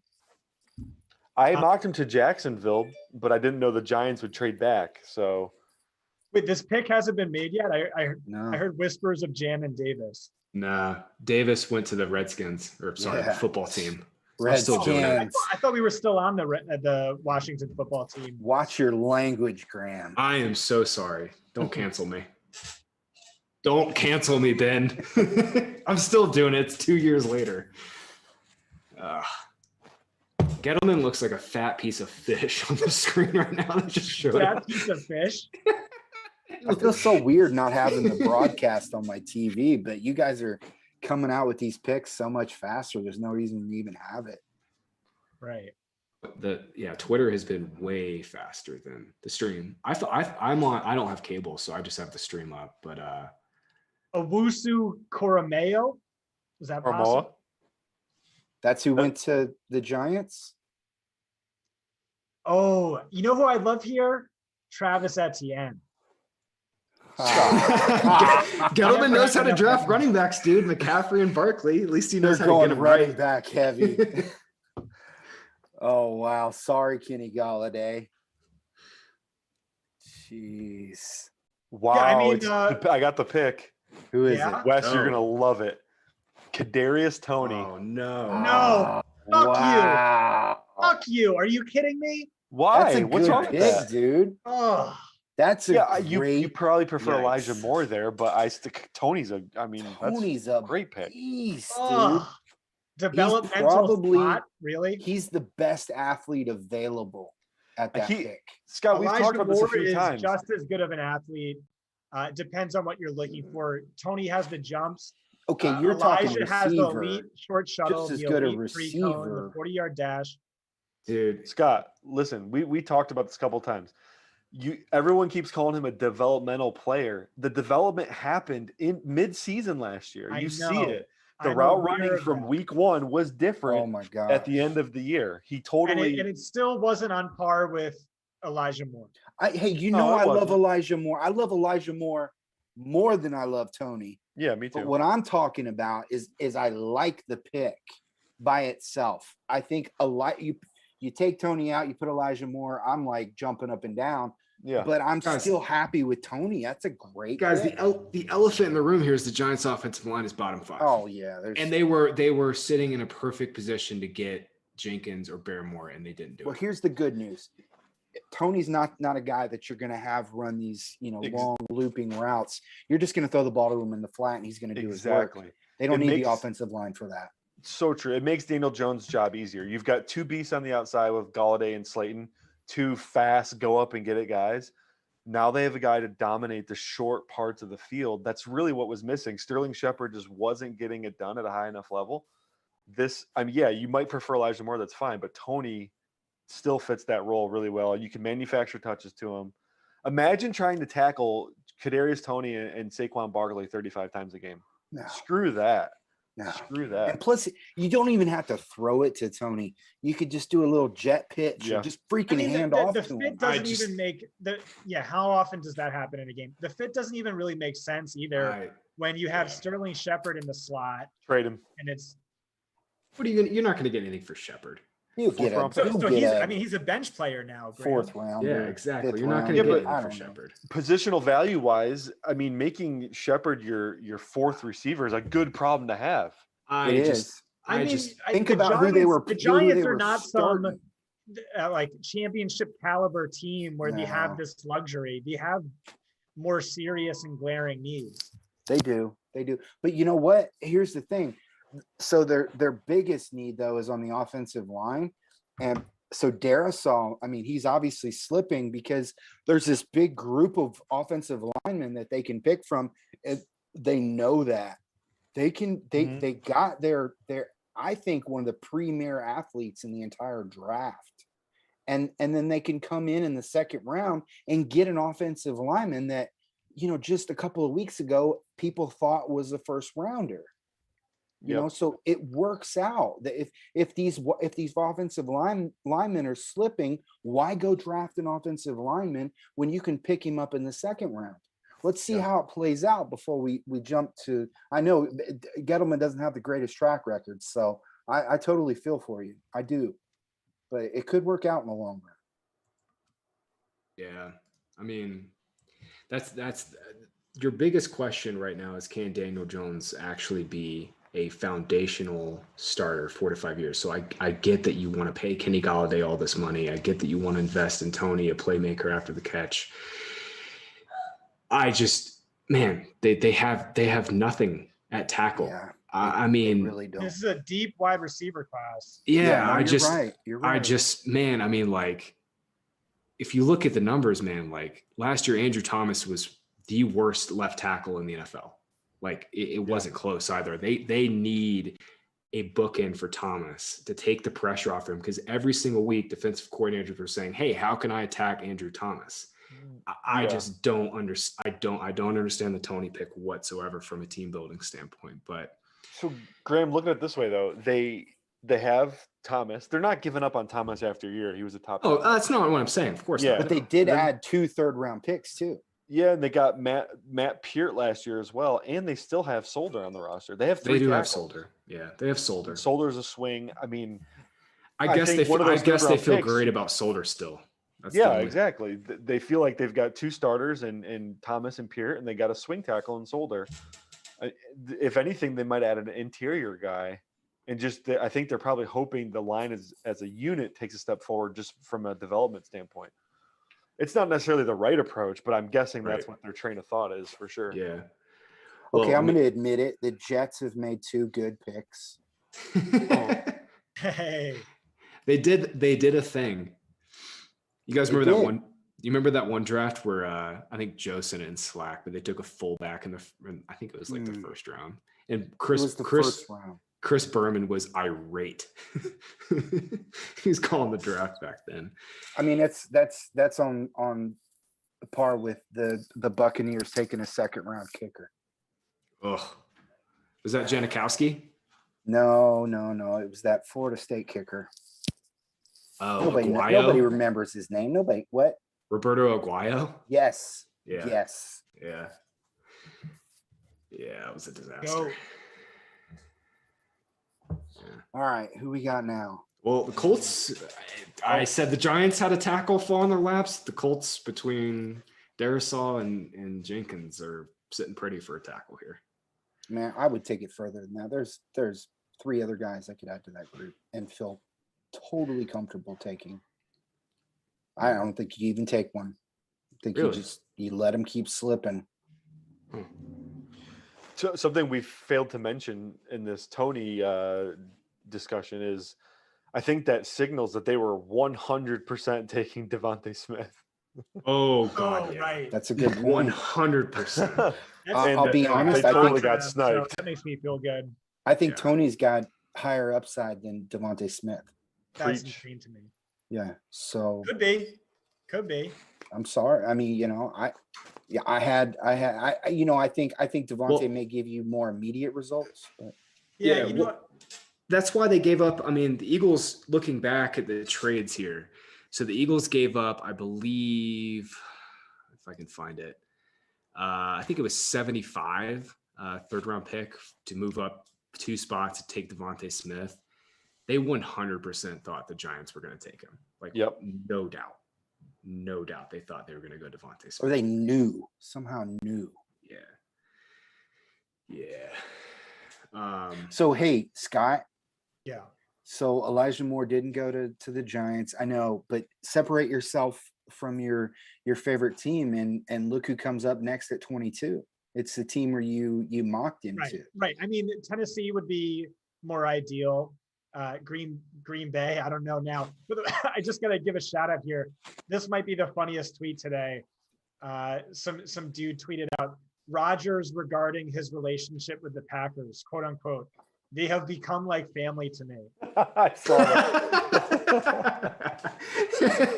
The joke, if you don't get it, is like he hates his family and he doesn't talk. To Dude, he does not talk to his mom. He doesn't. Yeah. He hasn't talked to his brother in 10 years, but he doesn't talk to his mom either. That's Bro, your mom better, if you're not talking to your mother, she better be an evil person. Right. And then Okay, the so- Packers went out and drafted a round 1 quarterback without telling him. Like, you're Scott, dead to this guy. Scott, did you see our group text too? That apparently the staff didn't know about that pick either. Yeah, that's crazy. Yeah. So my mom abandoned me when I was 3 years old, and I haven't talked to her. So yeah.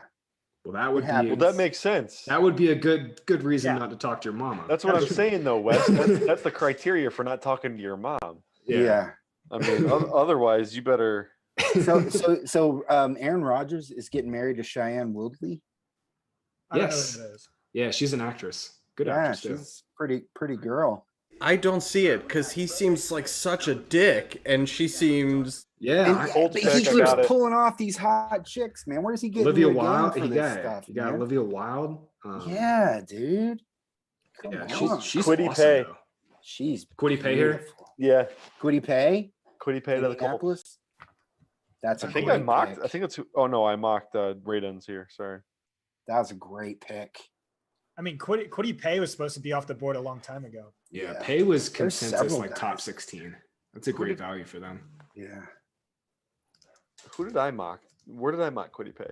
Oh, So Miami. Elijah Moore to Tennessee. Watch. That I would had be the- so awesome. My God. I had a long shot on the Titans going D line, so I wonder if they just got sniped here on Quiddy. Maybe for the best. Wes, Skip Bayless tweeted this out. Bill Belichick, who's been anything but a genius when it comes to drafting, just made a mistake taking Mac Jones. He's certainly no Brady. Slower release, below average arm, can get a little panicky. Good luck, Coach Subway. Brady is on his way to winning a second Super Bowl in Tampa. First of all, slower release. He has like one of the fastest releases of any He does. quarterback in like years, right? Yeah, I haven't measured it, but yeah, he's got a really, really quick release. Yeah. Laser fast released. Yeah. Can get a little panicky. His pocket awareness is supposed to be best in the class, right? That's where I'm gonna draw the line. Okay. Okay, he was only forced off his spot on 2% of career snaps. His offensive line was ridiculous. Well, We- maybe I'm that not speaks to saying the he's fast bad. release, but yeah. What I'm saying is we just don't know these things Yeah, yet. the reps we do have though, he performed very well. He had a throw against I want to say it was Auburn, where he's got 3 defenders in his face. He sidesteps one guy, takes 2 steps backwards, and delivers an absolute freaking strike for a first down. I think that's probably why I'm inclined to say he's good under pressure. But yeah, I get it. I won't also- go that far, but I'm not going to say he's bad. I'm Yeah. just saying he's untested. It's also a part of scheme too. I mean Sarkisian did such a good job of getting the ball out of his hands so quickly and defining reads for him. Well, and then look at the guys he was throwing to. I mean, we're talking guys that you didn't have to, throw 70-yard passes. It just you just get the ball to them, and they'll outrun everybody. There are so many times where Devonta Smith had a combination route where he would run like a shallow cross or something over the middle and he'd be wide fucking open. Mhm. I mean, Yep. yeah. So that's Now, I will that's a part say of it. when he was asked to throw deep, you had a lot of guys having to slow down on their routes to beyond 40 yards. Nothing in between. In between, he's fine. But Yeah, well, Wes, he's not a power thrower. He's not Trey Lance. He's not a power thrower by any means. Yeah, exactly. Yeah. So I mean, at this pick, Tennessee, Bateman or Moore, it's got to be. They sneakishly have. They're a top-heavy team. They got What about top-heavy Farley? real quick. I was just about to say corner. I was just about to say, what if they go Newsome or Farley? Or here? Newsome, yeah. Yeah. Well, no, Newsome's a terrible match. He's not going to fit. He's not going to fit in their scheme. He played all zone last year. Yeah. He's not going to fit in Tennessee's scheme. Yeah, they do play a lot, man.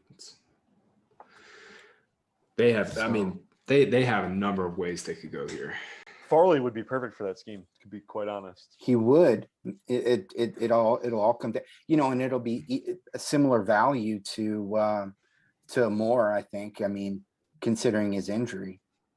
But another guy I like at cornerback it's starting to get to about the spot where I think you could take him and it wouldn't be you're not going to get a lot of criticism as Asante Samuel Jr. Yeah. I like him. I like it. Man, he's cut up, dude. He's like 1% body fat. This kid is legit. Yeah, he started getting some first-round buzz last week. What about Stokes, Wes? I'm not a big I like Stokes, but he's not a first-round guy for me. But we've seen, teams reach on super athletes. Speed, yeah. Tennessee did it with Adoree Jackson, actually. Who was not a that didn't first-round work player out. for me. Yeah, but they could go right back to that mindset with Stokes. I feel like Yeah, and he was plays a lot of he man was, too. Yeah, and in that, yeah, he did he surprised me quite a bit. I think it'd be a little early, but I think he's somebody that you could consider in the second for sure. Yeah. But it's not like I don't like Newsom. Let me just make sure that that's clear. It's just not a scheme fit.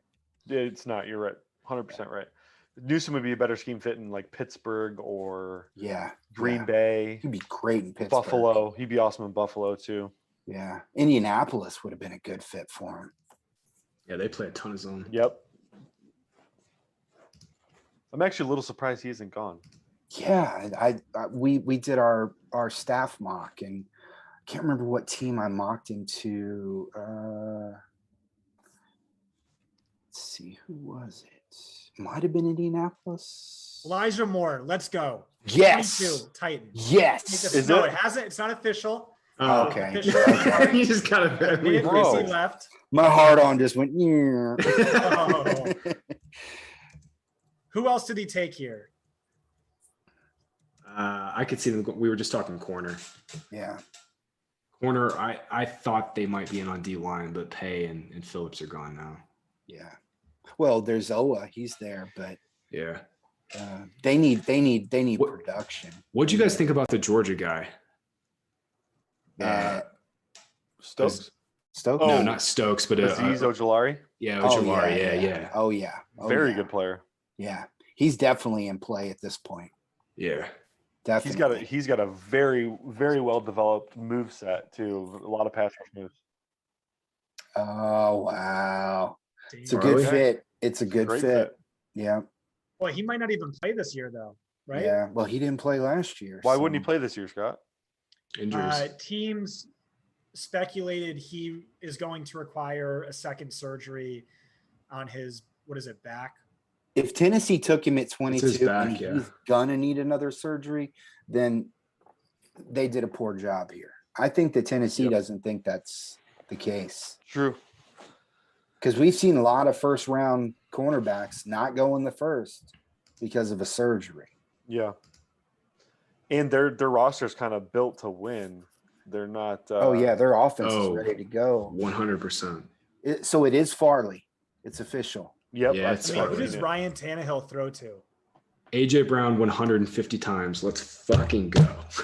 I mean, yeah, they're gonna have to. Maybe it's like you said, and we all know this. The wide receiver class is pretty stacked, man.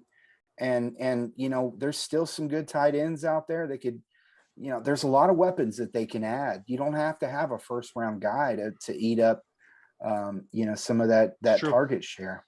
I am by no means saying Josh Reynolds is anything, but like he's going to get starter. He's going to get starter snaps on the boundary Yeah. from him. I mean, Yeah, he's like one of the best picks in best ball right now. Yeah. He's for sure. a perfectly fine player. He's just he's like a wide receiver 3 though, not your wide receiver. That's what I'm saying. Yeah. Yeah. Yeah. But in a run he's heavy threat. offense, does it? I mean, I don't know. But He it could probably can't be put up Corey that Davis run numbers. heavy in the NFL. Anthony Ferkser, is that a thing? The Ferkser. Yeah. Suppose I don't think I read that his coaches just they're not enamored with his blocking. I think they find somebody to Dude, he's He's gonna a- get tied into. dude, Ferkser's a slot receiver. He ran like 70% of his routes from the slot last year. Yeah, He is not going to play on the line. of they need an scrimmage. inline guy. They need Exactly. a Fryermuth or a Hunter Long. They're not going to live with Ferkser as their blocking tight end. And they play you know, so much their 12, dynamic dude. tight end. They Yeah. play so much Oh 12. yeah, They I think have got the second highest rate in the league. It's just not going to work with Ferkser. Ooh. Okay, so Mike Kliss, who's like one of the most plugged in Broncos beats, Yeah. he just tweeted out that it can be told after acquiring Teddy Bridgewater, their new GM, new GM Patton said that he cooled on the quarterbacks at 9. He doesn't want to give up on Drew Lock's potential, and he feels like Bridgewater is a leader / mentor for a young offense, and it'll be a true QB competition. What a nightmare. What a nightmare. What a nightmare, man. They could have had Fields. No, it continues. How long has it been? Since Peyton Manning left, it has been a black hole at the position. no clue how to scout quarterbacks. No, They're clue. lost. Okay. So Darisaw still on the board. Vikings could use some offensive line help, but if they don't take him, I think the Steelers have to take Darisaw over Najee, making this potentially a pretty gross round one for fantasy. The Vikings, are they at 23? Vikings are 23 now, yeah. Oh, okay. I'm sorry. I don't have an updated. I'm sorry. Go ahead, Scott. You're good. So yeah, I mean, is there a chance the Vikings could take Elijah? I wanted Tony to go to the Vikings, but obviously. That'd be kind of fun, Scott. I mean, you play Jefferson and Moore slot, and then you can rotate the three. We don't true. have to put Moore. Moore has got the athleticism to play all three. So I think, and then Thielen and Jefferson perfectly fine in the slot. So just rotating those guys around would just be a nightmare, man. Plus Herb Smith, let's get that out there. Herb Smith he's got breakout season. Yeah, man, it's gonna be something good for fantasy for sure. Yeah. I kind of feel like Minnesota might go secondary. Okay. I could see him going corner, or even I could see Morrig going here. I mean, they just lost Anthony Harris. Line help too. Yeah, they do. They signed. Who did they sign? They signed Tomlinson. Dalvin. Yep. Yeah, he's a run. Yeah. Yeah, they could use some edge help. They need edge help. They need somebody that can move the quarterback, and they're not going to get that with Owa. Maybe Rousseau. I don't see them going corner after signing Peterson. They got Gladney too. Oh, I forgot they signed Peterson. Yeah. Maybe Gregory Rousseau. Yeah, I think it might be pass rusher. It could be Azare, or I can never say his name right. Let me look it up so I can just read it. Yeah. Uhulare, Aziz Uhulare. Ojulari, yeah. Yeah, I'm horrible with these. I could see them. Yeah, I was asking you guys about him a minute ago. I can see that too. Him or Russo, probably.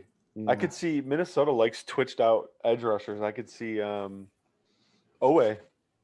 Yeah, that's what I was going to say, though. He reminds me of Hunter a little bit in that he's like not a lot of production, but he's absolutely twitched out. But if Hunter does come back and they think he's 100%, then maybe they feel like that would be a luxury. Yeah. Who knows? True. We don't really know their entire. What we do know about the Vikings, their offensive line needs a lot of help. Yeah, they've been sticky for a while. I mean, you give them a couple offensive linemen last year, they make the playoffs, which would be phenomenal for that team. Yeah. Let's see, what have they done? Their left tackle is a complete question mark right now. Yeah. They have nothing at left tackle. I'm surprised to see that they've actually made the playoffs twice in the last 5 years. Wes, that's all our boy Kirk Cousins. Let's just put it on. Let's put it on Cousins. There's no question. I mean, he gets a lot of. If he goes up against a bunch of cover 2, cover 4, he's not completely the best quarterback, but he's going to play a lot of cover. He's going to play against a lot of cover 3 and a lot of cover 1, and that's where Cousins is a pimp, man. Love it. Cousins was the best quarterback last year against man coverage. Oh, it wasn't even close. Yeah. With Drew Brees out for much of the year, it wasn't even close. Yeah, his efficiency was on par, if not better, than Mahomes against man, which was ridiculous. Yeah, absolutely. Speaking of, there's so many teams that we haven't even seen come into the discussion here. It's Darisaw for the Vikings. Oh my gosh. Yeah. That's actually a good pick. Yeah, it's a good pick. Decent value there. 23, Darisaw. A lot of people had him going higher. They'll protect them pretty good with play action too, so that's nice. Yeah. But we'll see. He definitely fell though. I mean, fell at least 3-4 spots from projection. Yeah, I saw him around that 18-19 range with Washington quite a bit. Yeah. So here it is. Is the seal going to be broken? On running back? Yeah. Man, I hope I so. don't- Are they gonna? I If think they if Darisaw didn't go there, I think that would be the pick. I think now it's Najee, like everyone thinks it's Najee. I think they could take Jenkins. I will And be. then watch. Ooh. Hey, what Najee and then Etienne to Jacksonville. Ooh, I could totally see Etienne going to Jacksonville. Yeah. John Hansen had ETN going to Jacksonville in our Yep, mock. he did in our mock. That's right. I will be if You know if, what's interesting? When I had Dane Brugler on the pod, he actually had Elijah going to Jacksonville. Which Okay. doesn't make sense given their wide receiver room, but No, Yeah. I actually do think that makes sense because Chenault's a chess piece. Chase, you play strictly on the boundary. Like Marvin Jones is strictly boundary. I actually think that makes some sense because Chase, you mean Chark? Chark, sorry, Sure. yeah. I actually think that makes some sense, but Jacksonville desperately needs defense. They do. They do. They need somebody opposite CJ Henderson. They need safety help. They need defensive line help. But Trevor Lawrence didn't have much of an offensive line last year. True. So True. he still took him to being one of the top 4 teams. But then again, he had the Clemson defense. So how's Discord doing? Is Discord popping right now? Are they all watching us?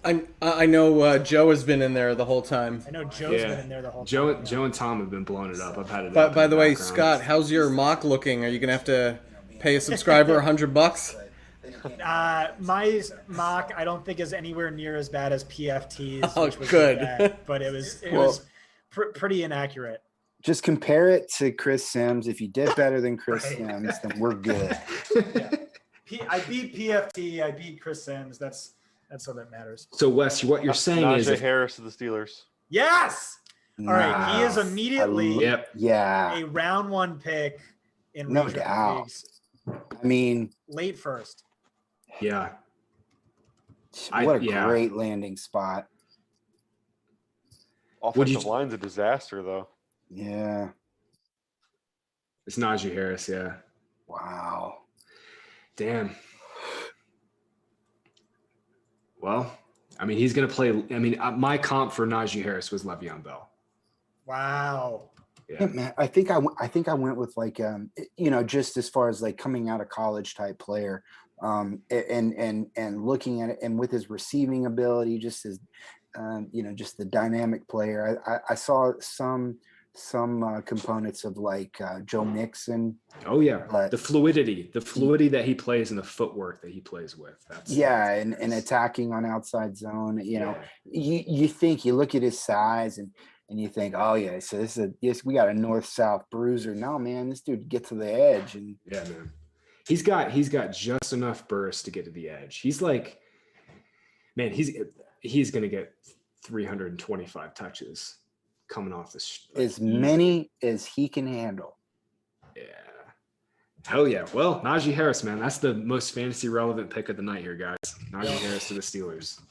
Well, I'm with you, Scott. I think he's immediately going to be a top 12 pick, probably top 10. Because now I'm thinking like Nick Chubb, Austin Eckler. I'd rather like Najee Harris than Nick Chubb. yeah. Yeah, Because I workload would. concerns, yeah. Yep. It's pretty much like, okay, I thought Atlanta would be a great spot for him, but I mean, this is a 1B. Just landing in Pittsburgh, it's just such a great spot. Okay, so here's the delineation for me is like, so we got Chubb and Eckler and Akers probably going in like the top 15, 16 range. Aaron Jones versus Najee Harris. That's an interesting one. Give me Najee. Najee? Okay. Najee. Yep. And so what I That's think tough is for me. interesting for dynasty leagues, Najee Harris immediately the ideal landing spot. We've seen Mike Tomlin prefers bell cow running backs, high snap share, lots of targets, a lot of carries, goal line works, no committee. He wants one guy. Najee Harris going to be his guy. Travis Etienne, Javonte Williams, there are some potential landmines. We hear Buffalo desperately wants Travis Etienne. Every year, Josh Allen was a starting quarterback. Sorry, guys. I'll be right back. Buffalo's running backs as a team ranked bottom 3 in total fantasy points. Why is that? Because Josh Allen's the goal line back. He doesn't really target running backs too often. And now he's going to compete with Zach Moss, Devin Singletary, who both kind of bring different things. You know, he'll be the lead back, but I don't know if it's a true bell cow situation like Najee Harris, a 95% snap share, which is what I'm projecting. The offensive line isn't great. The run blocking isn't great. It doesn't matter when you're getting 20 carries, 6 targets, and all of the goal line work every single week. And I think that's, I mean, based on this draft capital, that's definitely what we're going to be seeing from Najee Harris. So immediate, huge winner for Dynasty and a round 1 draft pick in season-long best. Yeah, man. So Najee Harris now in non-super flex leagues is the 101, and you just run away with it. Like, well, him or Chase or Pitts if it's tight end premium. I think that's the big 3, and that's been my big 3. Yeah, no. Well, I'm saying I even if it's tight end premium, I still think Harris, with the short shelf life that running backs have and the 1 to 5 year window that running backs have, like Harris is in RB1 immediately, and then he's an older prospect. He's 23, but you know, first 4 or 5 years he'll have the 5th year option. Like he's going to be 28 by the time he gets that 5th year option. So we're going to be talking about Harris as a top 12, top 6 running back for the next 5 years. And for me, because of positional scarcity with Chase and vis-a-vis Pitts, even I'm going Harris because, man, you can find replacement level tight ends that keep you alive at the position. You're going Harris premium over Chase? Yeah. No. Yeah. Harris over Chase. Yeah, I mean, I think that's where it's a debate. Like I take Kyle Pitts in tight end premium. I'm saying non-tight end premium, non-super flex. Yeah. Then it gets a little then it's but you can still argue Chase over Harris, and I'm okay with it. I don't know that that's what I'll do because this is the perfect landing spot, but I mean, it's at least very close. Yeah. Want to hear something disgusting? Yeah. If Jacksonville doesn't take Etienne right here, there's a really good chance he ends up in either Buffalo or Tampa Bay, which makes him fantasy irrelevant next year. Yeah. That's exactly what I said. Yeah. Is that, sorry, I missed it. Either that or he gets to the Jets at 33 or 34. At this point, fingers crossed for that because Buffalo is a dead zone for him. Tampa Bay would be good. Pretty but much, not for you're a couple right. years. Everything after Jacksonville, nothing makes sense. Nothing makes sense. Yeah. Until we get to the Jets at 34. Well, until we get out of the first round, Yeah, Buffalo, then Tampa.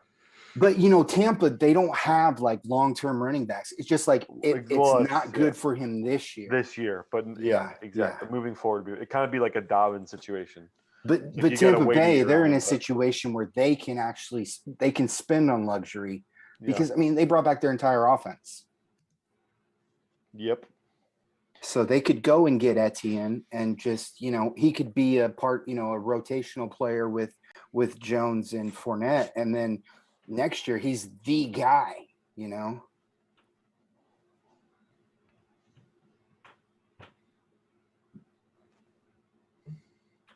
So what is Buffalo doing, man? If they go running back again after going with, I bet on them with the corner. Yeah, I just don't see them going running back, especially on the first. Yeah, because they need somebody they need somebody to book in Tre'Davious. Nothing makes sense for Etienne after Jacksonville until maybe Tampa Bay, and then it's going to be a 2nd round pick for him. I know Buffalo likes him. Yeah, and I've read those reports where they've been talking about some running backs. So here's the thing: when we get to 29 in Green Bay, that'll really tell us like what's going on with Aaron Rodgers. If they go out and get a wide receiver, then we know that they're at least trying to convince him to stick around. Yeah, I kind of weird feeling they might go Landon Dickerson there. So isn't he? Don't they think he's going to play center? Yeah, they lost Lindsey to the Chargers, and he's got big hands. So, and apparently that's the number one trait you want to look for. So I mean, I'm not the kind of guy to evaluate a center. I pretty much look past position as far as like evaluation process, but Yeah. the guys that I'll read about it and from what I've read is Dickerson's got the big hands and that we'll see, man. Not something I would. He's a mountain of a man.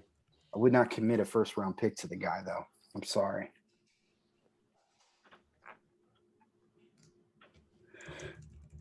But then again, I'm not taking snaps from him, so.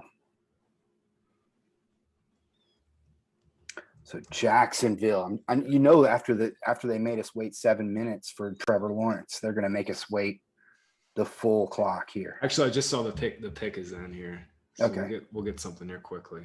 I haven't seen any tips though on Twitter. So many guys slipping though. Yeah, man. There's a number of ways they can go here. Yeah.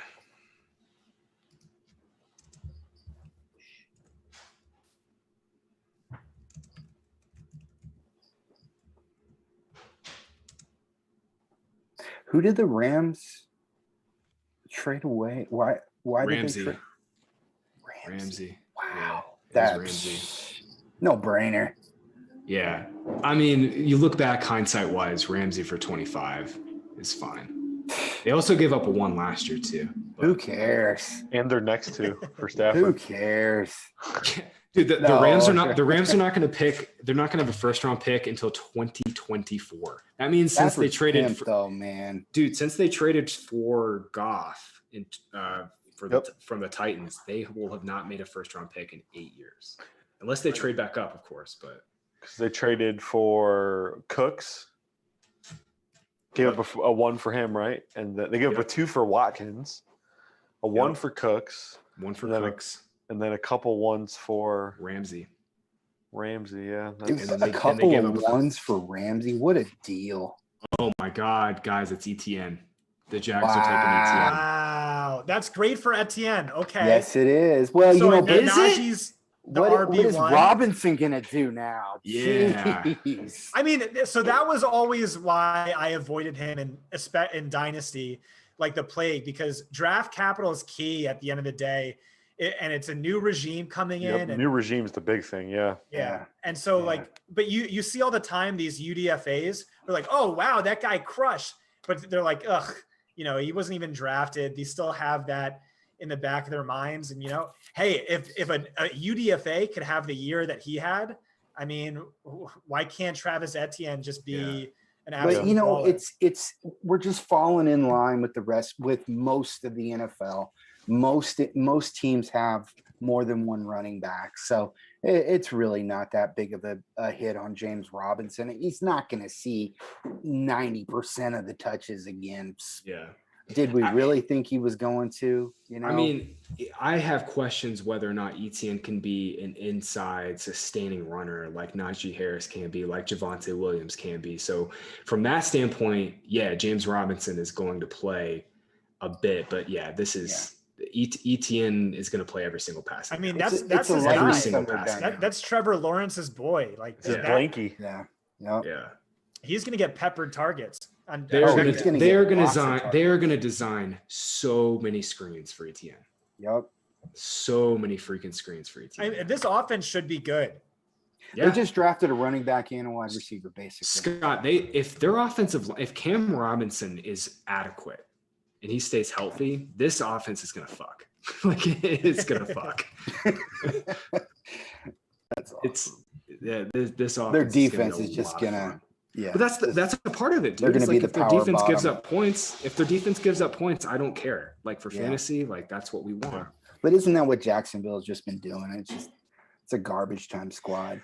Well, dude, I mean, okay, so they have Josh Allen, they've got CJ Henderson, they've got Miles Jack. That's their core, and then Caleb on Chase on. They're hoping takes a step. Okay, so they've got a core of 3, and then they've got Chase on, hopefully on the edge. Like the pieces are there for the Jags to have a decent defense if they fall into place perfect. They've got to have they have no safeties. I mean, they have literally no safeties, but they've got to get a couple pieces here for this defense to be adequate for sure. But for fantasy, man, that's what we want. Jags giving up 25, yeah. 28 points a game. Keep Lawrence throwing it. That's what we want. I'm gonna grab a snack right quick. I'll be right back. Cool. That is such a homer pick. You know what's amazing is John Hansen, the fantasy hero himself, called this pick in our mock draft. In March. He did. In March. It was like March 9th or something. Like we did this shit so early. He nailed it. All right. So the rest of the draft. Okay, Baltimore's they're probably going to go Elijah Moore. You think so? Oh boy, that would break my heart. Yeah. That would break my. Well, the reason Baltimore doesn't throw as much is because they don't really have a whole lot of reason to. They're so run heavy. But all right, what's it really gotten them in recent years? They need to be able to throw the ball. Oh boy, I have to.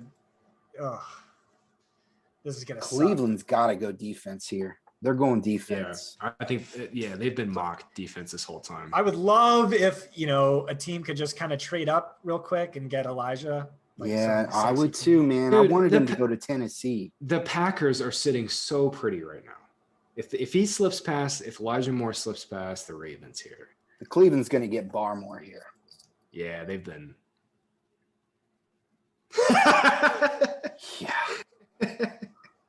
Yeah. Wouldn't that be something? So Baltimore does have 2 picks though here at the end of the round, right?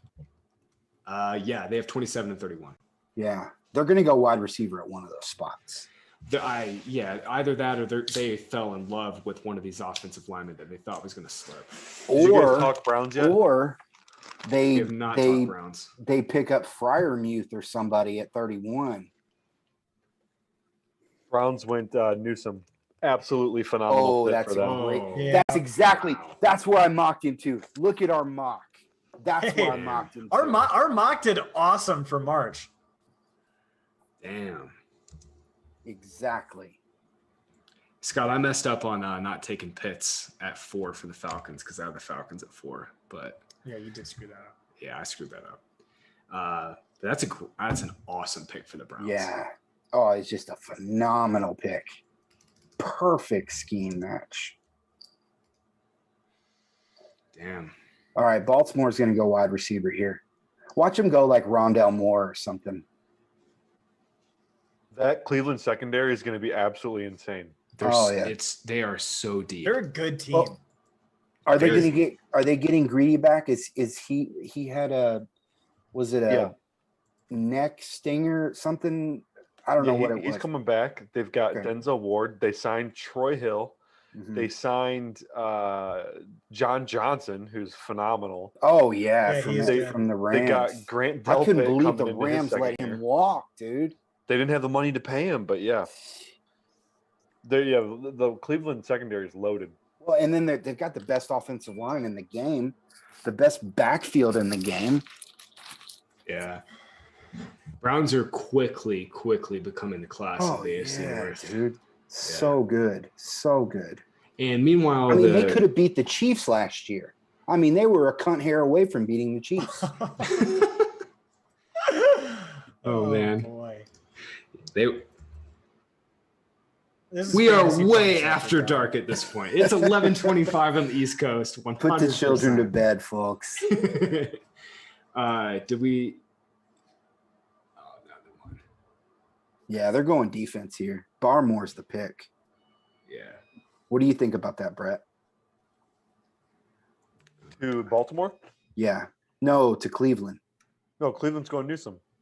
Oh, that's right. That's right. Okay. Duh. Yeah. All right. So Baltimore. All right. So probably I'm thinking they've got to take one wide receiver with one of these 2 picks here. I think it's O-line or it's wide receiver. It could be Bateman. I didn't know this, but Newsome's a Cleveland native.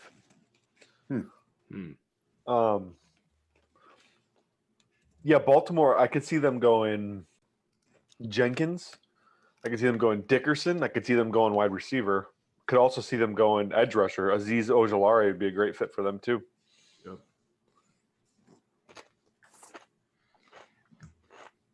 Man, this Brown secondary is I just. can't Barmore, man. He's one of the losers of the first round. Here. Who's going to play slot for the Browns now between Greedy, Denzel Ward, and Troy Hill. They Yeah, signed Troy Hill. Hill. Yeah, they Oh. basically took half of the Rams secondary. Okay. I didn't mock Barmore in my first round for what it's worth, Wes. I kind of had a weird feeling he'd fall. It's not a strong interior defender class. Mm-mm. There's Barmore and there's pretty much nothing else for a couple of rounds. Togiai. I love me some Tommy Togiai. I know you're going to call it a homer thing, but no, man, he was a massive loss for Ohio State in that championship game. Massive. I just have to say, I have a couple buddies from Duval. They're fucking thrilled with this draft. My texts have been blowing up. Well, who do they like? I mean, obviously Lawrence and ETN. That offense is sick. Yeah, It's really, really sick. I just realized I got 0 texts from like all of my friends who just like they just know I'm not going to respond. Just working. Either that or I don't have any friends anymore. Posted. Yeah. Or they're just so pissed about the Tony pick they just turned the draft. That was what I was just about to say. They were sick of this fucking Tony pick. I still don't get that. But Are you a Giants fan too, Graham? no, I'm technically a Jags fan, but Okay. it's been a love-hate relationship my whole life. I'm just curious because of all the New Jersey guys at Fantasy Points. Yeah, it's a triumvirate of Eagles fans, and then obviously Scott's up in the tri-state area too. So yeah, the whole staff. John's a Vikings fan. He's the outlier of the tri-state fan. I mean, you would think working with all you guys, I would like have insight into your favorite teams, but yeah, nobody shares much on that front. Yeah. Well, Joe and Ben are unapologetically Eagles. Yeah, no, I know Ben, and Yeah. I knew Joe was a Penn State guy. I didn't know he was a Yeah. Philadelphia guy as well. Yeah, Joe worked for the Eagles for a bit Okay. in their media staff. Yeah. But yeah, whole tri-state fan, and I'm the boy from the South.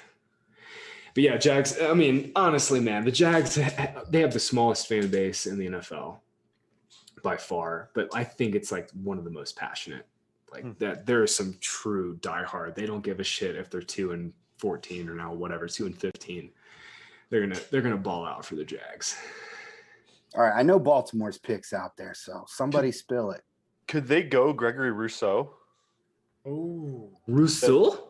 That's Leviathan. He's definitely in play. I mean, he's a Calais Campbell reincarnate, you know? Do It's you just- like him? Where do you it's have just- him ranked among the edge rushers in this class? There's so little tape on the guy. I have mean, him. Let's see. Edge 3? I do have him edge 3. Yeah, you would. By the way, Why? thanks for coming on and for staying so long. This has been such a treat. Sure. Dropping Yeah, so man. much knowledge. Thanks for having me. But if for the fans at home who don't know, Brett is the guy I watched, I don't know, hours and hours of tape with all offseason. One of the smartest guys around. Him and Wes, both former PFF charters, graders, and it really, you could just tell from their analysis, really, really sharp X's and O's guys in a way that I'm totally not. So thanks for coming on, Brett. Yeah, thanks for having me. It's been a blast. Yeah. Nothing better than watching the draft with All- friends, you know? Yeah, too bad all the picks you helped me out with on my mock draft didn't come true. Really? Mock drafts are for I know, schmucks. Yeah, They're for exactly. schmucks. Because All of it's irrelevant in like 2 weeks. Exactly. And there's like 4 people in our industry that are like actually connected, like could sort of know, but even still they don't. I haven't seen anything on the Ravens here, guys. Huh. So they're eating up the clock, huh? Yeah. 2 picks and they don't even know who they want with their first. They could trade back from 31. True. I think they might try to trade back from 31 and get that second back because they traded the second with for Orlando Brown. But this has been fun, guys. The draft has flown by tonight. No, I love draft day, man. It's just This is Christmas. This is our Christmas, man. I'm shocked New Orleans didn't do something, man. They just sat there at 28, all that talk and no action. Well, there was word that they wanted to trade up for Farley, and then there was word that they wanted to trade up into the top 10, but couldn't. Yeah. So I don't buy into that. They wanted to trade up for Mac Jones. I just don't see how adding him to that quarterback room made any sense whatsoever. Yeah, I'm with you on that. So we're in the range where we could see the cornerback from Florida State, Asante Samuel. Yeah, man, I'm only 26, but I still remember when Asante Samuel was balling out for the Patriots. So it's weird that Asante Samuel's son is now. You're only 26. Yeah, man. Jeez. Yeah. That's crazy. Yeah. You're making me feel old, bro. Asante Samuel was balling for me at like 12 years old. You know what's crazy about all the top corners in this class? They're all legacy players. Yeah. Oh, that's such a good call. What do you mean by legacy? Every one of them. So, JC. I'm sorry, it's Bateman. Yeah, it is Bateman. Oh boy. Yes. Nice pick. I fucking love that pick. That's a great pick. Elijah ducks them, which is awesome. Unless they take Elijah with their second pick. No, Elijah to New Orleans. Wow. That would be amazing. Now that's where we're talking. Bateman 27, Moore 28. That's how we're talking. Or Moore slips past the Saints and gets to the Packers. Or two great spots for him. Yeah.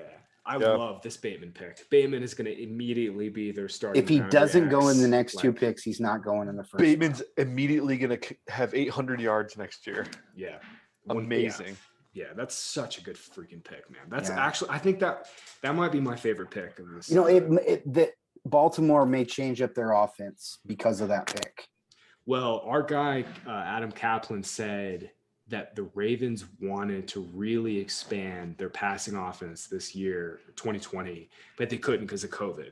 Yeah. So now this makes me think, you get Marquise Brown stretching the field, you get Mark Andrews doing his thing in the middle of the field, you get Bateman at X ISO. Like this is a really fun passing offense, and man, it's going to tap into Lamar's arm. Yep. He's got a cannon, man. I love this pick. They need to. Just not a very accurate cannon. Yeah. There are some issues there, but I mean, we have already seen he's got the capability of throwing 40 touchdowns. So I felt like outside of Chase, I think Bateman was like right away ready to play every single snap in this class, like right off the top. Like, well, he was the probably the second best sideline receiver. In the class. Yeah. His 2019 tape was so fun. Him and Tyler, I love Tyler Johnson too, but I mean, his 2019 tape was a lot of fun. There's a big difference between the two, though. Yeah, Tyler Johnson is like a slant guy. Bateman, boy. He's a lot more talented. Okay, I have not heard of this. She's from Jacksonville. Her name's Mia O'Brien. I've not seen her at all. She works for Fox, First Coast News, but she said that Urban says James Robinson and Carlos Hyde are the 1-2 punch, and ETN is just the third down back. That's why you just spent a first rounder on it. Urban loves throwing smoke on stuff, man. Just don't even listen to him. Who said that?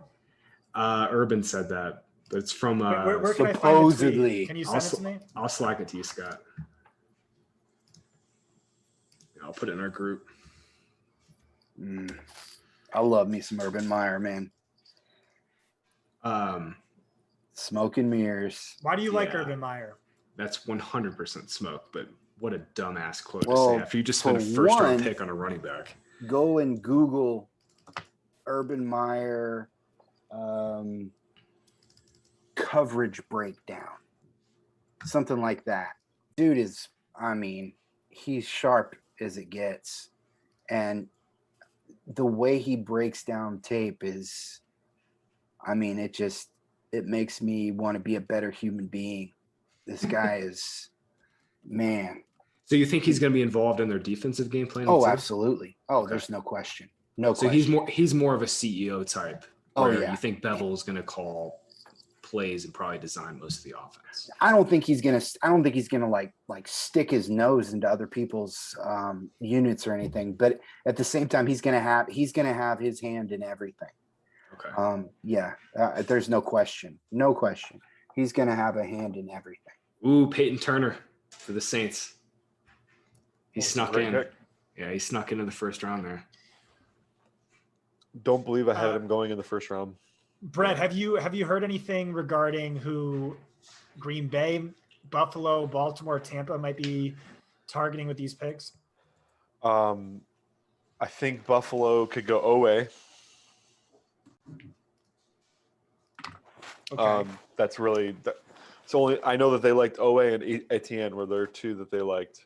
I don't know if they liked anyone else beyond that, but let me see here. Peyton Turner's just a freak of nature kind of player. Yeah. Yeah. He Really productive too. showed out at his pro day. Showed up his pro day, but just played, really suspect talent.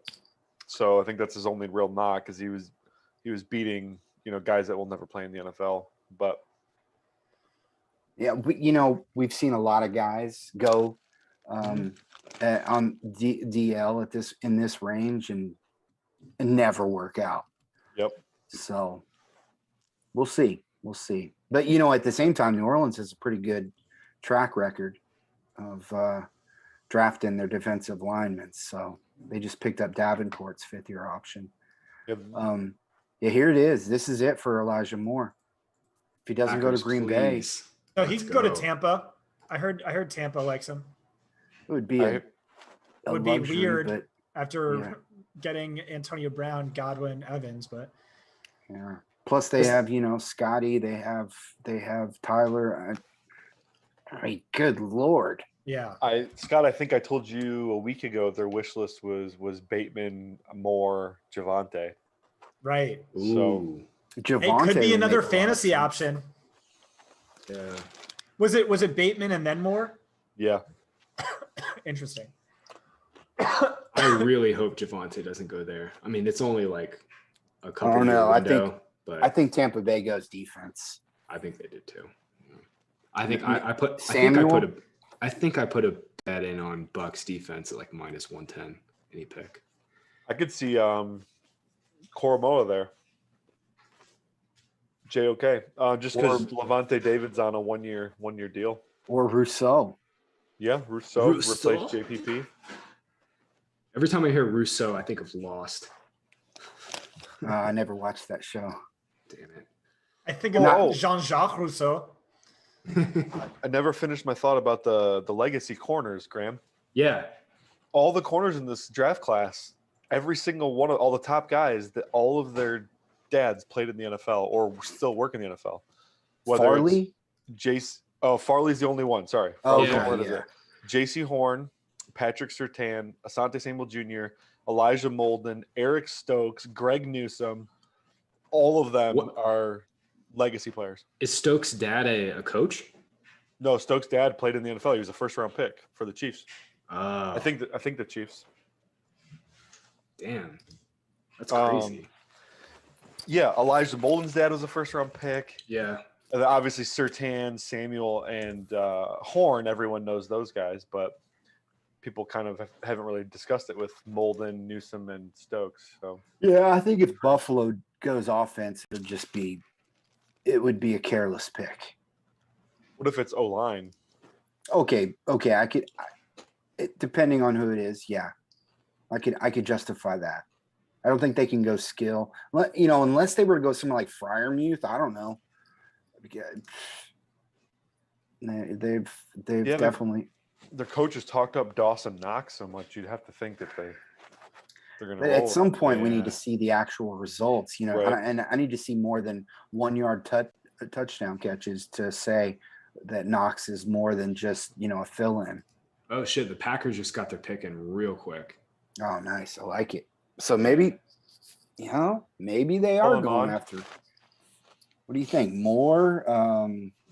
Kellermond. It's All kept. right. No, Fuck you, Rogers. yeah. What would piss Rogers off the most? I mean, Brett himself said if Elijah Moore goes to Green Bay, he's going to be a Hall of Famer, assuming Oh, Rogers pick is stays in. there. I'm for on another Ross year. St. Brown. Is it really? Right. No. Oh, Damn. That would have been wild. Sorry, Scott. Sorry.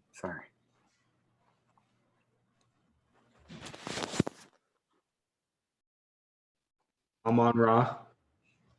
I'm on Raw is my guy. That's Don't right. ever come on the no, mic and Wes is say that's that. my guy. man. That's my guy. Greg loves him. Then how come I drafted him in our Devy, Brett? Huh? I haven't had many Debbie picks because I trade them all. Hey, you traded him all for that championship. Yeah, I did. I sacrificed the whole thing for the championship. But hey, I traded you Rondell. So You did. Was the Rogers thing just totally smoked today? now, I mean, they No, I didn't think he say he went was going to out. be available until Saturday. So Yeah. maybe, you know what? Watch Denver go trade for freaking Aaron Rodgers. Oh my God, they took Eric Stokes. They just took Eric Stokes. Yep. Wow. I saw the same thing. Wow. Where's my Wow. guy Elijah going? He's not going in the first. He's not going in the first That's round. heartbreaking. Well, the Bucks maybe, but Could you I mean, that would suck. seriously? Listen, guys, if you're the New England Patriots right now, how do you not come up for Elijah Moore? Because it's they're gonna the be New England expensive? Patriots. Dude, okay, if Elijah Moore goes to the Patriots, then we know he's fucked. Like that, we know that that it's over. It would be a great landing spot for Mac Jones if Elijah Moore Mhm. went there. I just don't want I don't want Baltimore to take him. If Buffalo Baltimore's- takes, there's no way. Gabriel Davis is everything they need in replacement of John Brown. There's no and they way. signed Sanders too. There's they're four no deep. way they need Elijah Moore. I cannot fathom them going slot wide receiver here. Where Yeah. is John Brown now? The Raiders? Yeah, Raiders, yeah, on a good deal too. They got him on like a 1 year, $3.5 million deal. I mean, he's Yeah. going to have a good role too. Elijah Moore to the Patriots. Mac Jones' best three throws, in my opinion: the 7 route from the slot, the seam route from the slot, and the deep over route from the slot. Elijah Moore look at last year. runs all 3 of those routes very well. Wow. Well, who was their go-to? Who was Mac Jones's go-to from the time he took over for Tua? It was Jalen Waddle Yeah. last year, or I'm sorry, 2 years ago at the end of the season Yeah, from the slot. It was Jalen Waddle first 4 games of 2020 from the slot. It was Devontae Smith, who obviously went on to have the Heisman and did most of his work from the slot. yep. And Devonta Smith just crushed teams on that over route too. And Mac Jones just throws that route so beautifully. Oh, he loves the crosser. It's Yep. not even On the Stokes pick, I just gotta say they were fucking sick of seeing Kevin King get just absolutely rinsed in the playoffs. Yeah, that's a good pick, man. It's a good Yeah. pick. It is interesting because they Stokes drafted is- Kevin King on the idea of this athletic freak. Stokes is Corner. a freak, dude. If you believe the pro day times, Stokes is the biggest freak of them all. Yeah. Yeah. I believe it. I was told he'd run 4.2 before he ran 4.2. So Wow. Okay. Yeah. Yeah. He is freaky. I mean, Patrick Peterson was like the original freak corner, right? Yep. He was pretty Well, Dion's Revis. the original. good. Oh, Dion, fair. well, yeah, and then Revis, Revis after too. that. Dion could have played like 4 positions. Like, I just wish we would have had the lasers back in Dion's day and Bo Jackson and stuff, so we could have like some real, corners or metrics to compare to. But hopefully we get them back next year too. I'm tired of all this pro day. Do we believe it? This, that. I just want reliability. well, Wes, you and I've talked about this, but like the GPS data is Yeah. it's going to take over. Like Yeah, the it teams is. already have it. It's just a matter of how they're applying it and how they're using it, and It's how the they're matter of leveraging it. sharing it. Yep. You got to share it, man. Everyone, this is the money is in the fans. We got to know this stuff. Yeah. How much money goes into fantasy football? You know, I mean, it's Billions. It's billions at this point. That's where the market is. If you want to overcome this market loss from COVID, it's like tap into the fantasy stuff. Give us that GPS data, man. We want to know this stuff. Yep. You want to hear something crazy? So Colorado passed legal gambling like 16 months ago. They just surpassed this past month. They've passed over $1 billion in legal bets tendered. They took like 300 million in March. Like it's going to be. How much of it was from nutty. you, Graham? A solid 10%. I'm getting You've devoted your rinsed. For what it's salary. worth, I'm getting rinsed. Actually, not really rinsed. I'm kind of breaking even tonight in props. I'm doing all right. I had Stokes under 38.5, so that was really nice. Okay. Yeah. But I got killed on the Sewell pick. That's where it got. Brett, how are you guys doing? Oh, that's right, Scott. You can't make bets, can you? Nah. Yeah, neither can I, man. My I can if I like go through my buddy, but it's not even worth it, man. Right. I've hit my 3 big ones. That's really all that matters. What were those three? I bet you Holden's doing really well, Brett. Probably. He always kills it on these draft wagers. What were your 3 big ones, Brett? I had exact order 3 through 5. I had Lance JC Pitts, Horn. You got 1 and 2 wrong? No. Just Oh. fucking with you. Oh, sorry. And then I had JC Horn first defender taken. Nice. Yeah, that was That was a good great bet Yeah. all off season. And then I had what was the other one? You know who was on Horn first defender taken was Brugler.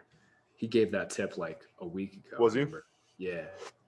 Oh, and then I had Waddle under 6.5. That's a good Oh one. wow. What did you get Waddle at under 6.5? I think when I got it, it was like plus 600. Oh Yeah, man, plus that's 600. a great freaking bet. Those are my 3. Those I put the most on those 3, and I hit all 3 of them. So Nice, dude. just the Horn one alone actually made me profitable on the night, and then I hit Nice. the other 2. So Yeah. I'm slightly negative, but like I said, it was the Chase and Sewell pick that kind of got me. I had Lance at 3 for a nice number. I had Harris under, Stokes under. I had Ravens first pick offense. Ravens first pick offense was my biggest bet. I wonder what the Zaven line was. I could pull it up. Let's see. Anything on Buffalo yet? Nothing, but the Nothing. pick is in. Oh boy. Let's see. Zaven. Let's see if I can pull this up. Because I thought he went a little bit higher than. He was definitely a little higher than what I saw. Of course I can't. Oh, here we go.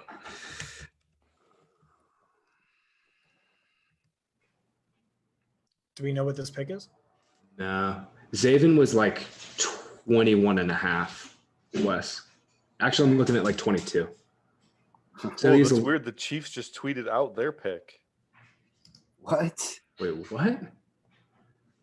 What the fuck? Is it Orlando Brown? Oh, duh. Yeah. Oh gosh, sorry. I'm like, I was like, I just switched over to Twitter. Yeah, it's Orlando Brown. sorry. Guys. Oh, That's yeah. great, though. They just got everyone to do a double take. You're like, what the F's going on? Yeah, I'm like, how are they tweeting their pick and the Bills haven't even picked yet? Orlando Brown, is this somebody we haven't thought of yet? So my Lance Pitts Chase exact order bet was plus 1,600, not plus 1,200. I did very well on that one. Oh my That's god. nice. That's okay. So that's Connor Allen tweeted that out. I think he had it at 16 too. That's really nice. All right, it's great. It's Russo for the Bills. There we go. Yeah. Yeah. They had to have pass rush. That's a great pick for them too. Yeah. That's an Yeah. awesome pick. He slipped a little bit, but he sat out last season. So Yeah, I saw Russo kind of in that 28 to 35-ish range. So all right, here we go. Baltimore. What are they gonna do? Watch them go, watch them double dip at wide receiver. Or watch them go Pat Fryermuth. dude, they could take Jenkins. They should take Jenkins. They should take Jenkins here. Yeah. He's such that makes so much sense. or Dickerson. Both those guys are such like They should take ideological Jenkins here. like perfect matches for them. I always want every team to go offense, but All right, so I'm checking back in on the chat here. Jonathan Taylor versus Najee Harris, Scott. Yeah, I mean, Harris is going to be a bell cow. He's going to catch passes.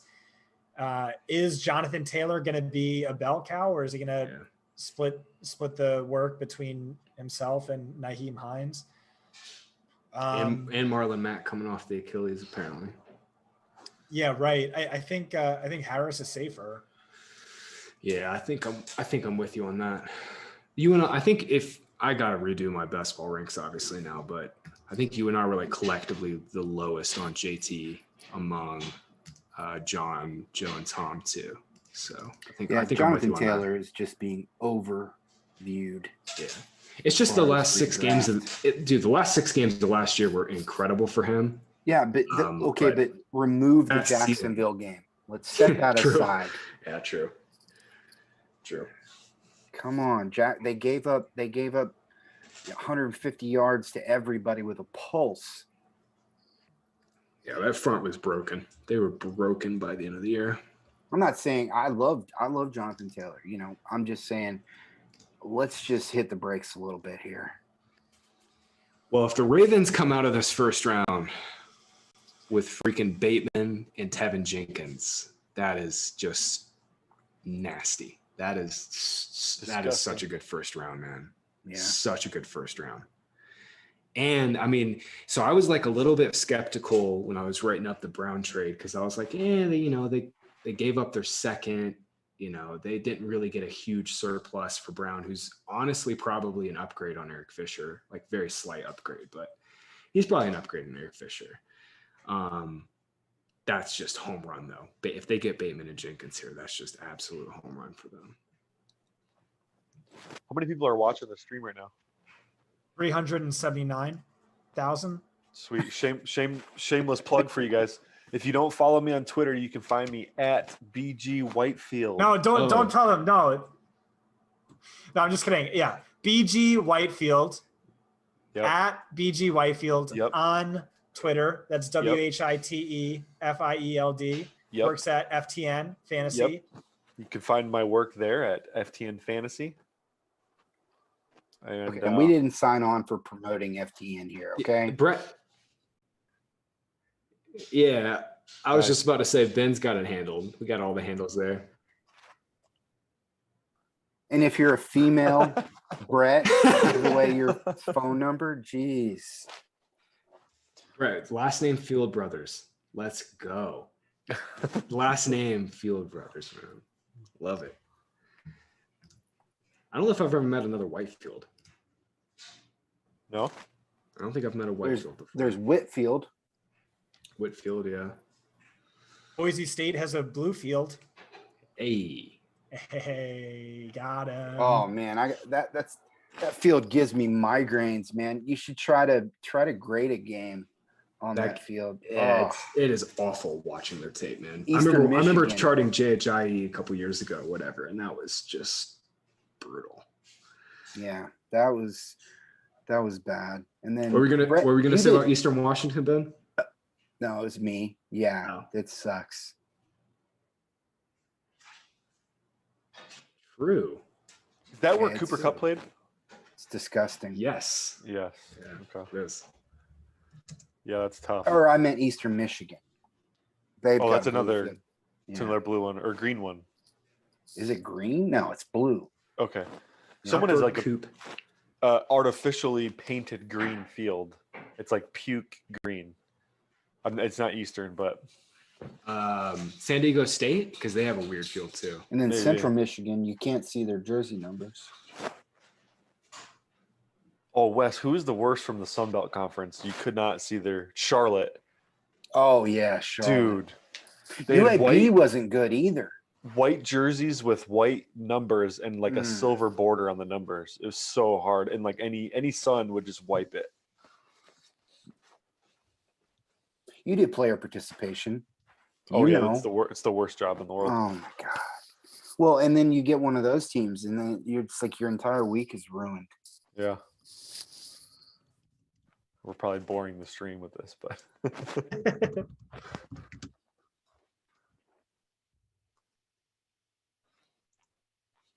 And we love them. We absolutely Nice. love them.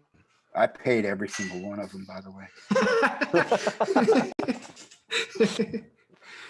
Oh, It's man. my wife and her and my in-laws. They promised to stick around. Well, I know my wife she's been streaming it. She's been doing stuff around. Yeah, the My I'm house. wife's sure my upstairs mom and sleeping. girlfriend are too. Yeah.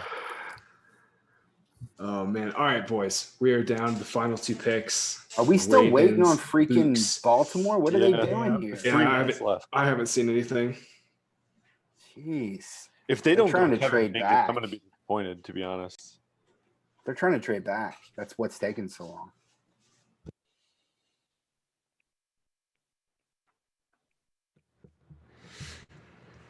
Well, Tampa Bay can't go. Well, I mean, I guess they could still go Javante. Yeah, I'm gonna puke if they go Javante. I mean, it'll kill us.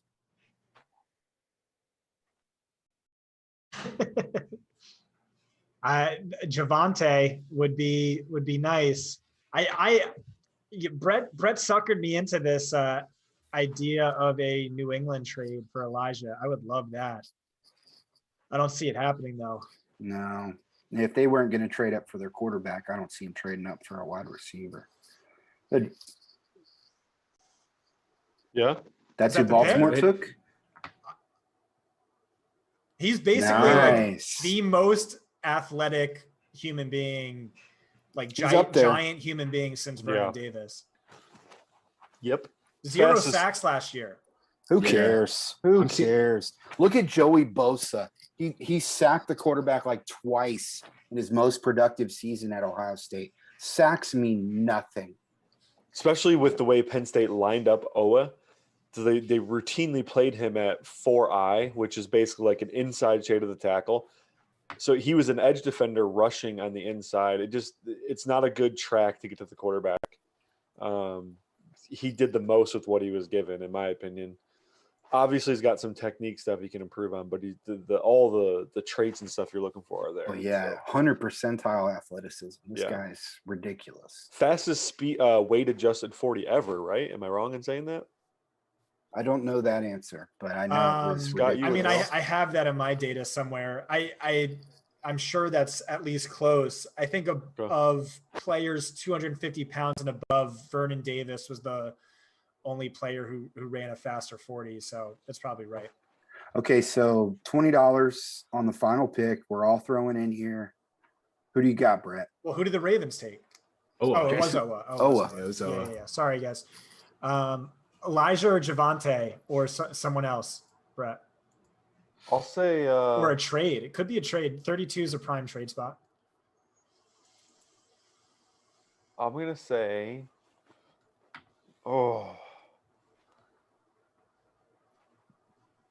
man, I'm stumped. Maybe Christian Barmore. I'll just throw Oh, it that in. was my pick. Yeah, That was exactly the first name that I thought of too. Oh, so we're all going Barmore. So screw the bet. Jeez. I was thinking Barmore. Man, Scott, you should be excited about Kadarius Toney, man. I wanted Elijah. Oh, I know. Hey, Elijah! I have Elijah above Tony. I'm excited. Profit. He deserved to go where he went. That was a good pick. for Todd him. McShay told me unanimous wide receiver 4, and then now he's looking like Few people hopefully said wide that. receiver 6. It doesn't matter where he goes. Dude, it matters what he does. He's gonna. I mean, if he goes in that like, I mean, Jacksonville 33, Jets 30 34, Falcons 35. he's not gonna go 35. Dolphins 36, no. Eagles 37, no. Bengals 38, they're going No. offensive line. Panthers 39. Probably not. Broncos, Probably not. no. Lions. Lions. Hey, Lions, plenty of targets in Detroit. Oh, dude, if they went Elijah Moore, that would be just. You would lose your mind, right? Dude, 39. I could see Lose him my go mind. 39. With Panthers? Yeah. Yeah, they need a slot guy. Yeah, that's Yeah. fair. Yeah. They just lost Samuel. Didn't they sign that slot guy? Am I making that up? Who? I didn't hear that one. Not off the top of my head, no. Well, no. They played Robbie Anderson a lot in the slot last year. Right? Yeah, but They moved then more. they They moved signed- more in the slot too, though. They signed David Moore. find me an Moore, outside receiver other than Nuke that didn't play in the slot at least some. True. True. Fair enough. All right, pick is in for the Bucks here, fellas. Got to be Barmore. Who? It's Oh, nice. Really? Oh. I can't believe Barmore. Man, it's just Who is it's that, because Brett? there's I don't even know who nobody he else. is. There's nobody Tryon- else. he's an Edge edge rusher, guy. yeah. He's Yeah. an edge. Tryon? Yeah. Yeah, he's more. That's interesting because he's more in the vein of Shaquille Barrett, style-wise, where I thought Outside they'd go for a bigger guy like JPP to play the strong, on their strong side in that 4-3 base. Overdrafted, but you know what? It was a luxury pick. So Daniel Jeremiah has him as a top 20 guy, Tryon. So Yeah, Yeah. Cosell loved Tryon too. he wasn't for me. What did I have him at? Yeah, Brugler had him above Rousseau. Russa. Rousseau. Well, totally different players, so there's some Yeah. preference there, scheme issues. But I had Tryon. He's my 62nd player on my board. Wow. My edge 6, it looks like. So, no, edge 7. Yeah, so definitely wasn't my guy, but Damn. All right, let's hear your round 2 mock draft, Brett. Who did the man. Jaguars then the Jets take? I mean, Jaguars would be a legit spot for Elijah Moore, but I doubt they go offense. So I think that's a legitimate possibility. Dane Brugler suggested they take him with their second pick in the first round when he was on my podcast. And then I heard a bunch of reports, I don't remember from who, but like Adam Schefter type guys saying the Jaguars are going to surprise you. They're going to be very aggressive. They really want to surround Trevor Lawrence with like a bunch of offensive weapons he can feel comfortable with. Maybe that was just all about Travis Etienne, offensive weapon he's clearly comfortable with. But wouldn't shock me. So that would be great. Jets, I mean, that makes a lot of sense unless you're a Jamison Crowder guy, but he's a lot older than people always remember. he's not They that paid old. Keelan Is he Cole, too, though. 25, 26. Oh, maybe I'm wrong. Maybe he's younger than I'm thinking. They paid Keelan Cole too, though. They're 4 deep there. I mean, they could stand to upgrade, but it's just They gave Keelan Keelan Cole Cole a sneaky stinks. amount of money too, though. they did. They gave like him a $8 million sneaky year. amount of money. Yeah. So they're paying Cole, they're paying Crowder, and they're paying Davis. They drafted Mims in the second round. I don't see them going receiver there. I don't think they can. Dude, they just gave don't Cole have like the luxury. they gave Cole like 5 or 6 million guaranteed. It's a lot. Yeah, that is a lot. They kept Crowder, obviously. So Yeah, that was a horrible signing. So I think Cole sucks. first realistic landing spot for Moore, pending any type of trade, would be Carolina. Then you've got Detroit right after that. I would imagine he lands at one of those 2 teams. If he doesn't, I would be flabbergasted. Yeah, Detroit's so desperate for a receiver. If they don't take Elijah Moore, that would be criminal. I'm kind of surprised he didn't go in the first. Very Not kind of. surprised. I'm very surprised. Yeah. I will say Well- this though: any way this shakes out, Detroit. I mean, I know you guys are fantasy focused, so Detroit should have a shot at a very good receiver, whether it be Elijah Moore, Terrence Marshall, or even Rondell Moore, if you're into that. Of course, Diane we're Brown. assuming there's no trade. Yeah, I think Marshall's gonna fall because of the medical. yeah. I was told Yeah. end of second round on him. So Wow. Yeah, I think Marshall's gonna fall, which sucks because he's awesome, but yeah, he's probably gonna fall. All right, guys, this is a lot of fun. Scott and Wes, thanks for hanging out for the whole time. Barrett, thanks for popping in. We got to give a shout out to our guy, the doctor, Edwin Porras, for popping in for a little bit. I'll also give a shout out to Ben, who's been sitting on his ass listening to us talk for the last 5 hours or whatever it's been. So big shout out to Ben. We'll be back tomorrow night with the whole staff. We'll have everybody except John, who I think is going to be working like 5 or 6. Yeah. I was going to mention Varn's Ben. John is going to be on Sirius XM all night, so we won't have John, but we'll have Justin Varnes talking IDP to break down what's kind of been a fun little edge rusher draft class here. We'll have him talking Parsons and all the corners and stuff too. So we'll have Varnes on, and you can check that out at 6 p.m. We'll be on an hour before the second round starts. So come back in at 6 p.m. Eastern tomorrow. We'll have the whole group back on to break down the first round and get in on the second and third round. Guys, I don't know about you, but I'm freaking starving. So I'm going to get us out of here. For Scott, for Wes, for Brett, for Ben, for Edwin, thanks for listening. Thanks for hanging out. We'll catch you tomorrow.